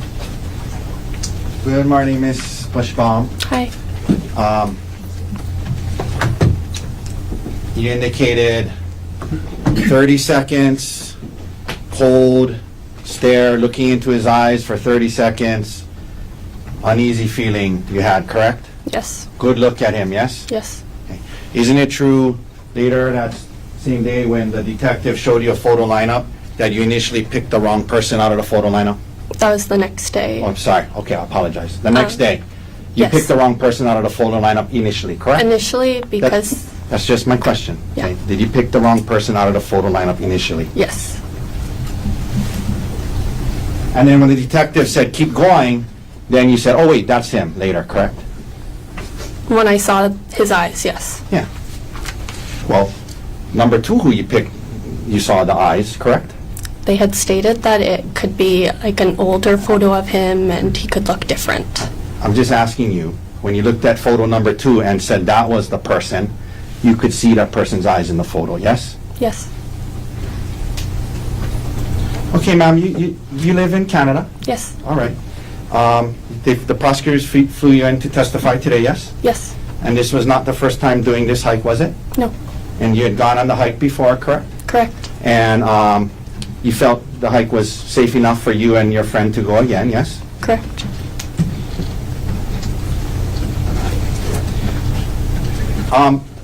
I wanted to just ask you, just more out of curiosity, you indicated you started the hike at 10:24? Correct. That's pretty specific. Did you have like a... Amanda had started exercise on her Okay. watch. Okay, got Yeah. it. So that's helpful. So, Yeah. and you guys went back and looked at the watch when it was started, Yes. and it showed 10:24. Yes. Okay, that's very helpful. So, you guys started the hike at 10:24 a.m. on March 24th, correct? Correct. All right. 10:24 a.m. The parking lot shares a parking lot with Poly Lookout, yes? Correct. As you indicated, you guys were just about 4 minutes into the hike, correct? Correct. And in fact, on the 911 call, we can hear you saying, "Oh, we're really quick in, just about 5 minutes in," yes? Correct. So when you heard this, you were just about 4 to 5 minutes in from the busy parking lot where the tourists park to go to Poly Lookout, correct? Correct.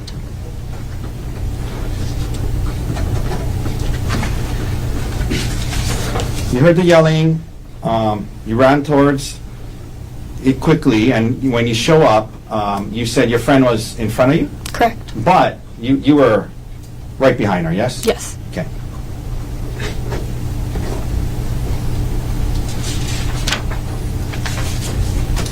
And in fact, you didn't see the man hit the female, correct? Correct.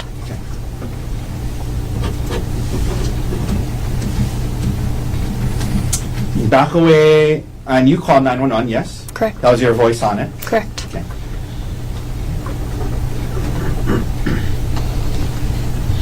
And you mentioned at some point she starts kind of crawling towards you, is that right? Yes. Okay.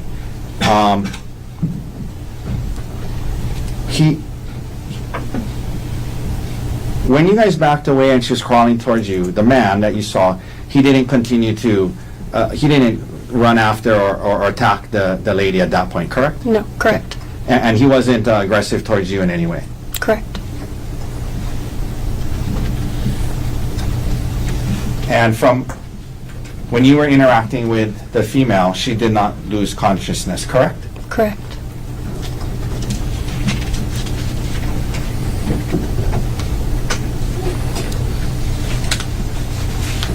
You mentioned her crawling down. At the very end, when you got towards the wall, she stood up and you guys kind of helped, and she walked towards the wall, correct? Yeah, there was myself, Amanda, and I believe an officer that were trying to help get her down the wall. Yeah. And well, before you got to the wall, she stood up and walked towards the wall, yes? With us supporting her. Right. Right? Yes. Okay.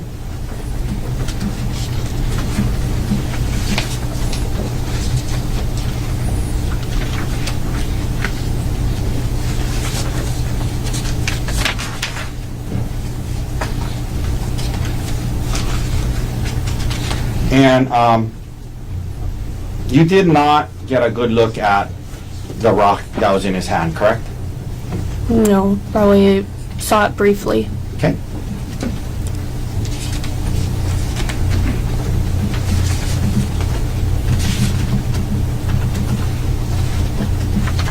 And I'm sorry, I should ask you something. How do you pronounce your last name? Is it Buxbaum.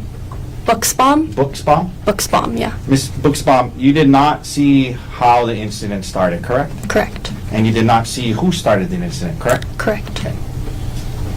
And you did not, by the time you got there, you didn't even see anybody hit anybody, correct? Correct. Okay. And you never saw a vial or a syringe, correct? Correct. Okay, thank you, ma'am. Yeah. Okay. Safe travels. Any redirect? Yes.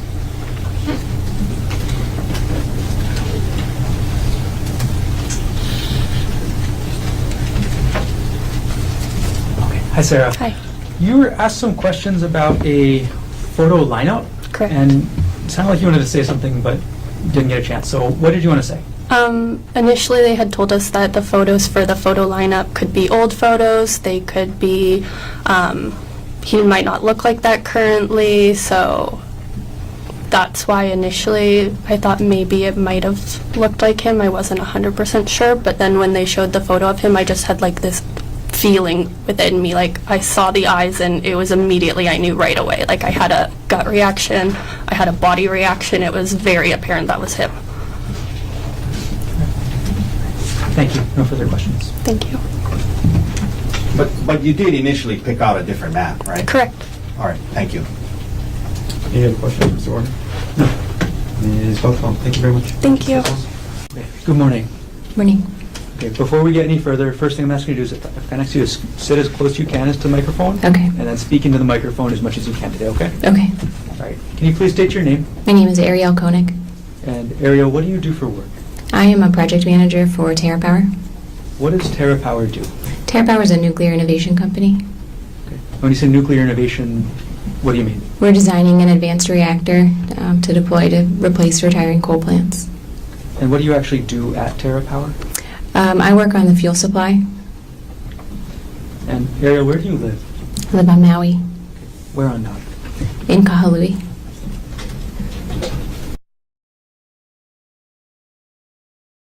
Who do you live with? I live with my children. Which children? I have two little kids and then my stepson. How long have you been living on Maui? Just over 3 years now. Ariel, are you currently married? Yes, I am. Who are you currently married to? Gerhard Koenig.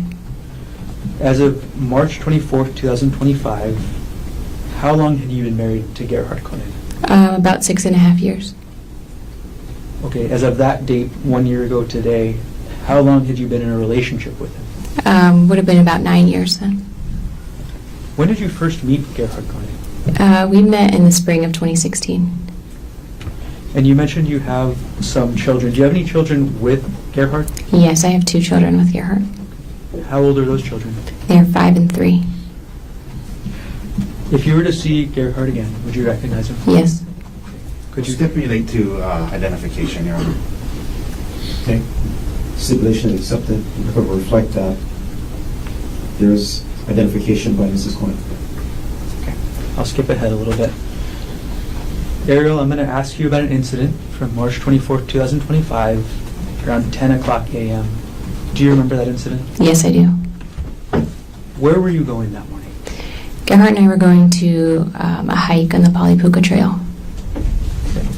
And so, where is that hike again? The Apodaca Trail? Is that on the island of Oahu? Yes, it is. Why were you and the defendant on the island of Oahu on March 24th, 2025? We came to Oahu to celebrate my birthday. And when is your birthday? My birthday is March 24th. Okay. When did you actually arrive on Oahu? We got here March 23rd, the day before. And when were you scheduled to leave? On the 25th. And you said March 24th was your birthday. I'm going to approach now what's been marked as State's Exhibit 133, previously shown to defense counsel. 133. That's the defense. State 133. May I approach, Your Honor? Yes.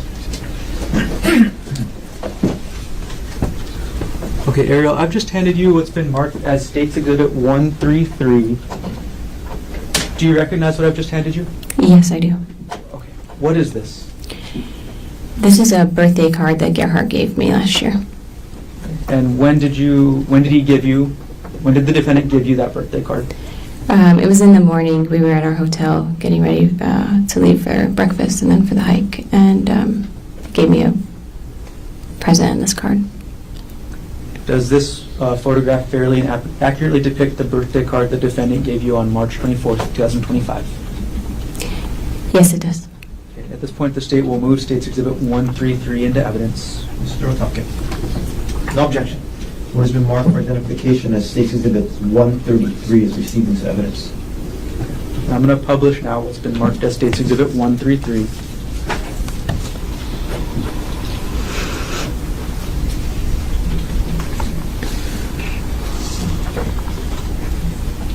Ariel, how did you feel when you got this card?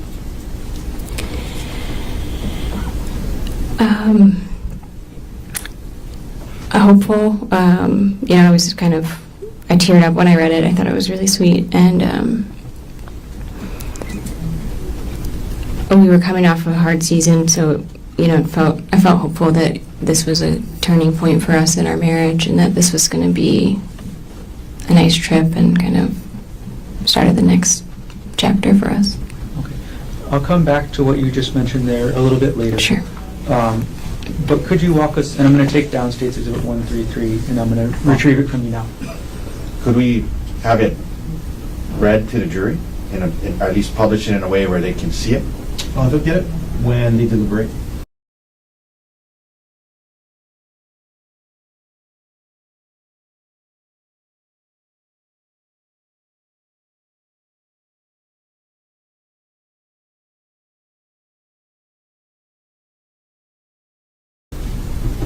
Well, It's up to the state to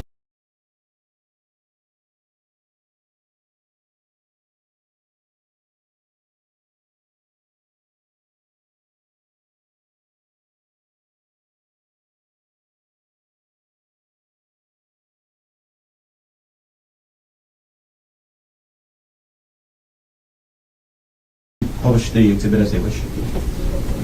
Okay. I'm going to retrieve the exhibit from you, Ariel.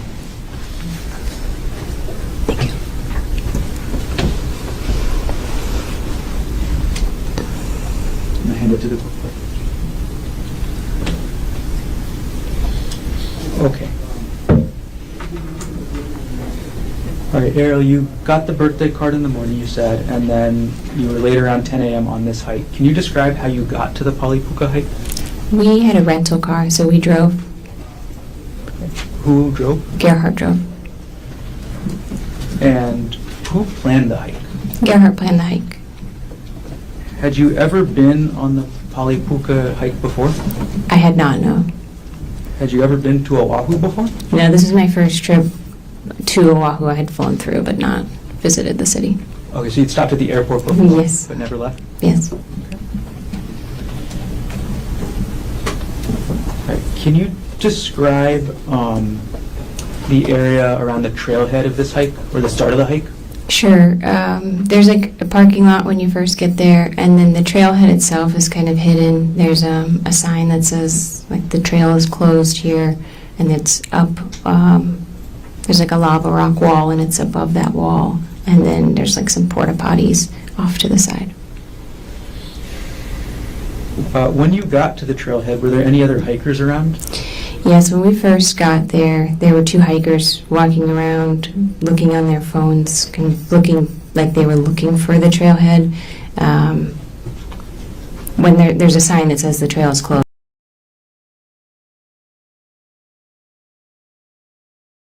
So at this point in time, ladies and gentlemen, I'm going to read the jury instructions to you.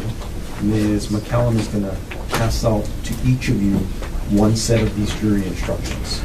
So you're welcome to read along with me, but you're not required to do so. Because when you go into the jury deliberation room, each of you will have your own set of jury instructions.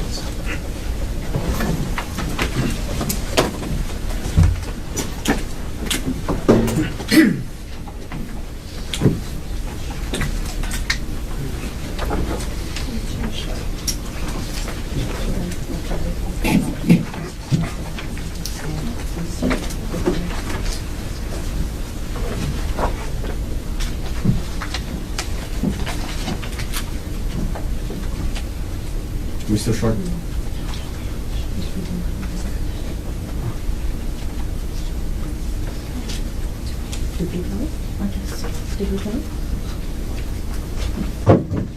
Does anybody not have a set of jury instructions? Okay. So ladies and gentlemen, I will now instruct you on the law that you must follow in reaching your verdict.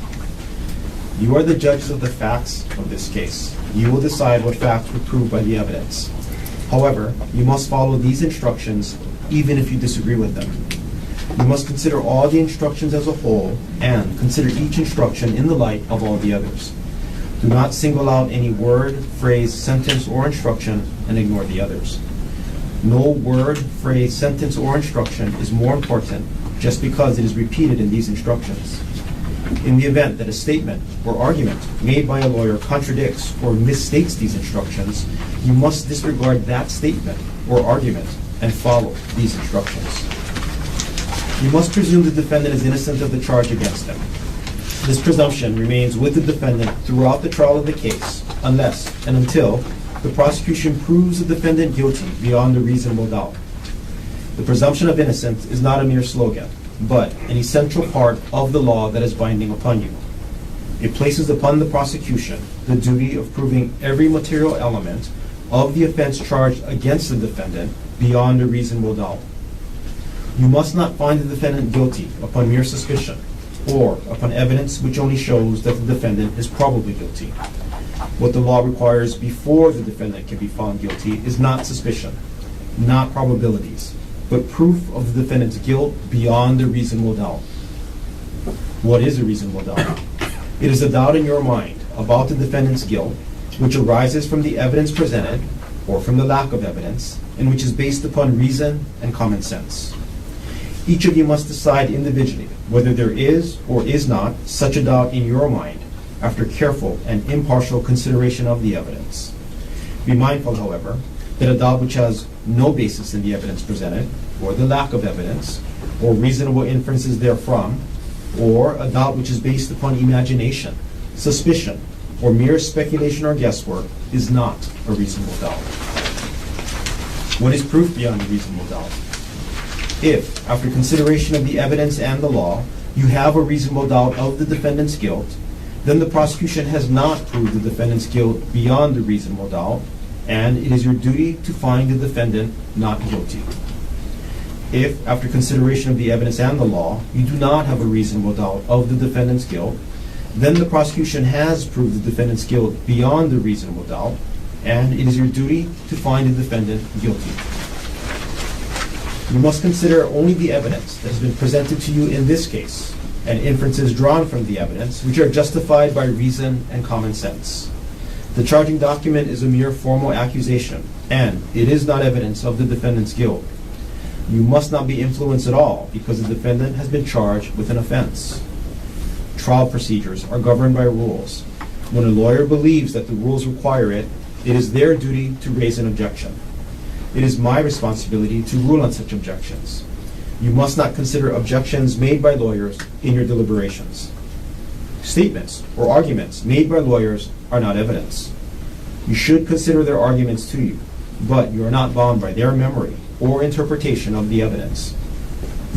If I have said or done anything that has suggested to you that I favor either side, or if any of my statements or facial expressions has seemed to indicate an opinion as to which witnesses are or are not worthy of belief, or what facts are or are not proved, or what inferences should be drawn from the evidence, I instruct you to disregard it. You must also disregard any remark I may have made unless the remark was an instruction to you. You must not be influenced by pity for the defendant or by passion or prejudice against the defendant. Both the prosecution and the defendant have a right to demand, and they do demand and expect, that you will carefully and impartially consider and weigh all of the evidence and follow these instructions, and that you will reach a just verdict. You must disregard entirely any matter which the court has ordered stricken. You may, but are not required to accept as conclusively proved any fact or event which the court has judicially noticed. You must accept as conclusively proved any fact to which the parties have stipulated.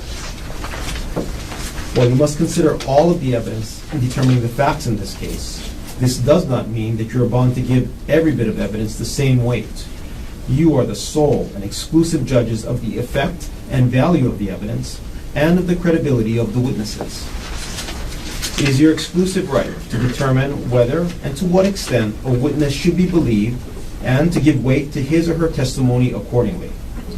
In evaluating the weight and credibility of a witness's testimony, you may consider the witness's appearance and demeanor, the witness's manner of testifying, the witness's intelligence, the witness's candor or frankness or lack thereof, the witness's relation, if any, to a party, the witness's temper, feeling, or bias, if any has been shown, the witness's means and opportunity of acquiring information, the probability or improbability of the witness's testimony, the extent to which the witness is supported or contradicted by other evidence, the extent to which the witness has made contradictory statements, whether in trial or at other times, and all other circumstances surrounding the witness and bearing upon his or her credibility. Inconsistencies or discrepancies in the testimony of a witness or between the testimony of different witnesses may or may not cause you to discredit such testimony. In weighing the effect of inconsistencies or discrepancies, whether they occur within one witness's testimony or as between different witnesses, consider whether they concern matters of importance or only matters of unimportant detail, and whether they result from innocent error or deliberate falsehood. If you find that a witness has deliberately testified falsely to any important fact, or deliberately exaggerated or suppressed any important fact, then you may reject the testimony of that witness, except for those parts which you nevertheless believe to be true. You're not bound to decide a fact one way or another, just because more witnesses testify on one side than the other. It is testimony that has a convincing force upon you that counts, and the testimony of even a single witness, if believed, can be sufficient to prove a fact. The prosecution is not required to call as witnesses all persons who may have been present at any of the events disclosed by the evidence, or who may appear to have some knowledge of these events, or to produce all objects or documents mentioned or suggested by the evidence.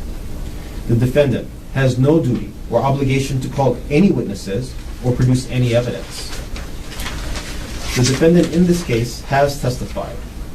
When a defendant testifies, his credibility is to be tested in the same manner as any other witness. The defendant has a constitutional right and a legal duty to be present throughout the trial and while other witnesses testify. You must not draw any unfavorable inference regarding the credibility of the defendant's testimony on the basis that he was present during the trial. During the trial, items are received into evidence as exhibits. These exhibits will be available for your review when you deliberate.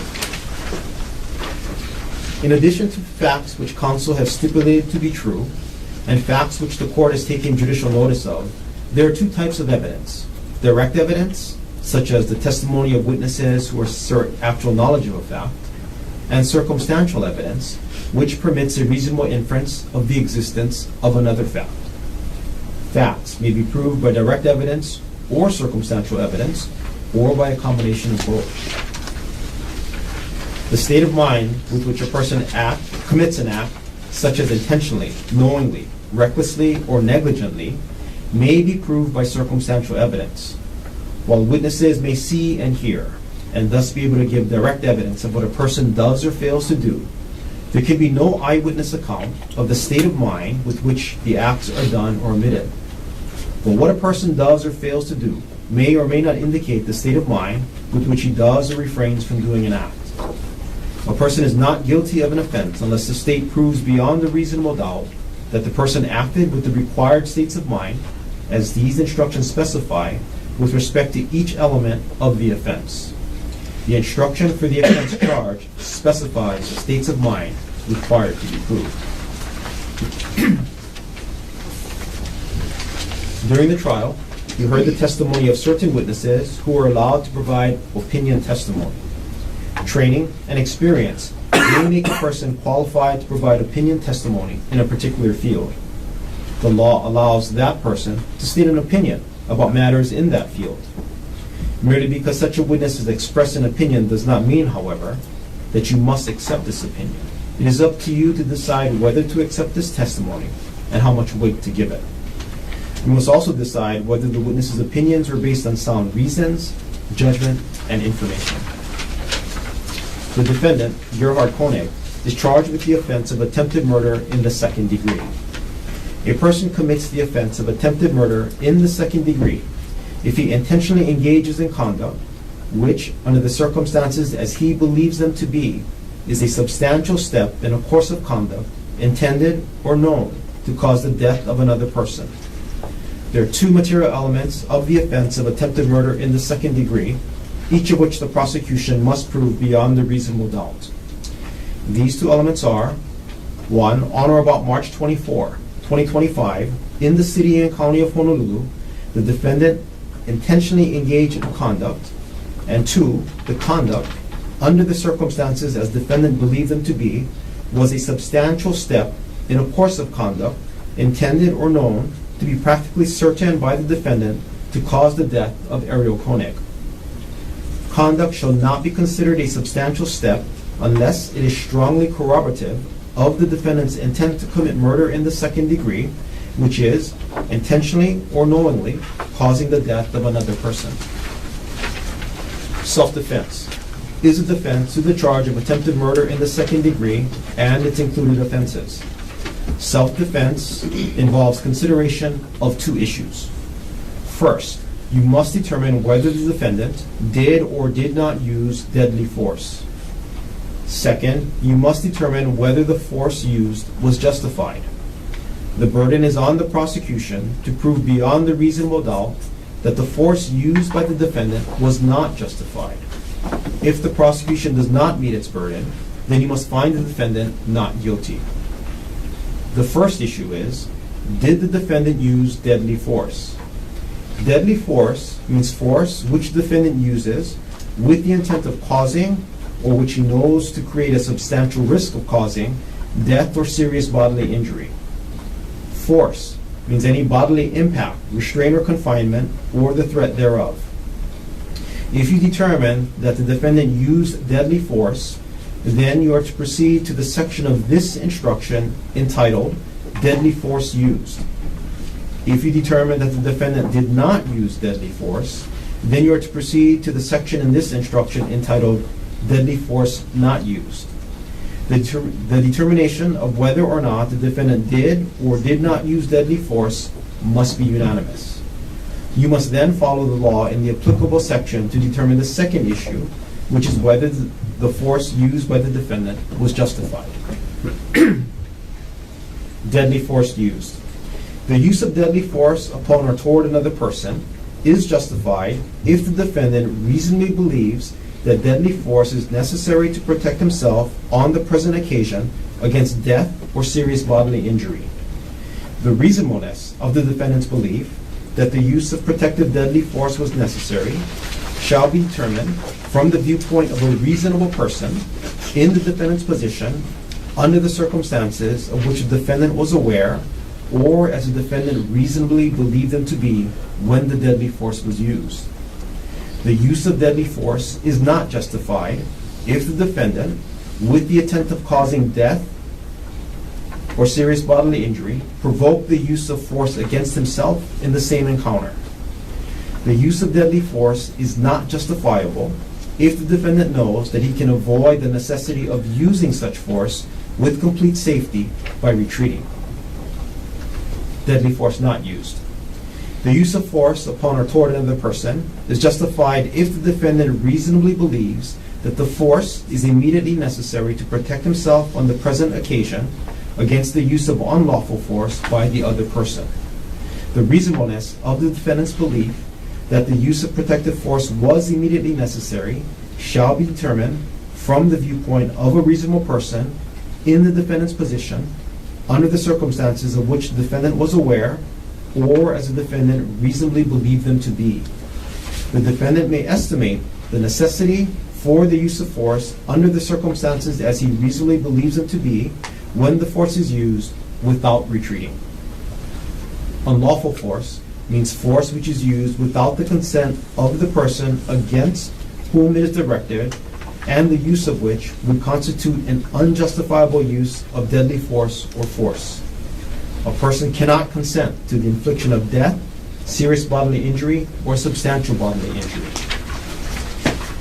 Self-defense is not available for the included offenses of assault in the second degree by recklessly causing substantial bodily injury, and assault in the third degree by recklessly or negligently causing bodily injury, if the prosecution proves that 1. The defendant was reckless in believing that he was justified in using deadly force or force against the other person, or 2. the defendant was reckless in acquiring or failing to acquire any knowledge or belief which was material to the justifiability of his use of deadly force or force against the other person. If, and only if, you unanimously find that all the elements of attempted murder in the second degree has been proven by the prosecution beyond the reasonable doubt, and That the you opening- unanimously find that the defendant was not acting in self-defense, then you must consider the affirmative defense of extreme mental or emotional disturbance. Statements Extreme mental or emotional disturbance has two elements. These two elements are, one, the defendant was, at the time he attempted to cause the death of the other person, under the influence of extreme mental or emotional disturbance. And two, there was a reasonable explanation for the extreme mental or emotional disturbance. The reasonableness of the explanation shall be determined from the viewpoint of a reasonable person in the circumstances as the defendant believed them to be. The question of the defendant's self-control, or lack of it, at the time of the offense is a significant factor in deciding whether he was under the influence of extreme mental or emotional disturbance. The defendant must prove an affirmative defense by preponderance of the evidence. This means that the defendant must prove that it is more likely than not, or more probable than not, that each element of extreme mental or emotional disturbance occurred.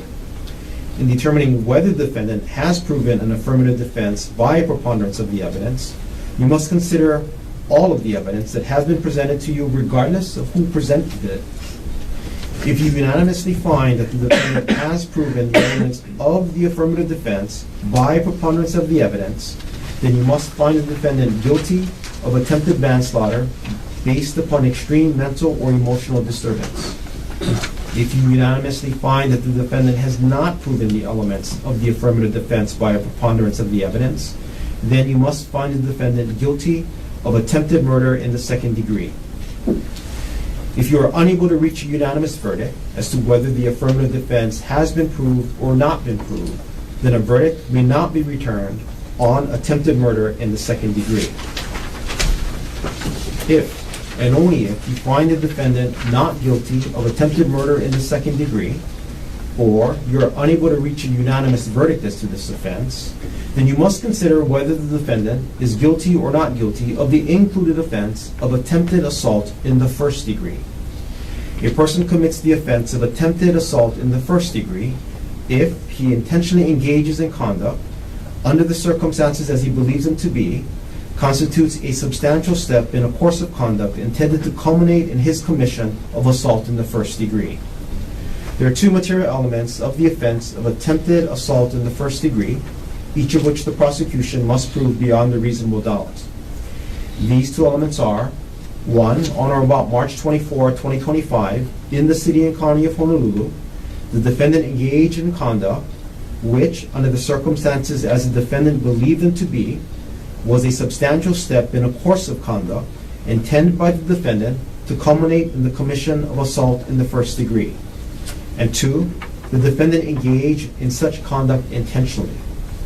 Conduct shall not be considered a substantial step unless it is strongly corroborative of the defendant's intent to commit assault in the first degree. The defendant commits the offense of assault in the first degree if he intentionally or knowingly causes serious bodily injury to Ariel Kone. If, and only if, you find the defendant not guilty of attempted assault in the first degree, or you're unable to reach a unanimous verdict as to this offense, then you must consider whether the defendant is guilty or not guilty of the included offense of assault in the second degree. This offense can be committed in one of two ways: assault in the second degree, substantial bodily injury, or assault in the second degree, dangerous instrument.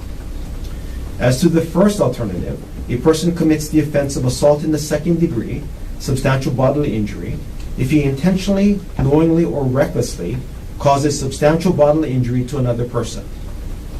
There are two material elements of the offense of assault in the second degree, substantial bodily injury, each of which the prosecution must prove beyond a reasonable doubt. These two elements are, one, on or about March 24, 2025, in the city and county of Honolulu, the defendant caused substantial bodily injury to Ariel Koenig. And 2, the defendant did so intentionally, knowingly, or recklessly. As to the second alternative, a person commits the offense of assault in the second degree, dangerous instrument, if he intentionally or knowingly causes bodily injury to another person with the dangerous instrument. There are 3 material elements of the offense of assault in the second degree, dangerous instrument, each of which the prosecution must prove beyond a reasonable doubt. These 3 elements are: 1, on or about March 24, 2025, in the city and county of Honolulu, the defendant caused bodily injury to Ariel Koenig. And 2, the defendant did so with a dangerous instrument.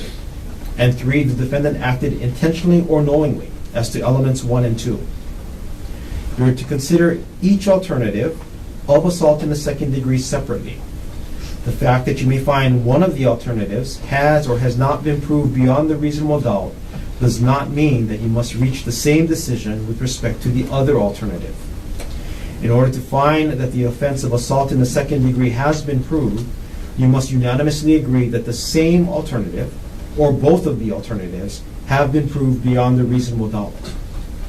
Proof beyond the reasonable doubt of one or both of the alternatives will result in the conviction of only one offense of assault in the second degree.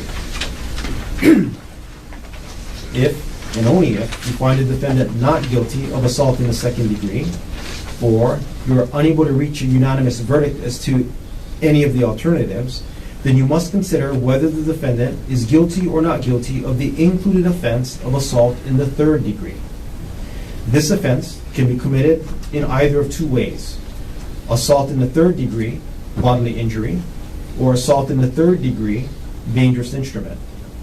As to the first alternative, a person commits the offense of assault in the third degree, bodily injury, if he intentionally, knowingly, or recklessly causes bodily injury to another person. There are 2 material elements of the offense of assault in the third degree, bodily injury, each of which the prosecution must prove beyond a reasonable doubt. These 2 elements are: 1, on or about March 24, 2025, in the city and county of Honolulu, the defendant caused bodily injury to Ariel Koenig. And 2, the defendant did so intentionally, knowingly, or recklessly. As to the second alternative, a person commits the offense of assault in the third degree, dangerous instrument, if he negligently causes bodily injury to another person with a dangerous instrument. There are 3 material elements of the offense of assault in the third degree, dangerous instrument, each of which the prosecution must prove beyond a reasonable doubt. These 3 elements are: 1, on or about March 24, 2025, in the city and county of Honolulu, the defendant caused bodily injury to Ariel Koenig. And 2, the defendant did so with a dangerous instrument.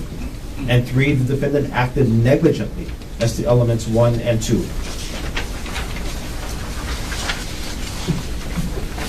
The fact that you may find one of the alternatives has or has not been proved beyond a reasonable doubt does not mean that you must reach the same decision with respect to the other alternative. In order to find that the offense of assault in the third degree has been proved, you must unanimously agree that the same alternative, or both of the alternatives, has been proved beyond a reasonable doubt. Proof beyond the reasonable doubt of one or both of the alternatives will result in the conviction of only one offense of assault in the third degree.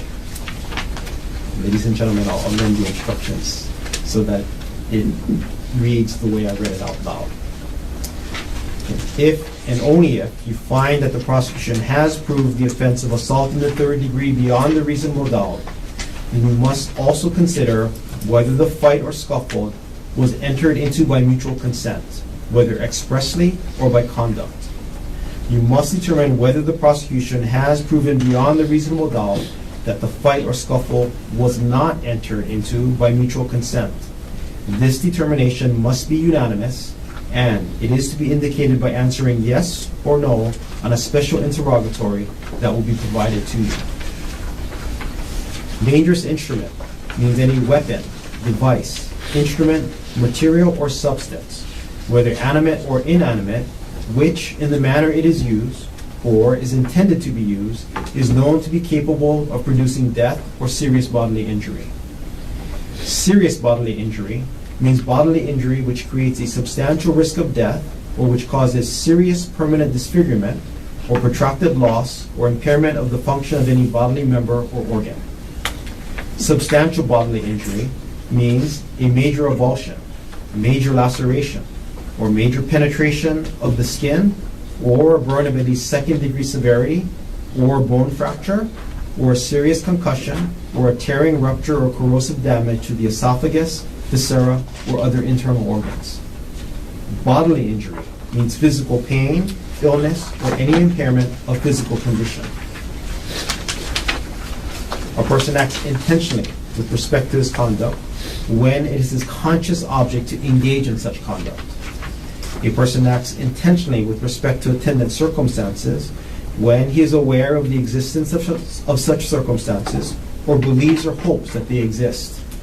A person acts intentionally with respect to a result of his conduct when it is his conscious object to cause such a result.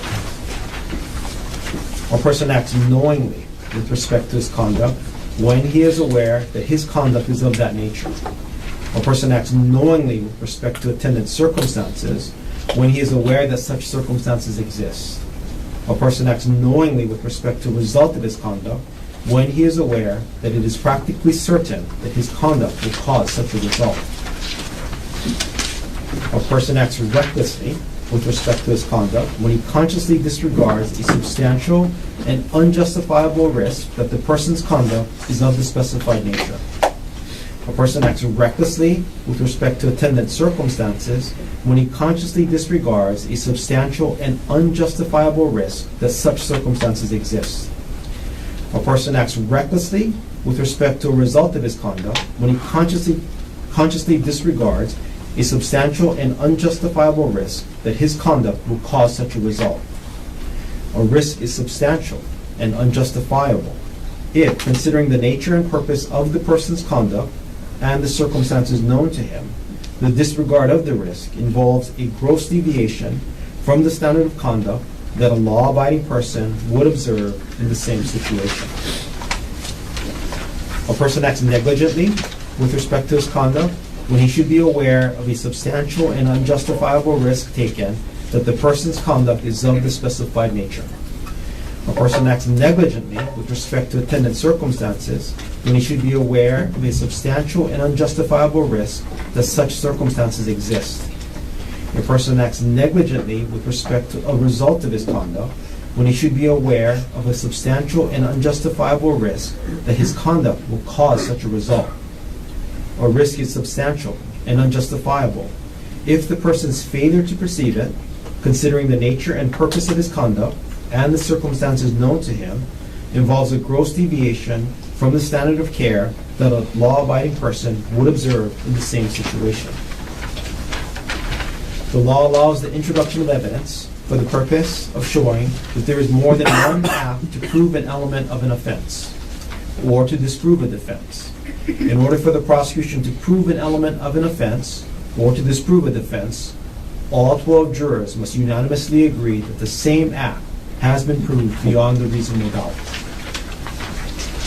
You must not discuss or consider the subject of penalty or punishment in your deliberations of this case. A verdict must represent the considered judgment of each juror, and in order to reach a verdict, it is necessary that each juror agree thereto. In other words, your verdict must be unanimous. Each of you must decide the case for yourself, but it is your duty to consult with one another and to deliberate with a view to reaching an agreement, if you can do so without violating your individual judgment. In the course of your deliberations, do not hesitate to re-examine your own views and change your opinion if convinced it is erroneous. But do not surrender your honest belief as to the weight or effect of evidence for the mere purpose of returning a verdict. You have been allowed to take notes during this trial. When you begin deliberations, you must follow some important rules with regard to notes. 1. Notes may be used only by you to assist in refreshing your memory of the evidence. Notes are not a substitute for your own independent memory of the evidence. 2. Keep your notes to yourself and do not share or read them to any other juror. 3. You must not give certain evidence more weight simply because it appears in your notes. Do not assume that your notes are accurate or complete. 4. Some of you may not have taken notes. If you have not taken notes, you should rely on your memory of the evidence and should not be influenced by the fact that another juror took notes. Notes are not entitled to any greater weight than the memory of each juror as to what the testimony may have been. Anytime you leave the room during deliberations, leave your notes face down on your chair.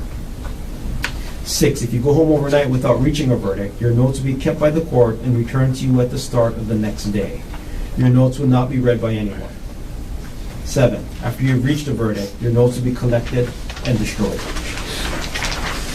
At the start of your consideration of this case, elect one of your members as foreperson to preside over your deliberations and be your spokesperson in court.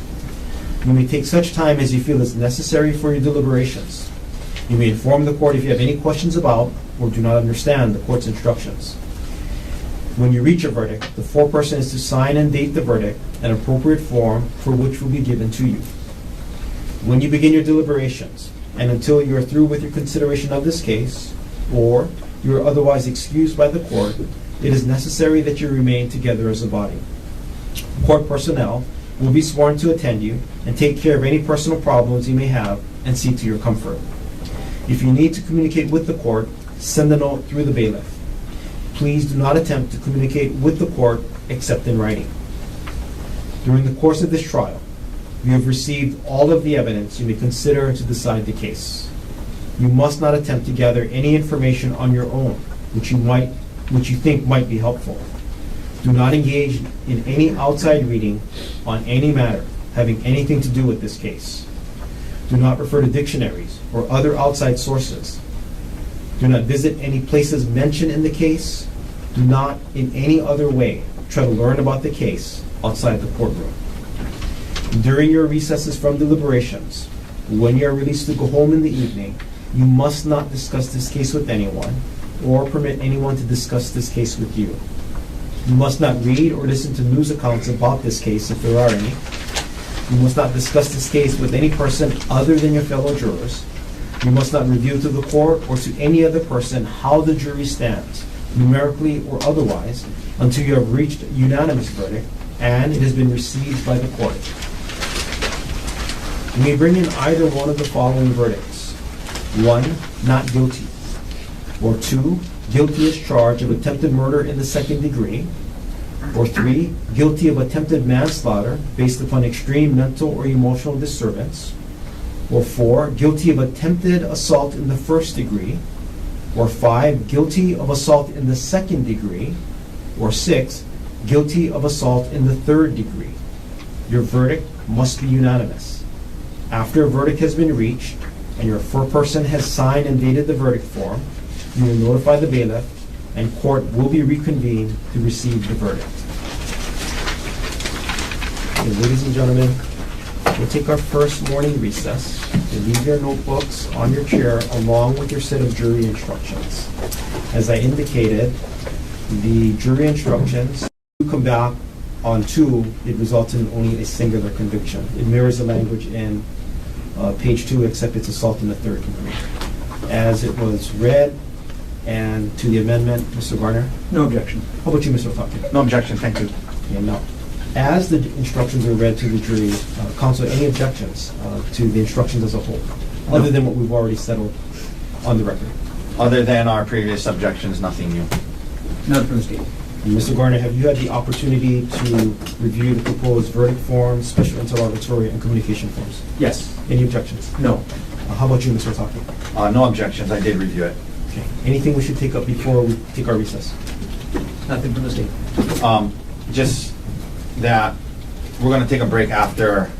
I'd ask that I think we need to take a break after the state's closing so I can set up and also show the state my PowerPoint at that point. That's fine. Yeah. I intended that anyway. I did have one more thing. I'm sorry. I'm glad I remembered it. The normal course of closing is the state, take the break, defense, right? And then go straight into the state's rebuttal. Correct. If the defense is going to argue the affirmative defense of extreme or emotional disturbance, then defendant has to rebuttal. We didn't discuss that, but that is the state. So if the defense is going to argue that, then there's a rebuttal. It'll come right after the state's rebuttal. And then I'll give the final charge to the jury before I send them to deliberation. Counsel, in agreement with that? Yes, with the understanding that should that happen, the rebuttal is limited to the EMED. Oh, it's only on EMED? Yeah. Okay. Counsel, thank you. Court's in recess. And go on. 1 CPC-25-317. The opponent is present in court with all 4 counsel of record. All jurors are back in the courtroom. Ladies and gentlemen of the jury, the attorneys will now have their opportunity to give you their closing arguments. Keep in mind, what they say is not evidence, and you're not bound by how they see or how they remember the evidence. You should consider their arguments to you, but again, you're not bound by how they see or remember the evidence. Mr. Garner, are you ready with the state's closing argument? Yes, Your Honor. Please. And for the record, the state is reserving some time for rebuttal. Understood. Thank you.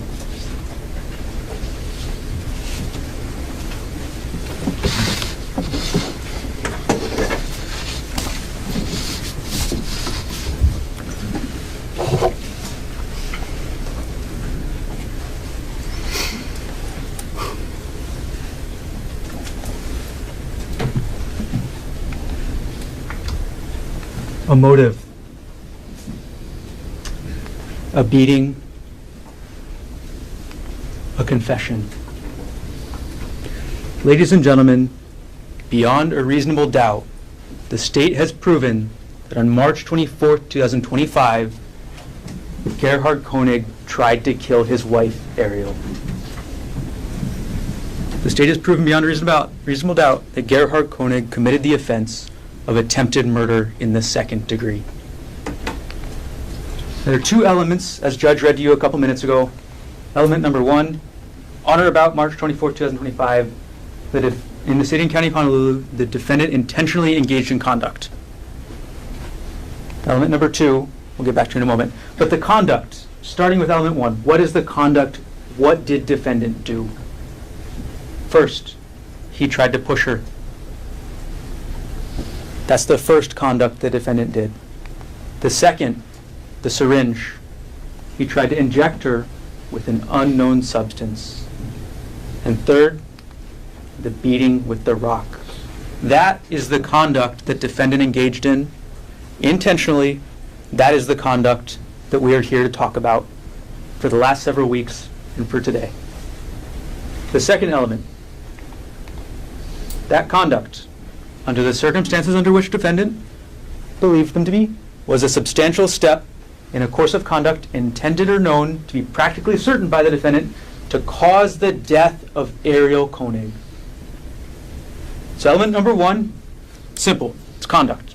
Element number 2 defines what that conduct is, what it's meant to do. And the conduct in this case was meant to kill. The intent behind each one, Plan A, the push, the intent was to kill. When Plan A didn't work, the defendant moved on to Plan B. Plan B, inject her with the syringe, knock her out, push her off the cliff. The intent behind Plan B was to kill. Plan C, when the first 2 plans didn't work, beat her with the rock, knock her out, drag her over, or just simply kill her outright. The intent behind every single plan was to kill Ariel. Every plan, every backup plan ends in Ariel's death. A substantial step starts with the plan. The plan's in yellow because it's not a substantial step yet, it's just a plan. Next, the hike. Again, it's in yellow because he hasn't taken that last step. That last step to show he's committed to carrying out that plan, that shows he's committed to killing Ariel. The first time you get that is with the push. When the defendant takes his hands, tells Ariel, "I'm sick of this shit," and tries to push her back off the cliff. That is the first substantial step the defendant took. That didn't work. Ariel went to the ground. Ariel protected herself. The defendant took the next substantial step. He took that syringe out and he tried to inject her. But Ariel fought back. Ariel fought back fighting for her life, knocks the syringe away, and then the defendant moves on to Plan C, his third substantial step, where he takes that rock, Exhibit 2, this rock right here, the same rock that you've all held, he takes this rock and he beats her with it again and again and again and again. Those 3 steps are the substantial steps the defendant took to carry out his plan to kill Ariel Koenig.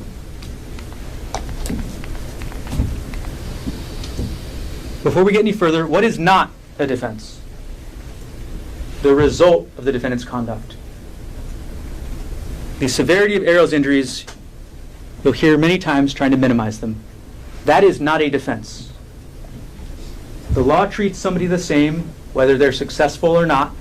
The law treats you the same no matter how good you are at executing that plan, no matter how good you are at actually succeeding in killing somebody. The law treats you the same.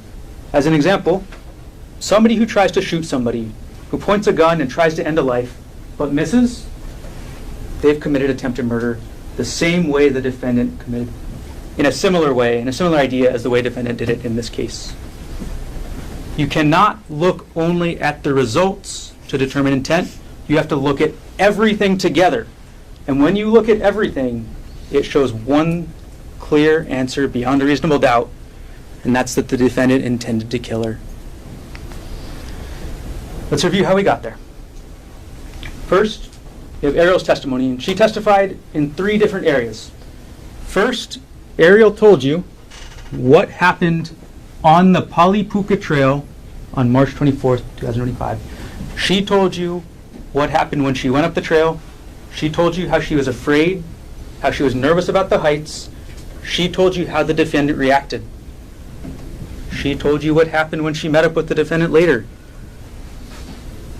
That he pushed her, that she went to the ground, that he took the syringe, that she fought back, and then ultimately he took that rock, this same rock, and hit her in the head again and again. Then Ariel told you what happened leading up to that day. She told you about their marital issues.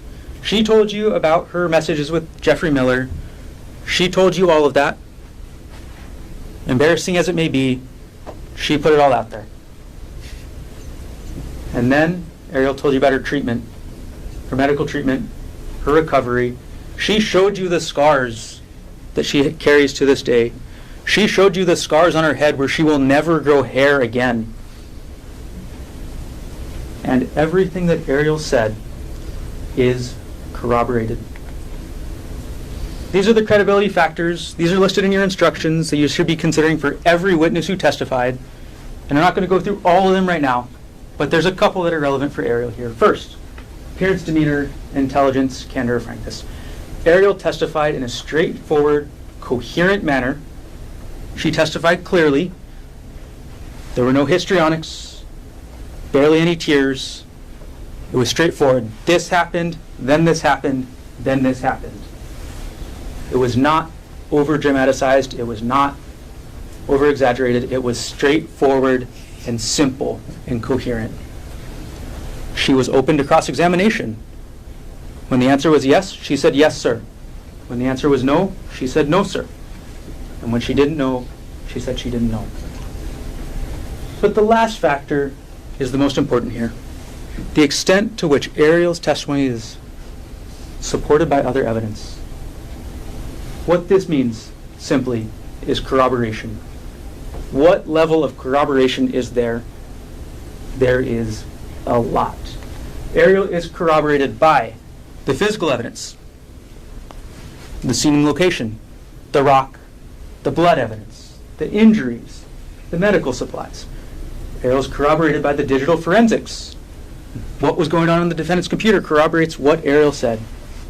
Ariel is corroborated by the other witnesses, by their sworn testimony, by Emil Koenig. Ariel is corroborated by Amanda Morris. She's corroborated by Sarah Buxbaum. She's corroborated by HPD. And in the most important ways, she's even corroborated by what the defendant told Emil.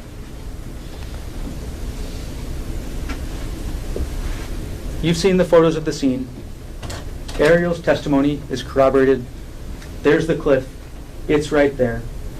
There's the bloody, the blood pool in the bush where the defendant was on top of her, where the defendant was hitting her.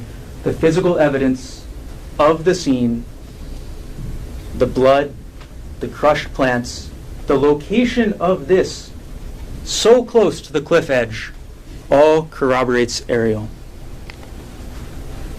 The physical evidence, the rock, corroborates Ariel. You've held the rock, you've seen it, you know how much it weighs, you know how sharp it can be on the sides.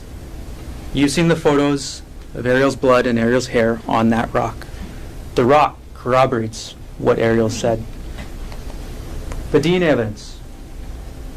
The DNA evidence shows two things very clearly. One, every single sample that was positive for human blood had a likelihood ratio of over 1 trillion for Ariel Koenig. Every single one. The blood on the rock, the blood on the samples from the trail, the blood all over defendant's shirt and shorts. Every single one had a likelihood ratio of over 1 trillion for Ariel. Reason and common sense tells you all of that blood is Ariel Koenig's, not the defendant's. Second, Ariel Koenig's DNA was on both sides of the rock. And think back. Think back to how Ariel demonstrated what she did. She held up her hand. She held up her hand trying to block the defendant. She suffered defensive injuries from it on her fingers, on her thumb, and that's how her DNA is on that rock. Because she touched it. Her touch DNA is on the rock because she touched that rock to try and stop the defendant. The search warrant of defendant's work bag on Maui corroborates Ariel's statement. It shows clearly, conclusively, that defendant had actual possession. Not as some sort of theoretical, oh, he's a doctor, he can get this stuff. No, he had actual possession of syringes, he had actual possession of vials, he had actual possession of drugs that can kill. This isn't some, he could have gotten them, he had them. This corroborates Ariel's testimony. And more importantly, these drugs weren't stored in a controlled environment. They were stored in his home, where he had access. He could take them, didn't have to log them or anything, just remove them from his home and do whatever he wanted with them. This corroborates Ariel as well. Lastly, Ariel is corroborated by her injuries. The physical evidence of Ariel's injuries corroborates exactly what she said. Think of the injuries to the top of her head. The stellate laceration. Dr. Grosjean told you there was debris throughout the entire injury. There were rocks. The defendant swung this rock so hard that pieces of rock broke off into Ariel's scalp. There was dirt throughout the entire laceration. And the middle of Ariel's scalp, he described as macerated or crushed. It went all the way down to the bone. You've seen the photo of Ariel from the front. You've seen what's missing from her head. You've seen that there is a chunk of her scalp that is gone. It's right there in that photo. And you've seen that she didn't just have scalp injuries. She had injuries above her eye. She had injuries below her eye. She had injuries to her hand, not even to just her thumb. Her thumb was only where there was a break. But she had injuries to 3 of her fingers. Her thumb, her index, and her middle finger. Ariel's testimony is corroborated by the physical evidence in this case. It was also corroborated by the digital forensics, the digital evidence. The digital evidence tells you what defendant was thinking, what he was thinking from December 2024 to March 2025. It shows you that, first of all, it confirms the motive. It confirms the strong motive defendant had to kill because he was looking up infidelity. He was looking up Ariel's financials. He was looking up his prior divorce, he was going into Ariel's hard drive to look up documents on her computer or from her computer about divorce. He even went to the point where he was buying a spy device to spy on Ariel. This shows what was going on in defendant's mind. It wasn't some simple research. It wasn't taxes. It wasn't self-help. It was obsession. It was an obsession with Ariel. It was an obsession with infidelity. It was an obsession with going over those financials, and it was a plan for divorce. The second thing that the digital forensics shows, most importantly, it shows defendant's familiarity with that hike. It shows you what the defendant looked at before deciding the Apodaca Trail is the hike that he should be taking Ariel on. It showed the defendant this picture right here. It showed that the defendant was only interested in difficult hikes. Easy hikes were not for him. The defendant wanted difficult hikes, steep trails, big drops, narrow trails. This is where the defendant wanted to take Ariel. This trail, about a foot wide, somewhere around there. One push. One push is all it would take on this trail. Nothing for her to grab onto. One push, and it's a tragic accident. That is what the defendant was researching. He knew that this trail was not popular from his research. He knew that 99% of the people wouldn't be going on this trail. And he knew that this is where he could execute his plan. And he didn't share this with Ariel. He didn't share this website with her, so she could make that informed decision before she went on that hike with him. She had no idea what kind of trail she was getting into that day. Lastly, Ariel's test is corroborated by the other witnesses. Ariel is corroborated by Amanda Morris. Amanda Morris, the first person on the scene.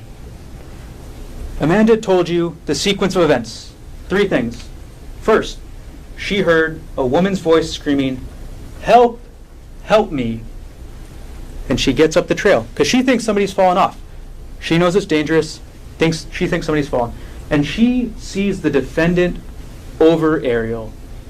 Amanda sees the defendant over Ariel. She sees the defendant with this rock in his hand, and she sees the defendant hit her. And when she sees that, Ariel cries, "Help, he's trying to kill me." And Amanda sees how the defendant responds. How the defendant responds is nothing. He just looks at her. Ariel's also corroborated by Sarah Buxbaum, the second woman on the scene, the second hiker who intervened. Sarah came in behind Amanda. She saw the defendant standing over Ariel. She saw the defendant standing with that rock. And most importantly, Sarah looked the defendant in the eye. Sarah made eye contact with the defendant and told you how that made her feel. It made her feel unsettled. It made her feel so afraid for herself and her safety when she was looking at the defendant in the eye. It made Sarah feel so unsafe that she and Amanda went back down the trail before they called 911 because they realized this was a dangerous situation for them. They realized, after looking in his eyes, what could happen to them. And they took those steps after seeing what was in the defendant's eyes. After seeing that look, they took steps to protect themselves. Listen to Sarah's voice on that 911 call. It's Exhibit 3. You'll have it. Listen to her voice, and you can hear what she's thinking about. You can hear the worry in her voice. You can hear that she's afraid for her own safety after she's seen the defendant. It's all there. And you may hear argument today, or have maybe you thought to yourself, well, Amanda and Sarah only saw the end. The evidence shows that Amanda and Sarah didn't see the end of the incident. They caused the end of the incident. Because when they showed up, that is the only thing that stopped the defendant. Ariel screaming for help didn't stop the defendant. Ariel fighting back for her life didn't stop the defendant. The only thing that stopped the defendant, the only thing that was enough for him to stop, is 2 eyewitnesses coming up on the scene and seeing him beat her with that rock. The only thing that got him to stop was being caught red-handed. The responding officers, Corporal Wu, Corporal Chun, they corroborate Ariel as well. They showed you the hike. You saw the hike on their body cam. You saw their struggles with trying to get up the hike. They showed you the scene. Once more, right there, in the foreground of this photo, that's where this happened. That's where the beating with the rock happened. And right there, just a couple feet away, that's where the defendant tried to push her.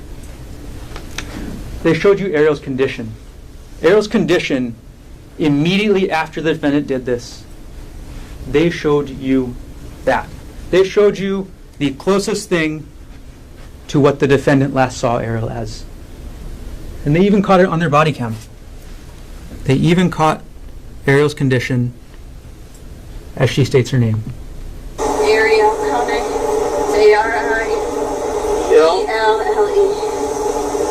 Birthday is March 24th, 1989. You heard Ariel testify for hours. But also, you heard in this video her slurred voice, her heavy breathing, her condition after the defendant beat her with that rock. She was not okay. The manhunt corroborates Ariel as well. It took 3 different agencies, HPD, DLNR's DoCare, HFD, several different units from them, SED, SSD, a K9 unit, the major events unit to search with drones. It took 2 drones, 1 helicopter, and after 8 hours, or almost 8 hours, they were still not able to find the defendant. And that tells you one incredibly important thing. The defendant did not want to be found. The arrest corroborates Ariel just as much. Officers Nicola, Koki, and Borges approached Ariel in their vehicle. Officer Nicola testified he got within an arm's reach of of the defendant before he jumped out the car. Objection, misstates his testimony.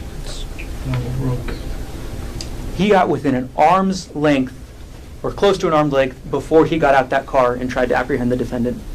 He identified himself as police. And how did the defendant respond? The defendant tried to flee into the woods. It took a total of 835 pounds of HPD officers to subdue the defendant. That's how much he was resisting. He knew they were police. They identified themselves as police. And as Officer Nicola testified, the defendant, in his attempt to get away, fell on his face, and then Officer Nicola fell on top of him. That's why you see the grass on the defendant's head. That's why you see the dirt on the left side of the defendant's face, because that's where he hit the ground. That's where he hit the ground while he was being arrested. And the defendant's own actions, finally, also corroborate what Ariel told you. Defendant's actions corroborate Ariel's testimony. First, he fled the scene. Second, he collected the evidence from the scene. He collected Ariel's phone. He collected Ariel's purse. And he collected those syringes. He took all those items from the scene and he disposed of them. Ariel's mom still tried to ping her phone, and it was up at the poly hours later, but they could never find it.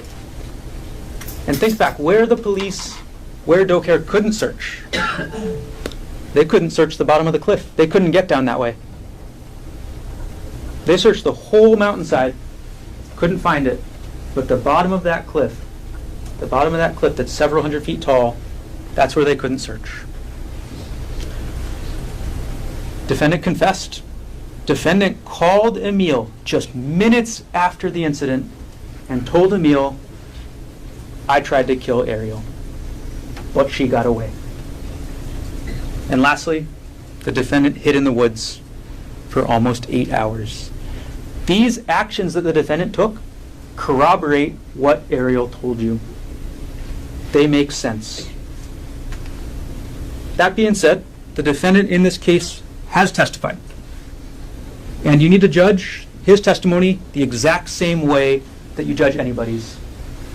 At the beginning of this trial, you heard a theme, some alliteration with a theme, unwilling or unfaithful, unwilling, untrue. But ladies and gentlemen, after listening to the defendant's testimony, you only need one word to summarize it. One word. Unbelievable. The defendant's story. She started an argument. The defendant's story is that somehow Ariel, on her birthday, on an unfamiliar hike next to a massive cliff, decided to start an argument. Does that make sense to you? No. Ariel decided somehow to start an argument about she said she wanted to go back and continue to work with Jeff Miller. She wants to travel with Jeff Miller. Does that make sense that Ariel would bring this up on that cliffside? No. It contradicts common sense. It even contradicts the defendant's own testimony where he told you they don't talk about this outside of counseling. The defendant told you that. And that's what worked for them. And somehow Ariel's bringing it up, ruining her birthday on a hike. Ladies and gentlemen, it's unbelievable. The next part. The defendant's story. She pushed me. The defendant says he felt a hard push from behind, that he was looking out over the cliff. He barely holds himself on. He turns around, and Ariel's already 5 to 10 feet away. Ladies and gentlemen, unbelievable. If Ariel was trying to push him off that cliff, she wouldn't be that far away. She would have been right behind him, trying to push him again. Defendant's story. She pulled me down on top of her. Think about how that makes sense. Defendant's story is that then he approached Ariel. That he grabbed her arms. And Ariel somehow responded by pulling him down on top of her and not letting him go. Defendant's bigger than her. Defendant's stronger than her.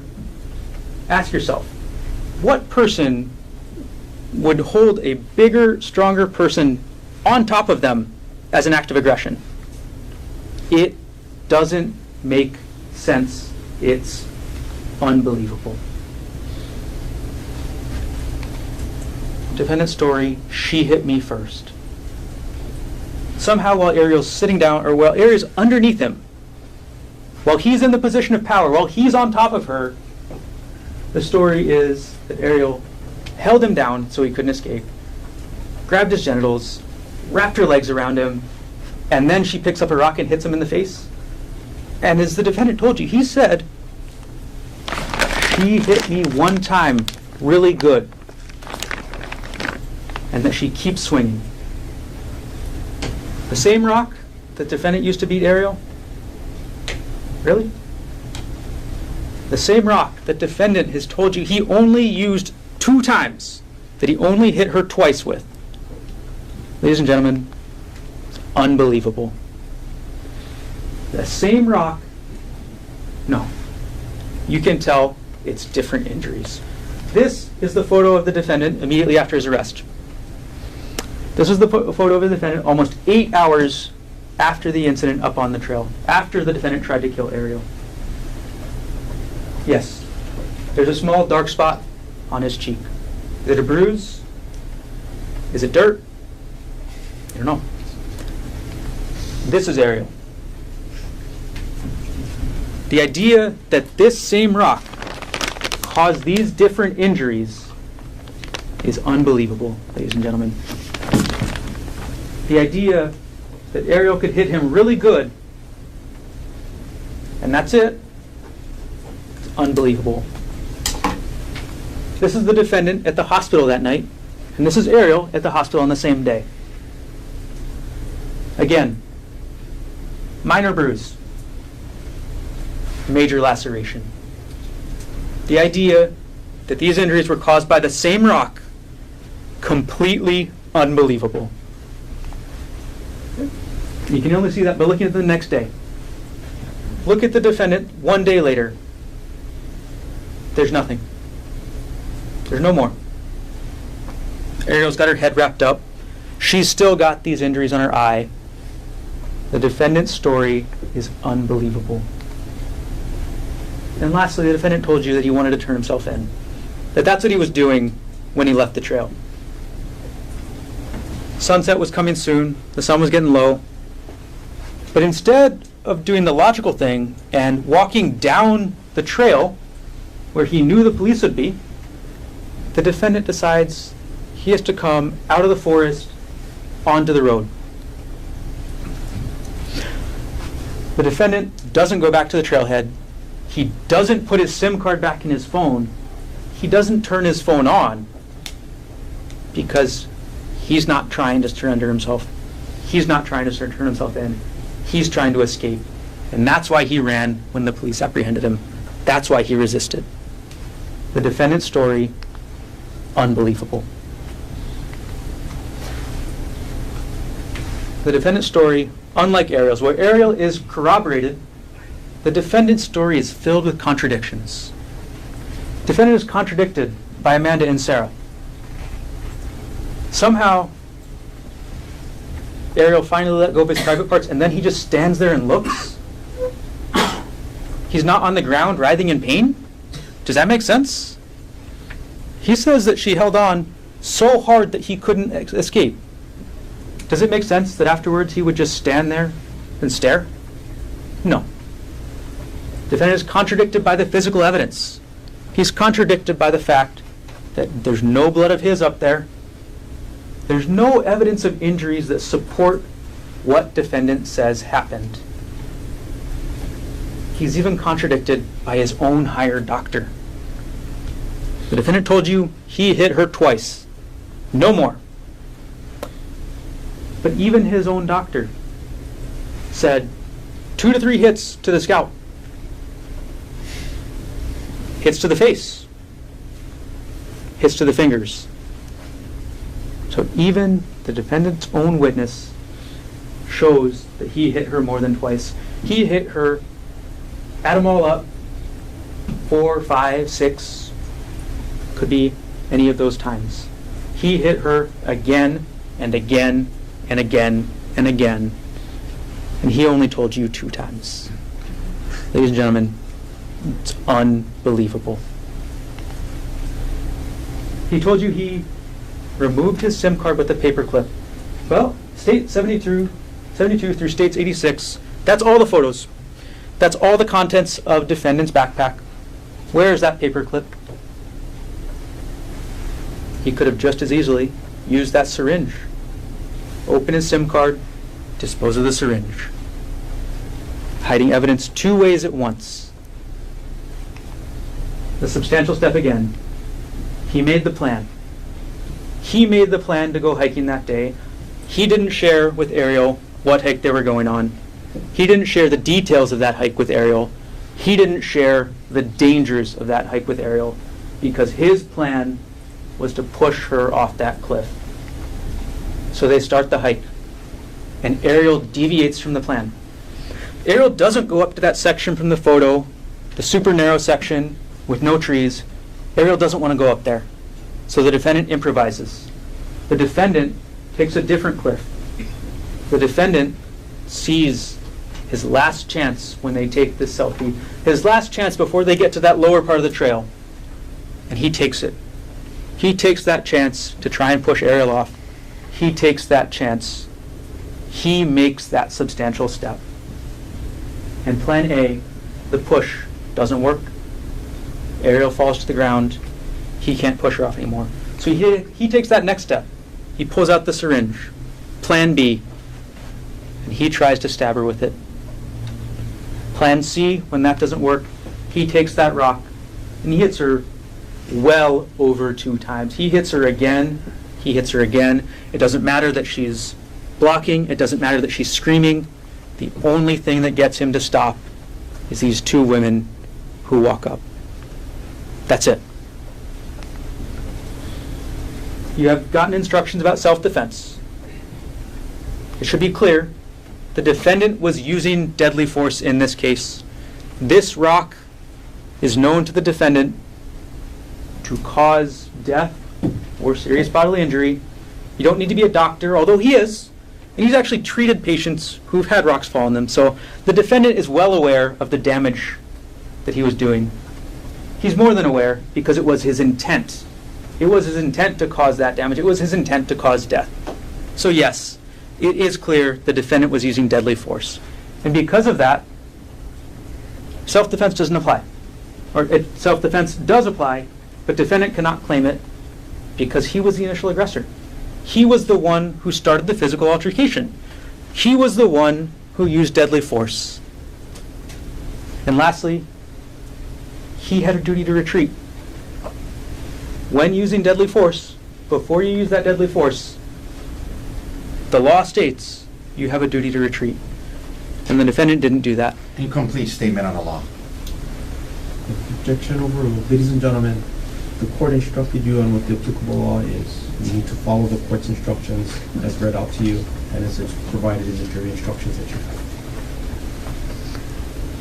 The defendant did not follow the law. The defendant attacked her. Self-defense is not applicable. The state has disproven it beyond reasonable doubt because the defendant was the initial aggressor. The defendant was the first one to use force.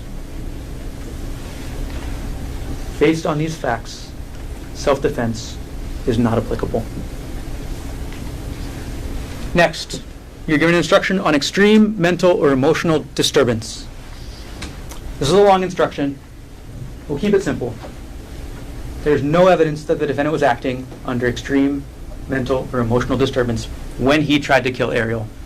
Don't be confused by his testimony. He did say he was under severe emotional distress, but he said that after he tried to kill Ariel. He said he was under severe emotional distress after he started to think about how this would affect his job, how this would affect his life. He was under severe emotional distress after he began to think about the consequences of his actions and how his actions would affect himself. That's what that is. The defendant was not under extreme mental or emotional disturbance when he tried to kill her. He only became that way when he began to think about the consequences. And the second part of that instruction states that the defendant's self-control, the defendant's logical thinking is important here. It shows the defendant, when plan A didn't work, he moved to plan B. When plan B didn't work, he moved to plan C.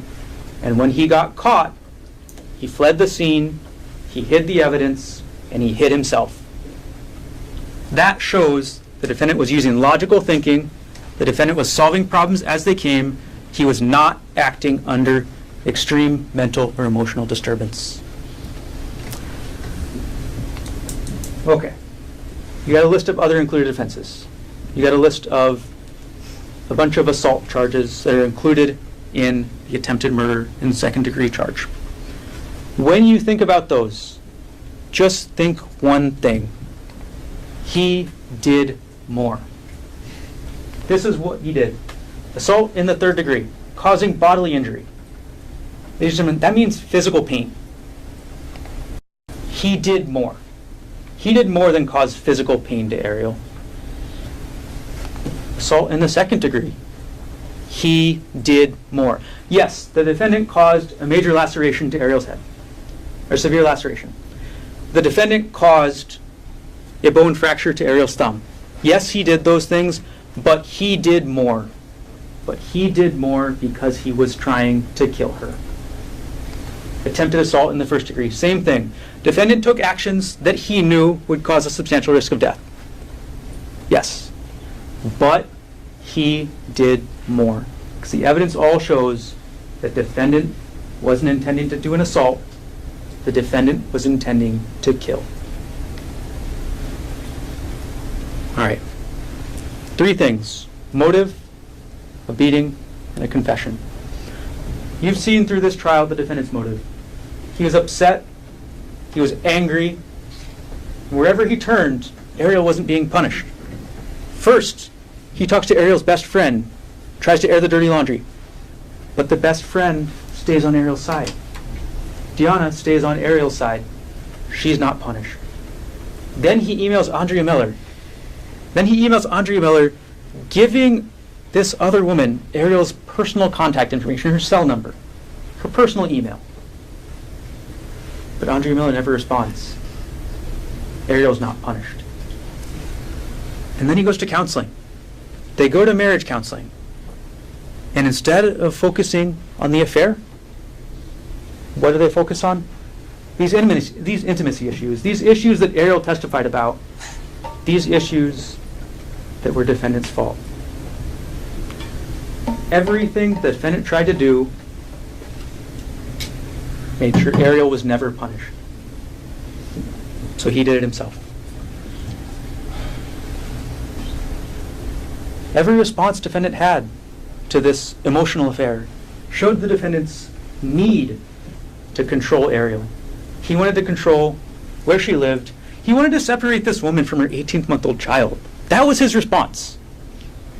His response to finding out was, you should move out. He wanted to control her job. He wanted her to quit. He wanted her to be dependent on him. Because once Ariel quit her job, it's much harder to divorce. She has no more income. She can't go find another remote worker, nuclear engineer job. The defendant knew how much a divorce would cost. He was looking at his own documents, his own records from his prior divorce. He was looking at his own records that showed how much he paid in his prior divorce, because that's what he was thinking about. He was doing that math. He was doing that math on what it would cost to divorce Ariel, what he would give up. And he just couldn't stop thinking about it. He couldn't stop thinking about this emotional affair that he's built up in his head. And because he couldn't stop thinking about it, he made a plan. He made his plan to kill Ariel. The beating. Plan C, the third substantial step, the one that's the most visible, the one where she got these injuries. The defendant took the rock. He picked it up. He swung at Ariel again and again and again and again and again. That many swings shows that the intent was not just to hurt. It was not just to defend. The intent was to end her life. That's what the number of swings tells you in this case. And Ariel's only relief, the only thing that stopped him, was the defendant being caught in the act. It was the intervention of Amanda Morris and Sarah Buxbaum. That's it. So we end with the confession. 10:42 a.m., just a couple minutes after this happened, the defendant calls Emil. It's a video call, not a phone call. So Emil could see what the defendant was saying. He could see the defendant's face. He could see the defendant's mouth moving. There's no gray area with this confession. As Emil testified, he has no doubt about what the defendant told him. There's no phantom gust of wind that came up. There's nothing like that. The defendant confessed to Emil. He told Emil that he tried to kill Ariel. He told Emil why. He told Emil that Ariel got away. He told Emil that Ariel was having an affair. That doesn't sound like a goodbye suicide message, does it?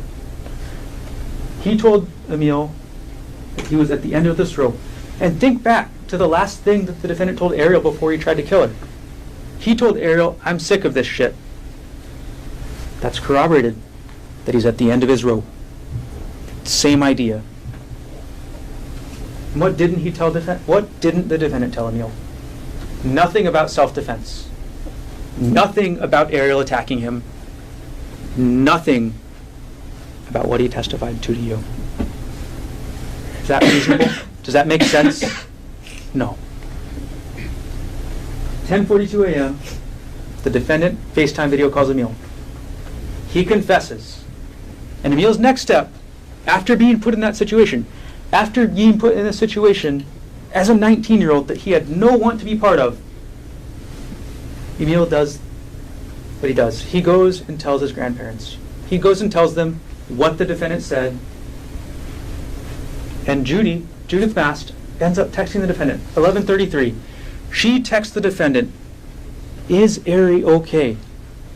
She asks the defendant about her daughter, and the defendant says nothing. He doesn't respond. But what he does do shows his intent.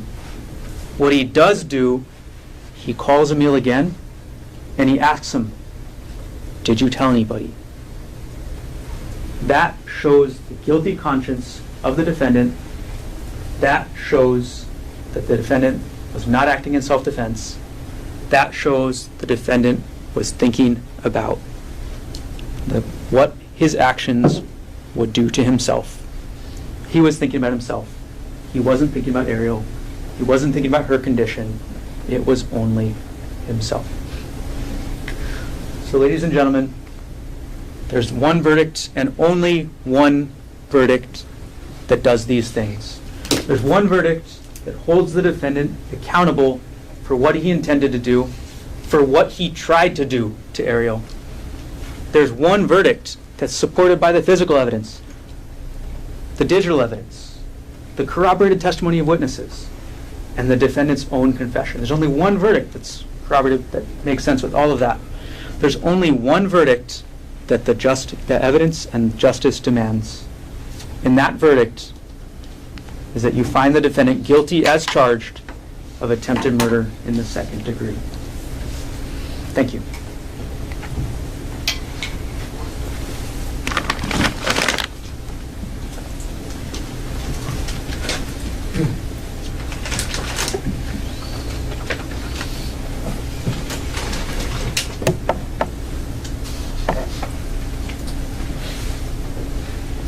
Thank you, Mr. Garner. So, ladies and gentlemen, let's take our second morning recess. Ms. McCallum will come get you, I'll just say 11:10. We'll reconfigure the courtroom during the recess, and we'll come back. The defendant will have the opportunity to present the closing argument. All rise.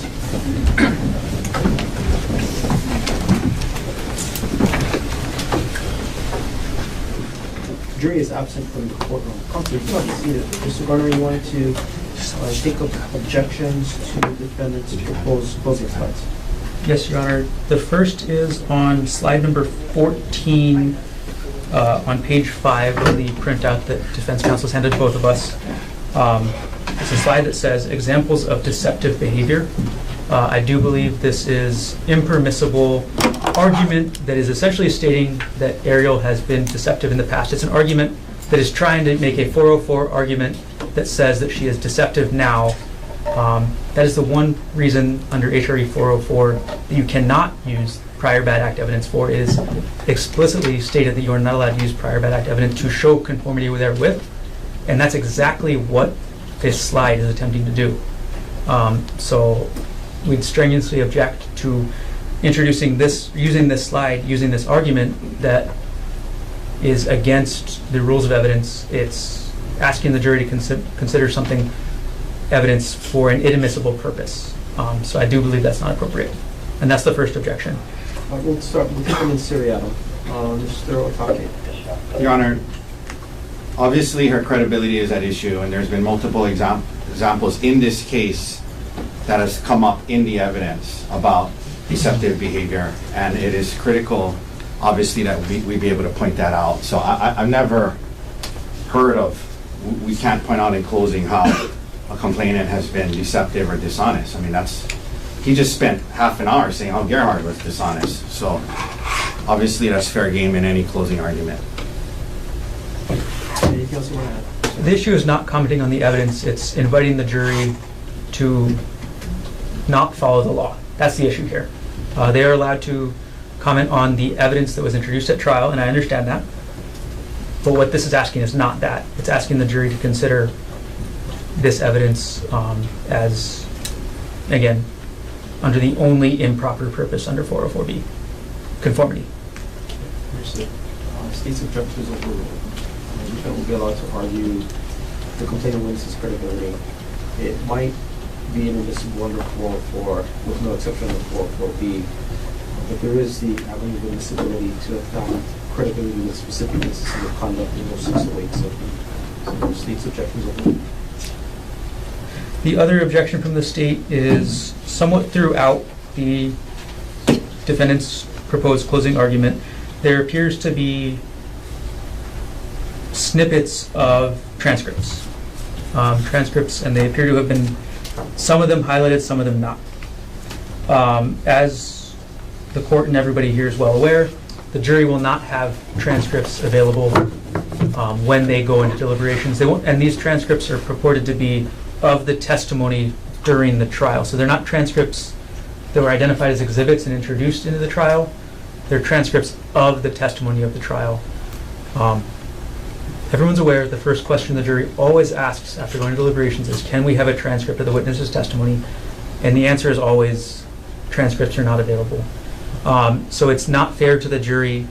It's to put these essentially unmarked exhibits into the PowerPoint. It does give undue weight to what that is, especially consider the jury is instructed to remember the evidence on their own rather than what a court reporter may have written, that it essentially gets around that instruction that the court gave to the jury. It puts undue weight on only these portions that the defense wants to put weight on. So I do believe it's not appropriate for transcripts to be referenced, trial testimony transcripts to be referenced in closing argument. Can we drill down on that a little bit more, Mr. Garner? The real objection is the form with which they're displayed. Because if it wasn't question and answer, and it was just, not even the paraphrasing, if it was just the verbatim testimony without the Q&A descriptions, that would not be objectionable. That's correct. And that's why putting it in, this format with the new Courier font, when it's clearly a transcript written by somebody else, gives it undue weight.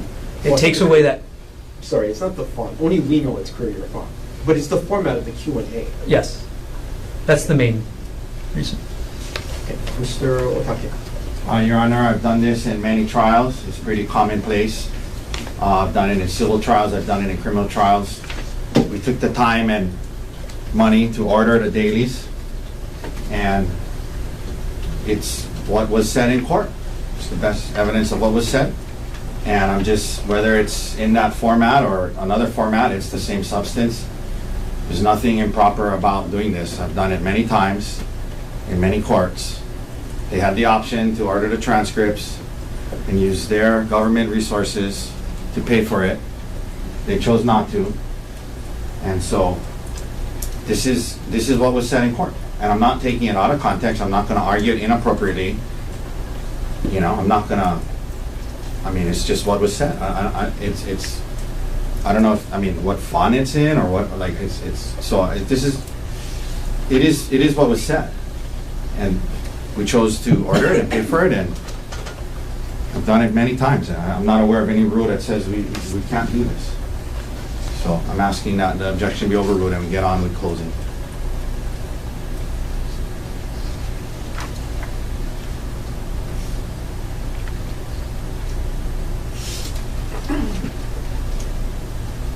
Anything else you want to add, Mr. Garner?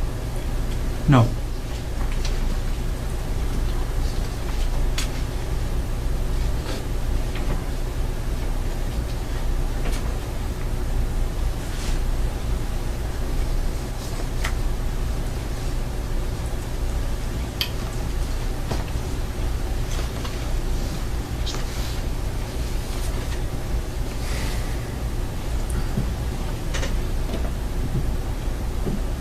Slides with the transcripts, and they are in fact transcripts, there's no dispute about that,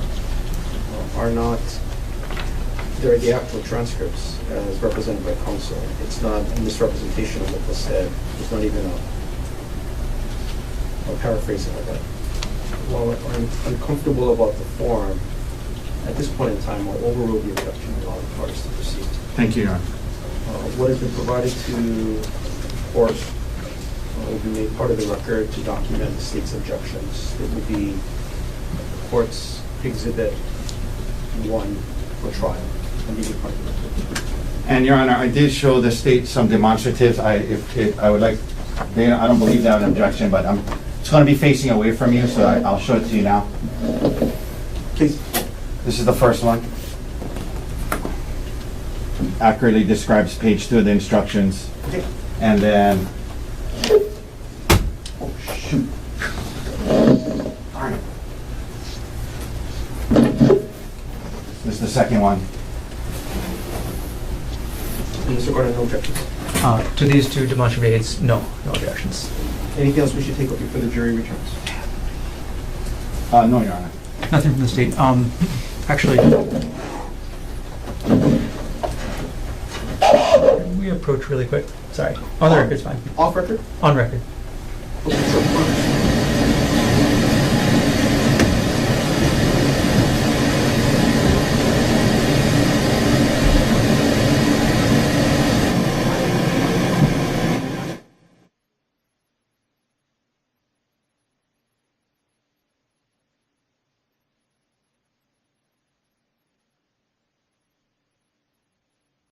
Talk to you. Are you ready to present defendant's closing argument?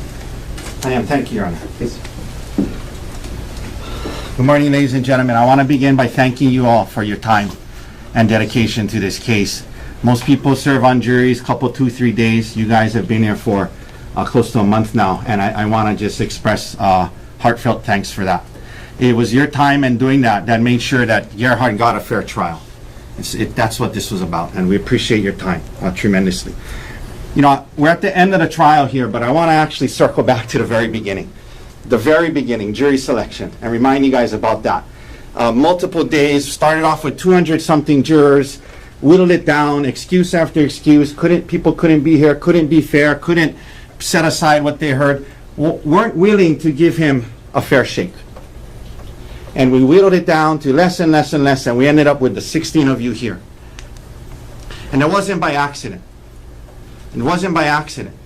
It's because we saw in you what we were looking for. Jurors that would wait until you heard everything. Jurors that weren't going to convict somebody based off of media reports. Jurors that weren't going to just look at one side of things. Jurors who had logic, reason, and common sense. And most importantly, jurors who had integrity to follow the law on reasonable doubt. Objection, move to strike. None of this is evidence. Sustained. Please continue. So I'd like to move to strike the entire closing argument up to this point. Sustain the objection. Mr. Otake, please continue. We went through that process. You guys promised us you would do certain things, and we knew that you would. Now, I'm going to walk you through the evidence and the law today, and it'll be clear that there's reasonable doubt all over this case. All over this case. Before I do, he wants to, whole unwilling, unfaithful, unwilling, untrue. We talked about that. He wants to say unbelievable. I'll add another unword. Undeterred. They're undeterred by the evidence. It doesn't matter what it shows. They're going to spin it in their favor. They came up with a theory and they went to search for facts to support it. They didn't look at the evidence and say, what's the theory that points that out? They came up with a theory and they tried to find any fact they could to fit it. They were undeterred. Undeterred by the DNA. The DNA shows, and I'm going to go through it, she's holding the rock. This is a trillion level DNA on the unstained side. Undeterred. Oh, it must be because when she was blocking. Undeterred. The computer, I have to call Inuma again to say that sometimes the computer accesses these files. Undeterred. Still shows that he's looking at this credit card statement from 2018 to show that he has a financial motive, that it's cheaper to kill her than divorce her. Undeterred. Undeterred by the fact the eyewitness picks the wrong person out of the photo lineup. And still, she stared at him, looked into his cold, dark eyes, saw him very clearly. Picks out the wrong person. Undeterred. Undeterred by the bruise on his face. Or maybe it's dirt. Maybe it's dirt.